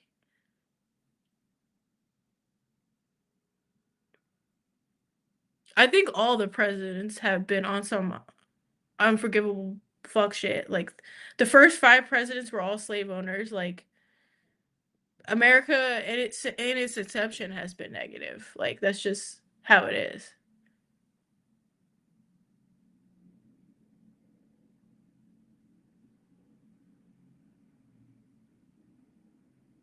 Yeah, people should learn first response. Absolutely, I agree. There's plenty of skill building that you can do. Like I said before, not everybody has to do the same thing. Like somebody on here was like, I don't trust myself with a firearm. Perfect. Do something else. No one's telling you to do it.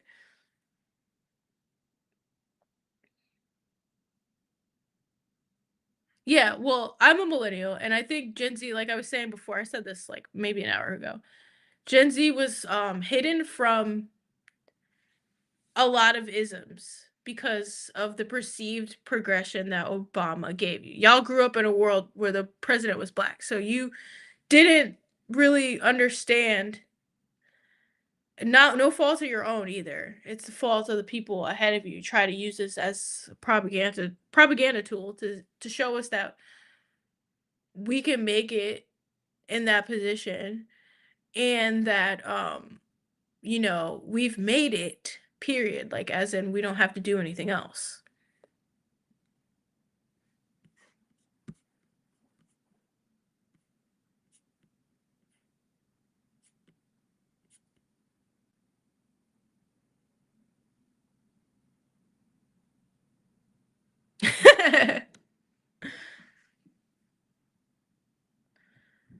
That's funny, Jay.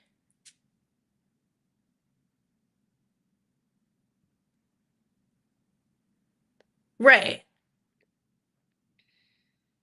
You just don't live with the scales in your eyes. And people, like, y'all remember the Truman Show, like, they treated Jim Carrey's character as he was a lunatic.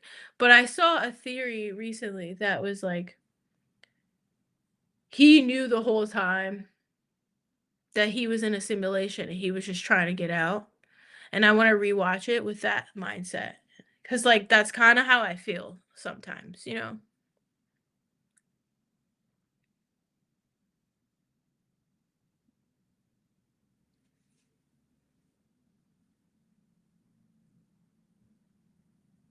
Yeah. Trump Obama gets the most criticism next to Trump, and he deserves the criticism, but it's easier to criticize black faces. That's why, like I said before, like I don't agree with Blue MAGA. I don't agree with FBA, but I understand where their frustration comes from in relation to Kamala and the presidency because there are people who didn't vote for her because they didn't like her laugh, not because of her record on genocide, but because of her laugh. And that is anti-blackness. Like it just is.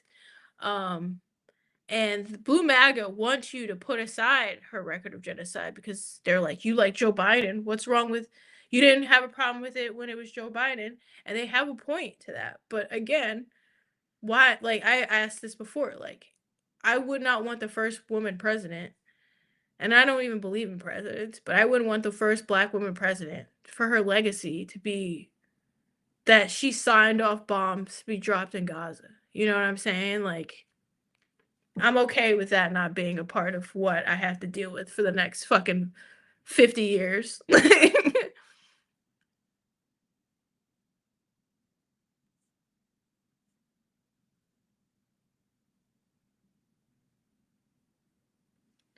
I agree, Maeve. Again, me understanding does not mean I disagree. Like, I've been protesting Palestine for years. Like, I agree with you. If you want me to talk about something that you want to talk about, you could just say it instead of being like, why aren't you talking about this? Like, I think that's an antagonistic way to talk to people. Um, so you shouldn't do it.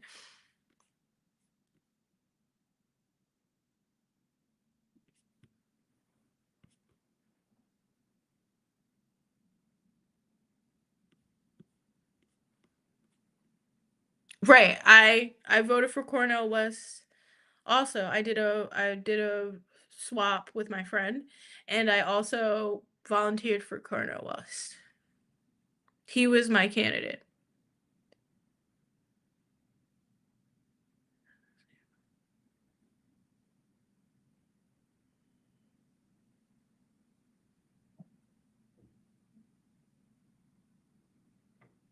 I know you're not being confrontational. I'm just letting you know what, because I'm also autistic. So if you are sending me a sentence that's like, why aren't you talking about this? Like, I'm gonna take it as what I've experienced in the past online as confrontational, because you're, instead of asking me, can you talk about this? You're saying, why am I not? As in, I made the choice. There was two decisions, one to talk about it and one to not talk about it.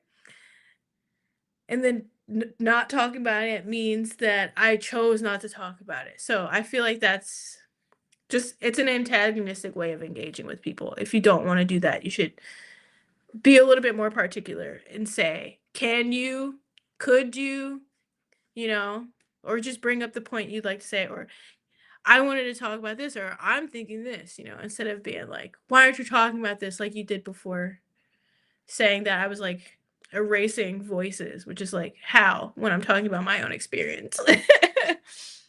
Only if you think my only job is to talk about other people and not talk about myself. For skunks, they did make it illegal.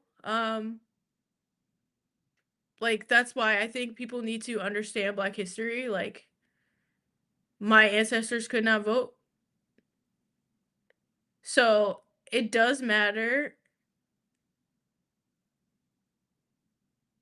Policing speech is weird. I'm out. Nobody's policing your speech by just letting you know that we disagree with you. See what I mean? Like, that's not that doesn't show me that you want to engage with me. That shows me that you want to fight. And what's the point? I don't want to fight with anybody. And again, like y'all said, I seem really calm. There was an implied implication of me being antagonistic or angry there, which will only happen if you're anti-Black and don't like what the person says. The thing is, if I'm really frank, I feel like people see me and they see that I like hardcore, I like punk and all that. They want me to be like their token Black friend that like agrees with them, and that's not me. So when I don't give them that what they want, they don't like me and they hate me and they end up having beef with me. I feel like that's what I deal with half the time, if I could be frank. Like, us liking the same band doesn't mean that we'll agree on politics. Like, it's okay.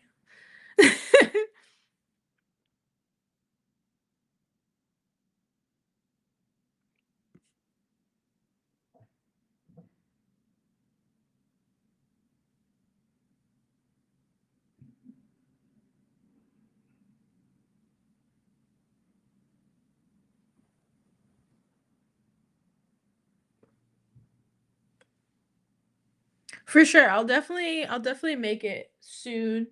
I would love to have a Discord, because there's like stuff that I've been wanting to watch that I can't show on stream. Like, there's this documentary that I've watched, but I would love to watch on stream again, called Dope is Death, and it talks about how the Black Panther Party used acupuncture to heal heroin addiction in the 70s, and that whole side of the Black Panther Party is very under researched and understood, and I wanted to show that. There's also a mini doc that I watched that I wanted to show on stream recently, but I couldn't because it was from the New York Times, where the Young Lords and the Black Panthers took over a Bronx hospital because in the 70s, this is another reason why people need to know history, because even as late as the 70s, it was legal for ambulances to ignore certain neighborhoods. So Black and brown neighborhoods were deliberately ignored. You call the ambulance and they would not come. And if they did come, it was like hours late. So the Black Panther Party and the Young Lords literally took a hospital hostage. They didn't hurt anybody, but they just made sure the people that needed care in their neighborhood got care, which is incredible, right? They locked the hospital down, but they just made sure people who weren't being seen got seen. That's all they wanted. Their demands were that. And guess what? After that happened, the ambulances go to every city, every part of the city now. They don't just ignore people. They can't do that anymore. But that only happened after direct action. You know what I mean? And it's important to remember that when you see things like Minneapolis, right? Because I want people to remember too, this is the same place that George Floyd died, right? So Derek Chauvin only got arrested after the people in the streets were doing stuff, you know? And I just want to have people to understand that.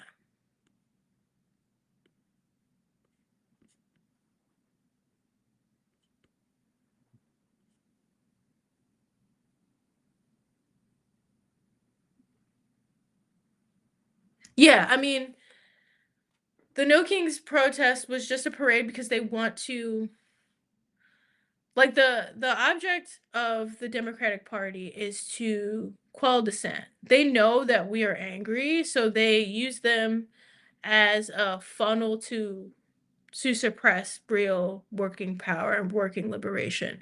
So people feel like they did something because they were at a protest where hundreds of thousand people went out, right? They feel emotionally like something happened, but nothing really happened because they had a police escort and bouncy houses and all of that. So I think it's important for people who are leftists to go to those places to show people what real organizing is, but like don't get caught up on the fact that or thinking that that's real organizing or real activism. It's to channel people's real rage into something that's less rageful, basically. Oh, Cool J. Yeah, the documentary is super dope. I love Dope as Death. I would love to watch that again with y'all.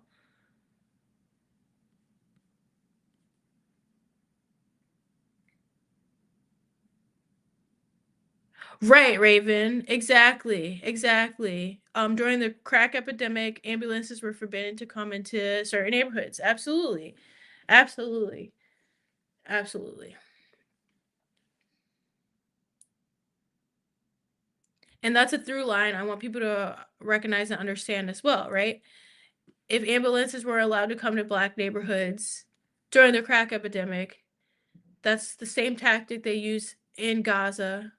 When someone gets shot, they won't let ambulances come through, or if a bomb goes off, they won't let ambulances come through. And then the same thing just happened twice in Minneapolis, where responders aren't allowed to come through. It's intentional, you know?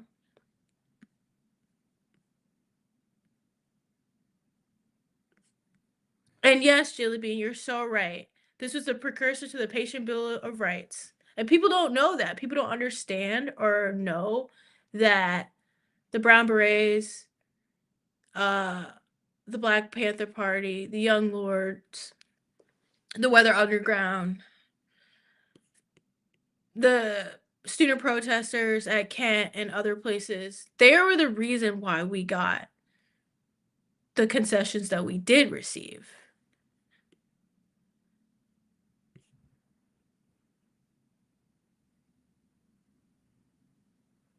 Right. No Kings was a pressure valve, yes. Thank you, Emmy. I did just drink water. I appreciate you reminding me.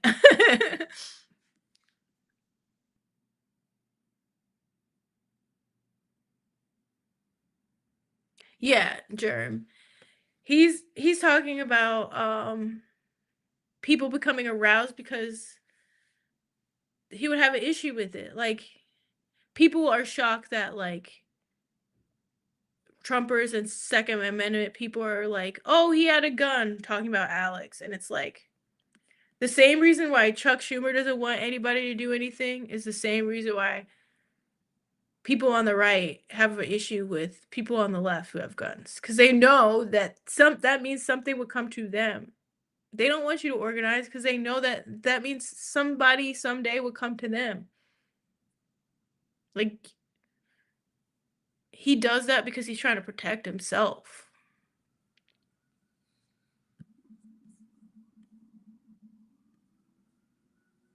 Yeah, I think to your point, Manhattan Project 500K coming together is the hand that needs to become the fist. I think we're getting there to that point with the general strike with Minnesota. Like I said, again, I personally think it was a direct retaliation and an escalation because of the general strike that just happened on Friday. Um, Not only did Minnesota shut down, I mean, Minneapolis shut down, but it was Minnesota, like the state of Minnesota was on strike. And I think they're trying to escalate to show people that it's not worth resisting. But that is all the more reason for us to resist, you know.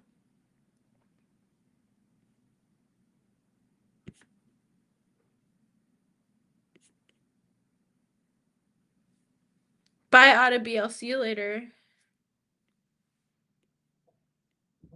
I'm glad everyone's eating and taking care of themselves, as I will in a little bit. I did eat today though, so I'm not just out here starving myself. I just get hungrier sometimes. Everything we have is because people fought for it and gave their lives. Exactly. They don't teach you that for a reason because then you will have to realize you got to fight for it. Yeah, yeah, yeah. Yep, yep, yep. Direct action absolutely works. That's why I try to go out of my way to show people that too. On my page, especially. Like, I'm not super duper popular in the grand scheme of things, but having 23,000 people subscribe to me is a privilege and a blessing, and I will use my platform whenever I can. You know, if you have a mutual aid fund that you need or a GoFundMe or something like that, don't ever hesitate to ask me or DM me if you need me to promote or support that. Done two, we've helped two campaigns meet their goals this past week, and that's been really motivating, you know? Like, I may have all my shit fucked up financially, but, like, I still do have privilege even though I'm struggling, and it's important to utilize that in the ways that I can to help others, you know? Right. Ronald Reagan banned assault rifles because Panthers armed themselves. Yes, absolutely. Prayer isn't a public health strategy. I mean, yeah, it's not.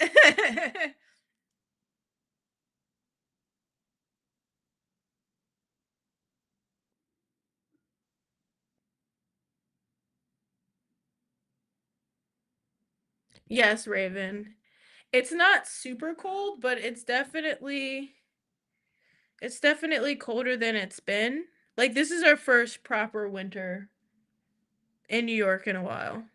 Let me see. It's 25 degrees right now. It feels like 8. And it's gonna snow until tomorrow morning. I mean, tomorrow afternoon. Oh, actually, what? Nope. The storm moved. It's gonna end today at 11. So that means, let me see how much snow that means we're gonna get today. 17 inches, they say. That's why they kept going back and forth. They were like, anywhere between 2 and 20 inches. I'm like, okay, so either I don't have to layer up or there's gonna be 2 feet of snow. Like, it was very stupid, but it's gonna be 17. It's gonna end at 11 tonight. So I'm glad that the snow is passing longer than they thought it would be or should be. Yeah. Any thoughts on community building? I spent like a decade self-isolating due to some mental issues I was dealing with. Oh, that's totally fine. Well, I'm glad you're feeling like you're on the other side of it now and want to get involved. I feel like you should get into volunteering. That's a good way to, put yourself out there. It could be, just a few hours a week, so that way it's controlled. You don't feel a lot of pressure socializing with other people. You're focused on a task, but you're around other people. It could be like shared parallel play in that way. And if you like it, maybe you'll meet some friends. That's two birds in one stone, right? Like, being being able to,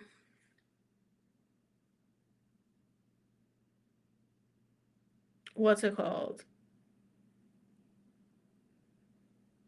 I just got distracted by my phone, sorry. Being able to volunteer would give you the opportunity to help your community and potentially meet people.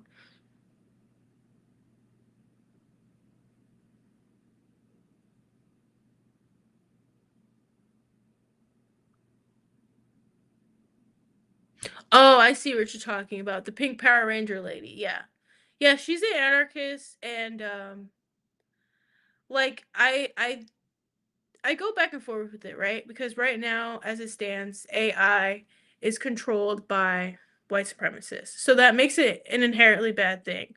But I think about what AI could be in relation to like the doctors using AI to scan for cancerous cells and stuff like that. But that's not what we're using AI for.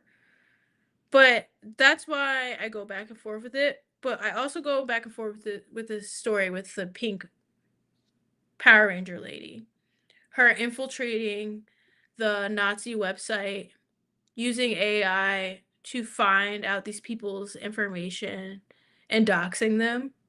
Like I think that's a positive. Um Her using AI makes it not like blameless because of the environmental costs and things like that. But the world is safer knowing that she doxed them and them knowing that they can be doxed. You know? So I go back and forth with it. I go back and forth with it. Like AI is not good because it's trying to replace us. Fascists are using it because they don't value human life. So they're promoting it to be like, see, human life is not valuable, you know? They're using it to track us. But then a Swedish or German anarchist woman doxed a million Nazis across the globe. Like, okay, you know, like it's like I'm like I weigh. I'm like, yeah, you know, I think she did okay with that specific case.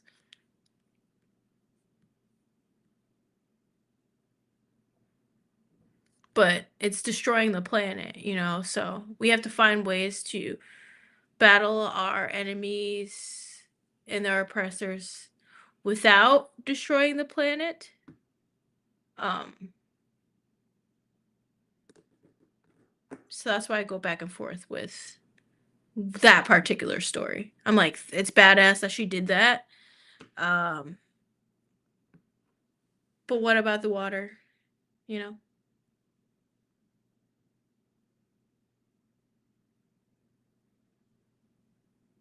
No, I know. Yes, the Pink Power Ranger did that. Yes. She dressed up as a Pink Ranger to prevent herself from being doxxed. It was this German woman, a German anarchist woman. Um, she dressed up as a Pink Power Ranger at a like a leftist conference, and they didn't know she was gonna do it, but she was talking about the threat of white supremacy and dating apps and all that, and then she deleted the dating website on stage because she was like, not only did I track this, I have their information, and she pressed delete and deleted the website. Right, exactly. That's what makes it bad. The fact that anyone could do that is bad because, like I said before, AI is currently in the imagination and in the hands of white supremacists. So that is not good inherently, you know? That means the form that we have it of it is flawed and inherently it's bad because it came from the imagination of a white supremacist. You know? Like Sam Altman wants to use AI to genetically engineer babies. Like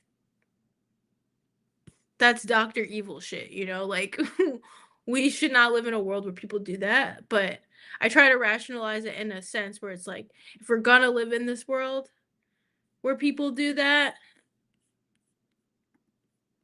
then we might as well have a anarchist hacker dressed like the Pink Ranger and help us. But we shouldn't be doing it all the time. Like, I don't want us to use AI as a tool in the revolution. I don't think there's a way for us to use that in a way that's safe. Like us as Americans. She's German. Maybe there are different laws over there. I don't know.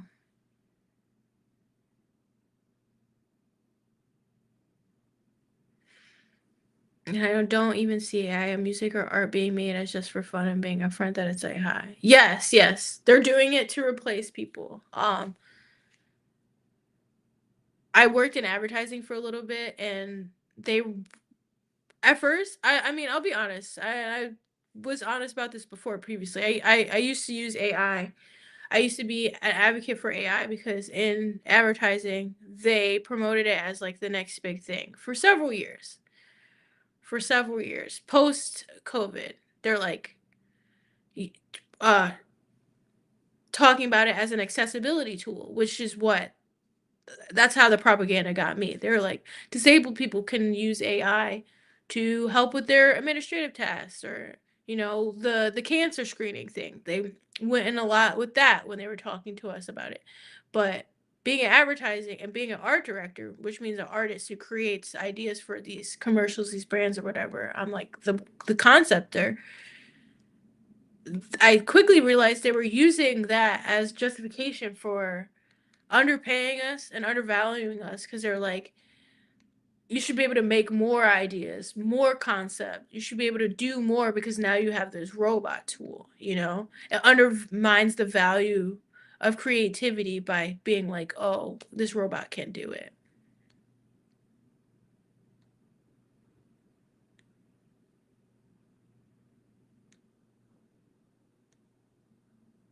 Imagine if Cain talked to God talking about that club he killed Abel with as just being a tool. Yeah, exactly.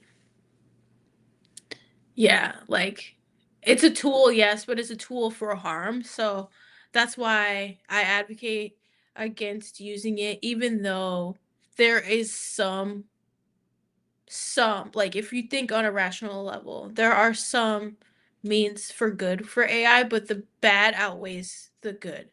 So it's not justifiable to use it.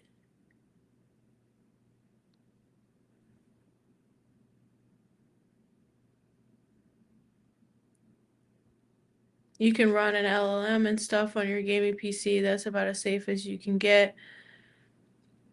The training still costs all that water and is still unreliable in the same ways. Yeah, exactly. Like ultimately, I think moving forward in a tangible way, the things that we can resist are not going to include technology. Like we're living in the solar punk pre-future.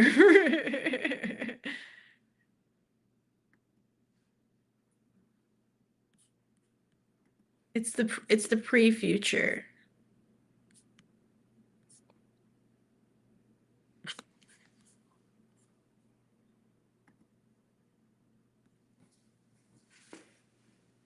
Cuz in solar punk like it's a collaboration with nature and our environments, and we're getting to that point where people are tired of the control that technology is forcing upon us, and they are trying to go to more tangible things, which is why it's very important for us to utilize the things that we may have taken for granted previously, you know like as a poor person, I love the library because I didn't need money to go there. But for a while, I stopped going as much as I used to go. But now, with especially with everything going on, I think it's more important for us to utilize the library and utilize the free services that we have because it is taking away our dependency on paid things. It gives us a third space, a true third space. And there's still opportunity to learn and grow and utilize from the libraries that you may have, you know?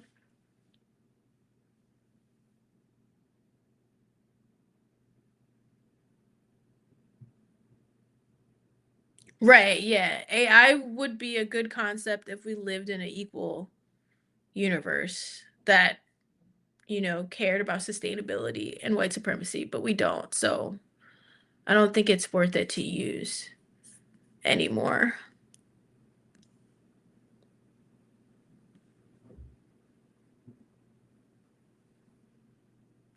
Right, Kaiser. I understand. There's a lot of things you have to consider when doing activism in relation to the environment. And it's always a part of the conversation, right?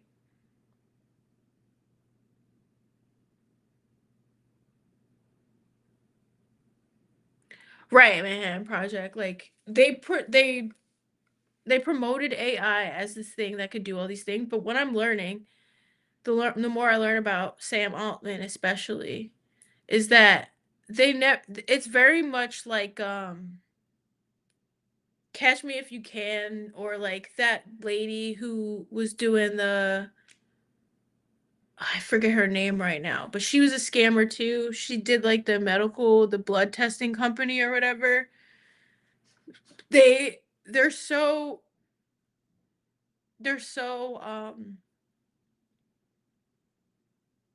self-indulgent and arrogant that they have the idea first and they want to figure out how to make the idea happen later.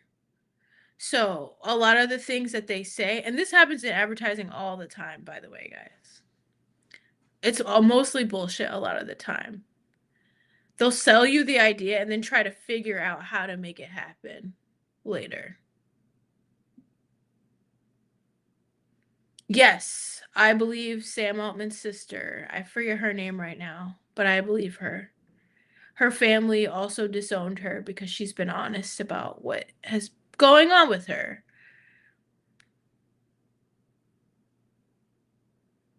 Oh yeah, I mean the American military and militaries in general are the direct result of our devastation on the planet. Like, I don't know if anybody knows this, but with all the bombs in Gaza, the planet got a degree warmer last year because of the constant bombardment of Palestine.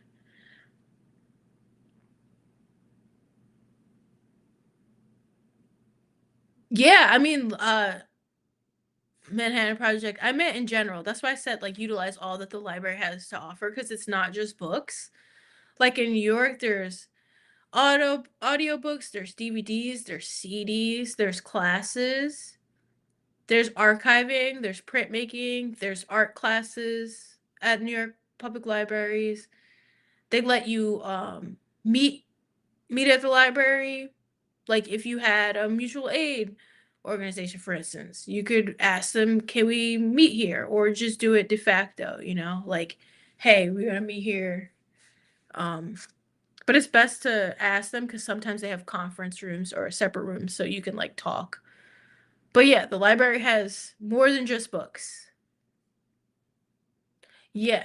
Elizabeth from Theranos, Elizabeth Holmes. Yeah, Sam Altman is like Elizabeth Holmes, where he's like, what if AI was like my sci-fi dreams? But he never came up with what it actually could be like for real, or like how his bigger ideas would be able to be articulated, which is why they still aren't profitable currently. Like he hasn't been able to justify uses of AI outside of advertising.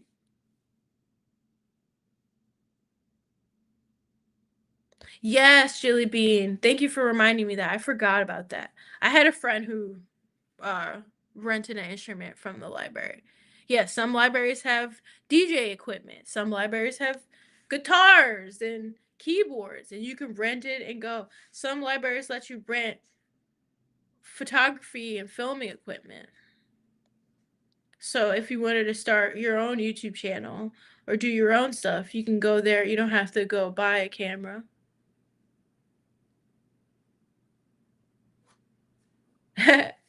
I like that, Manhattan. That's how I was about CDs when I used to collect them. I would buy CDs because of their cover a lot of the time. If I didn't know the band, I'd just be like, "Ooh, this design's cool."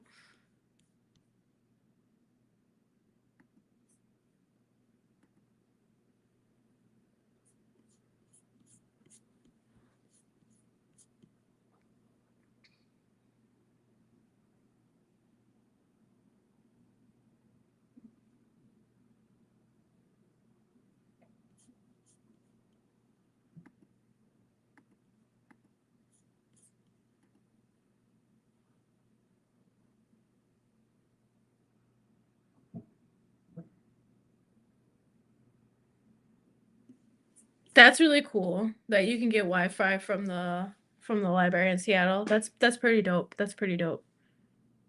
See, that's our tax dollars actually at work. Like, you know what I mean? Um, but yeah, just utilize libraries if there's no info shop near you. If there's an info shop near you, definitely find it and organize there. I know a lot of info shops are kind of going underground now with everything that's happening, which is understandable, but just make sure you can go through their vetting process with them, you know? Sometimes they'll ask you to like email them first,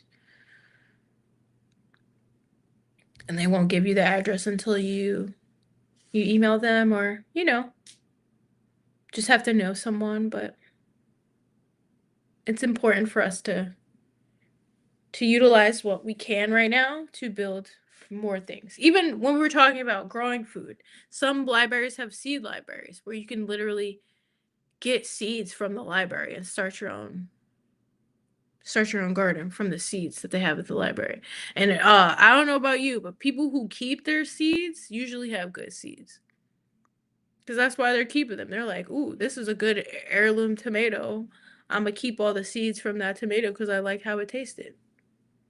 And so it is, and then it continues.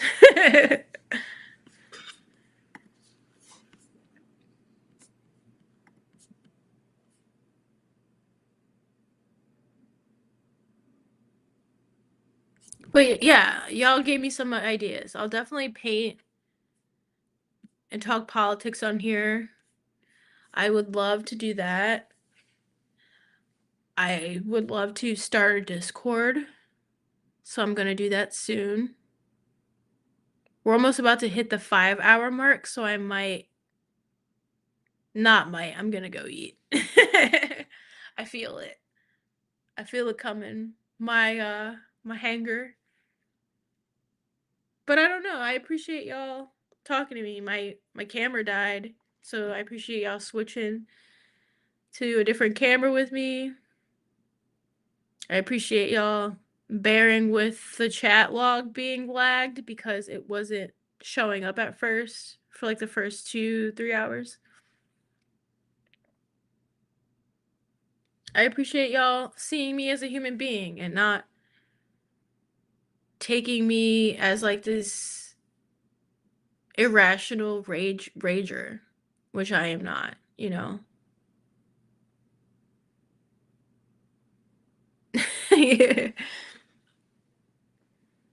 I just want to be able to articulate my thoughts and for people to see my humanity ultimately. And like that's why I make stuff. It's for us to like share stories and our experiences and share humanity. I'm not here to like be a content person. I'm not a YouTuber, like I make YouTubes, like I'm an artist that uses YouTube because I want to connect to people and I want people to understand. And I also know that it's my duty to make art about my experiences and my reality. So that's what I'm gonna do. And I encourage you all to do the same. Cause like art does matter. Like I don't like when people try to downplay art, especially in times of fascism and deep oppression, because how else do you guys expect to continue like having positive thoughts, you know?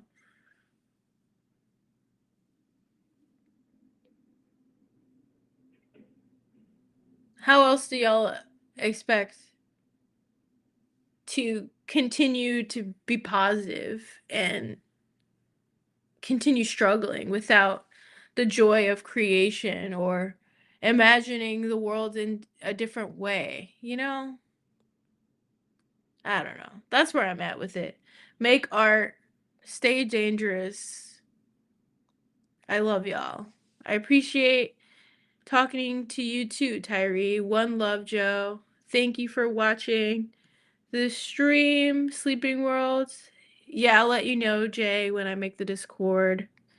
Stay safe, Asylvania.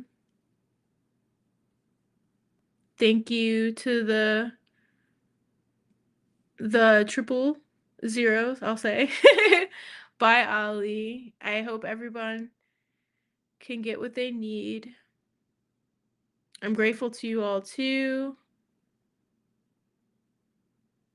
Yes, Emma Goldman said if she can't dance, she doesn't want to be a part of your revolution. And I agree because, like, I just think it's chauvinistic to be like, to discount like mutual aid in the struggle. That's like very chauvinistic and misogynistic to be like, where's your assault rifle, comrade? It's like, bro, soldiers need to eat for one. For two, calm down. Not everybody needs to do that.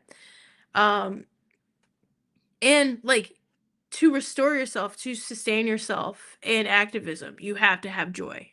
You have to listen to music, you have to dance, you have to cry, or you'll just be sad all the time and not be moved to do anything. It's easy to not have positive thoughts, Kaiser, when you don't have joy in your life. So that makes me sad that you feel that way, but I just encourage you to find a way to still have joy in your life despite all that is going on. Even if it's small, you know? Like if all that made you happy today is that you got like strawberries on your oatmeal, then let that be the thing that carries you into the next day, you know?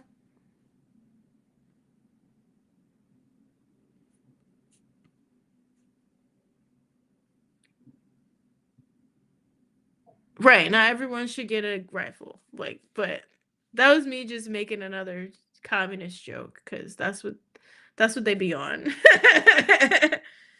If I can't swag surf in the revolution, is it really a revolution? Now that's a bar. And no, I'm not talking about going to the protest with those inflatable frog costumes. I think that is stupid. But I want y'all to just remember joy. And yeah, if your pizza's hitting right now, let that be the positive moment, okay? Like, it makes me sad that you feel that way, but even if it's just food that you get, be grateful for that and let that moment carry you on, you know? Love y'all. I appreciate y'all. I'll be on stream sometime soon. Like I said, I'm trying to spend more time offline, but I still love and care about y'all. So I'll try to do it like once a week or so. Um, and like I said, as far as Patreon goes, gonna post more on there. Gonna have a Discord going. We got some things in the works, so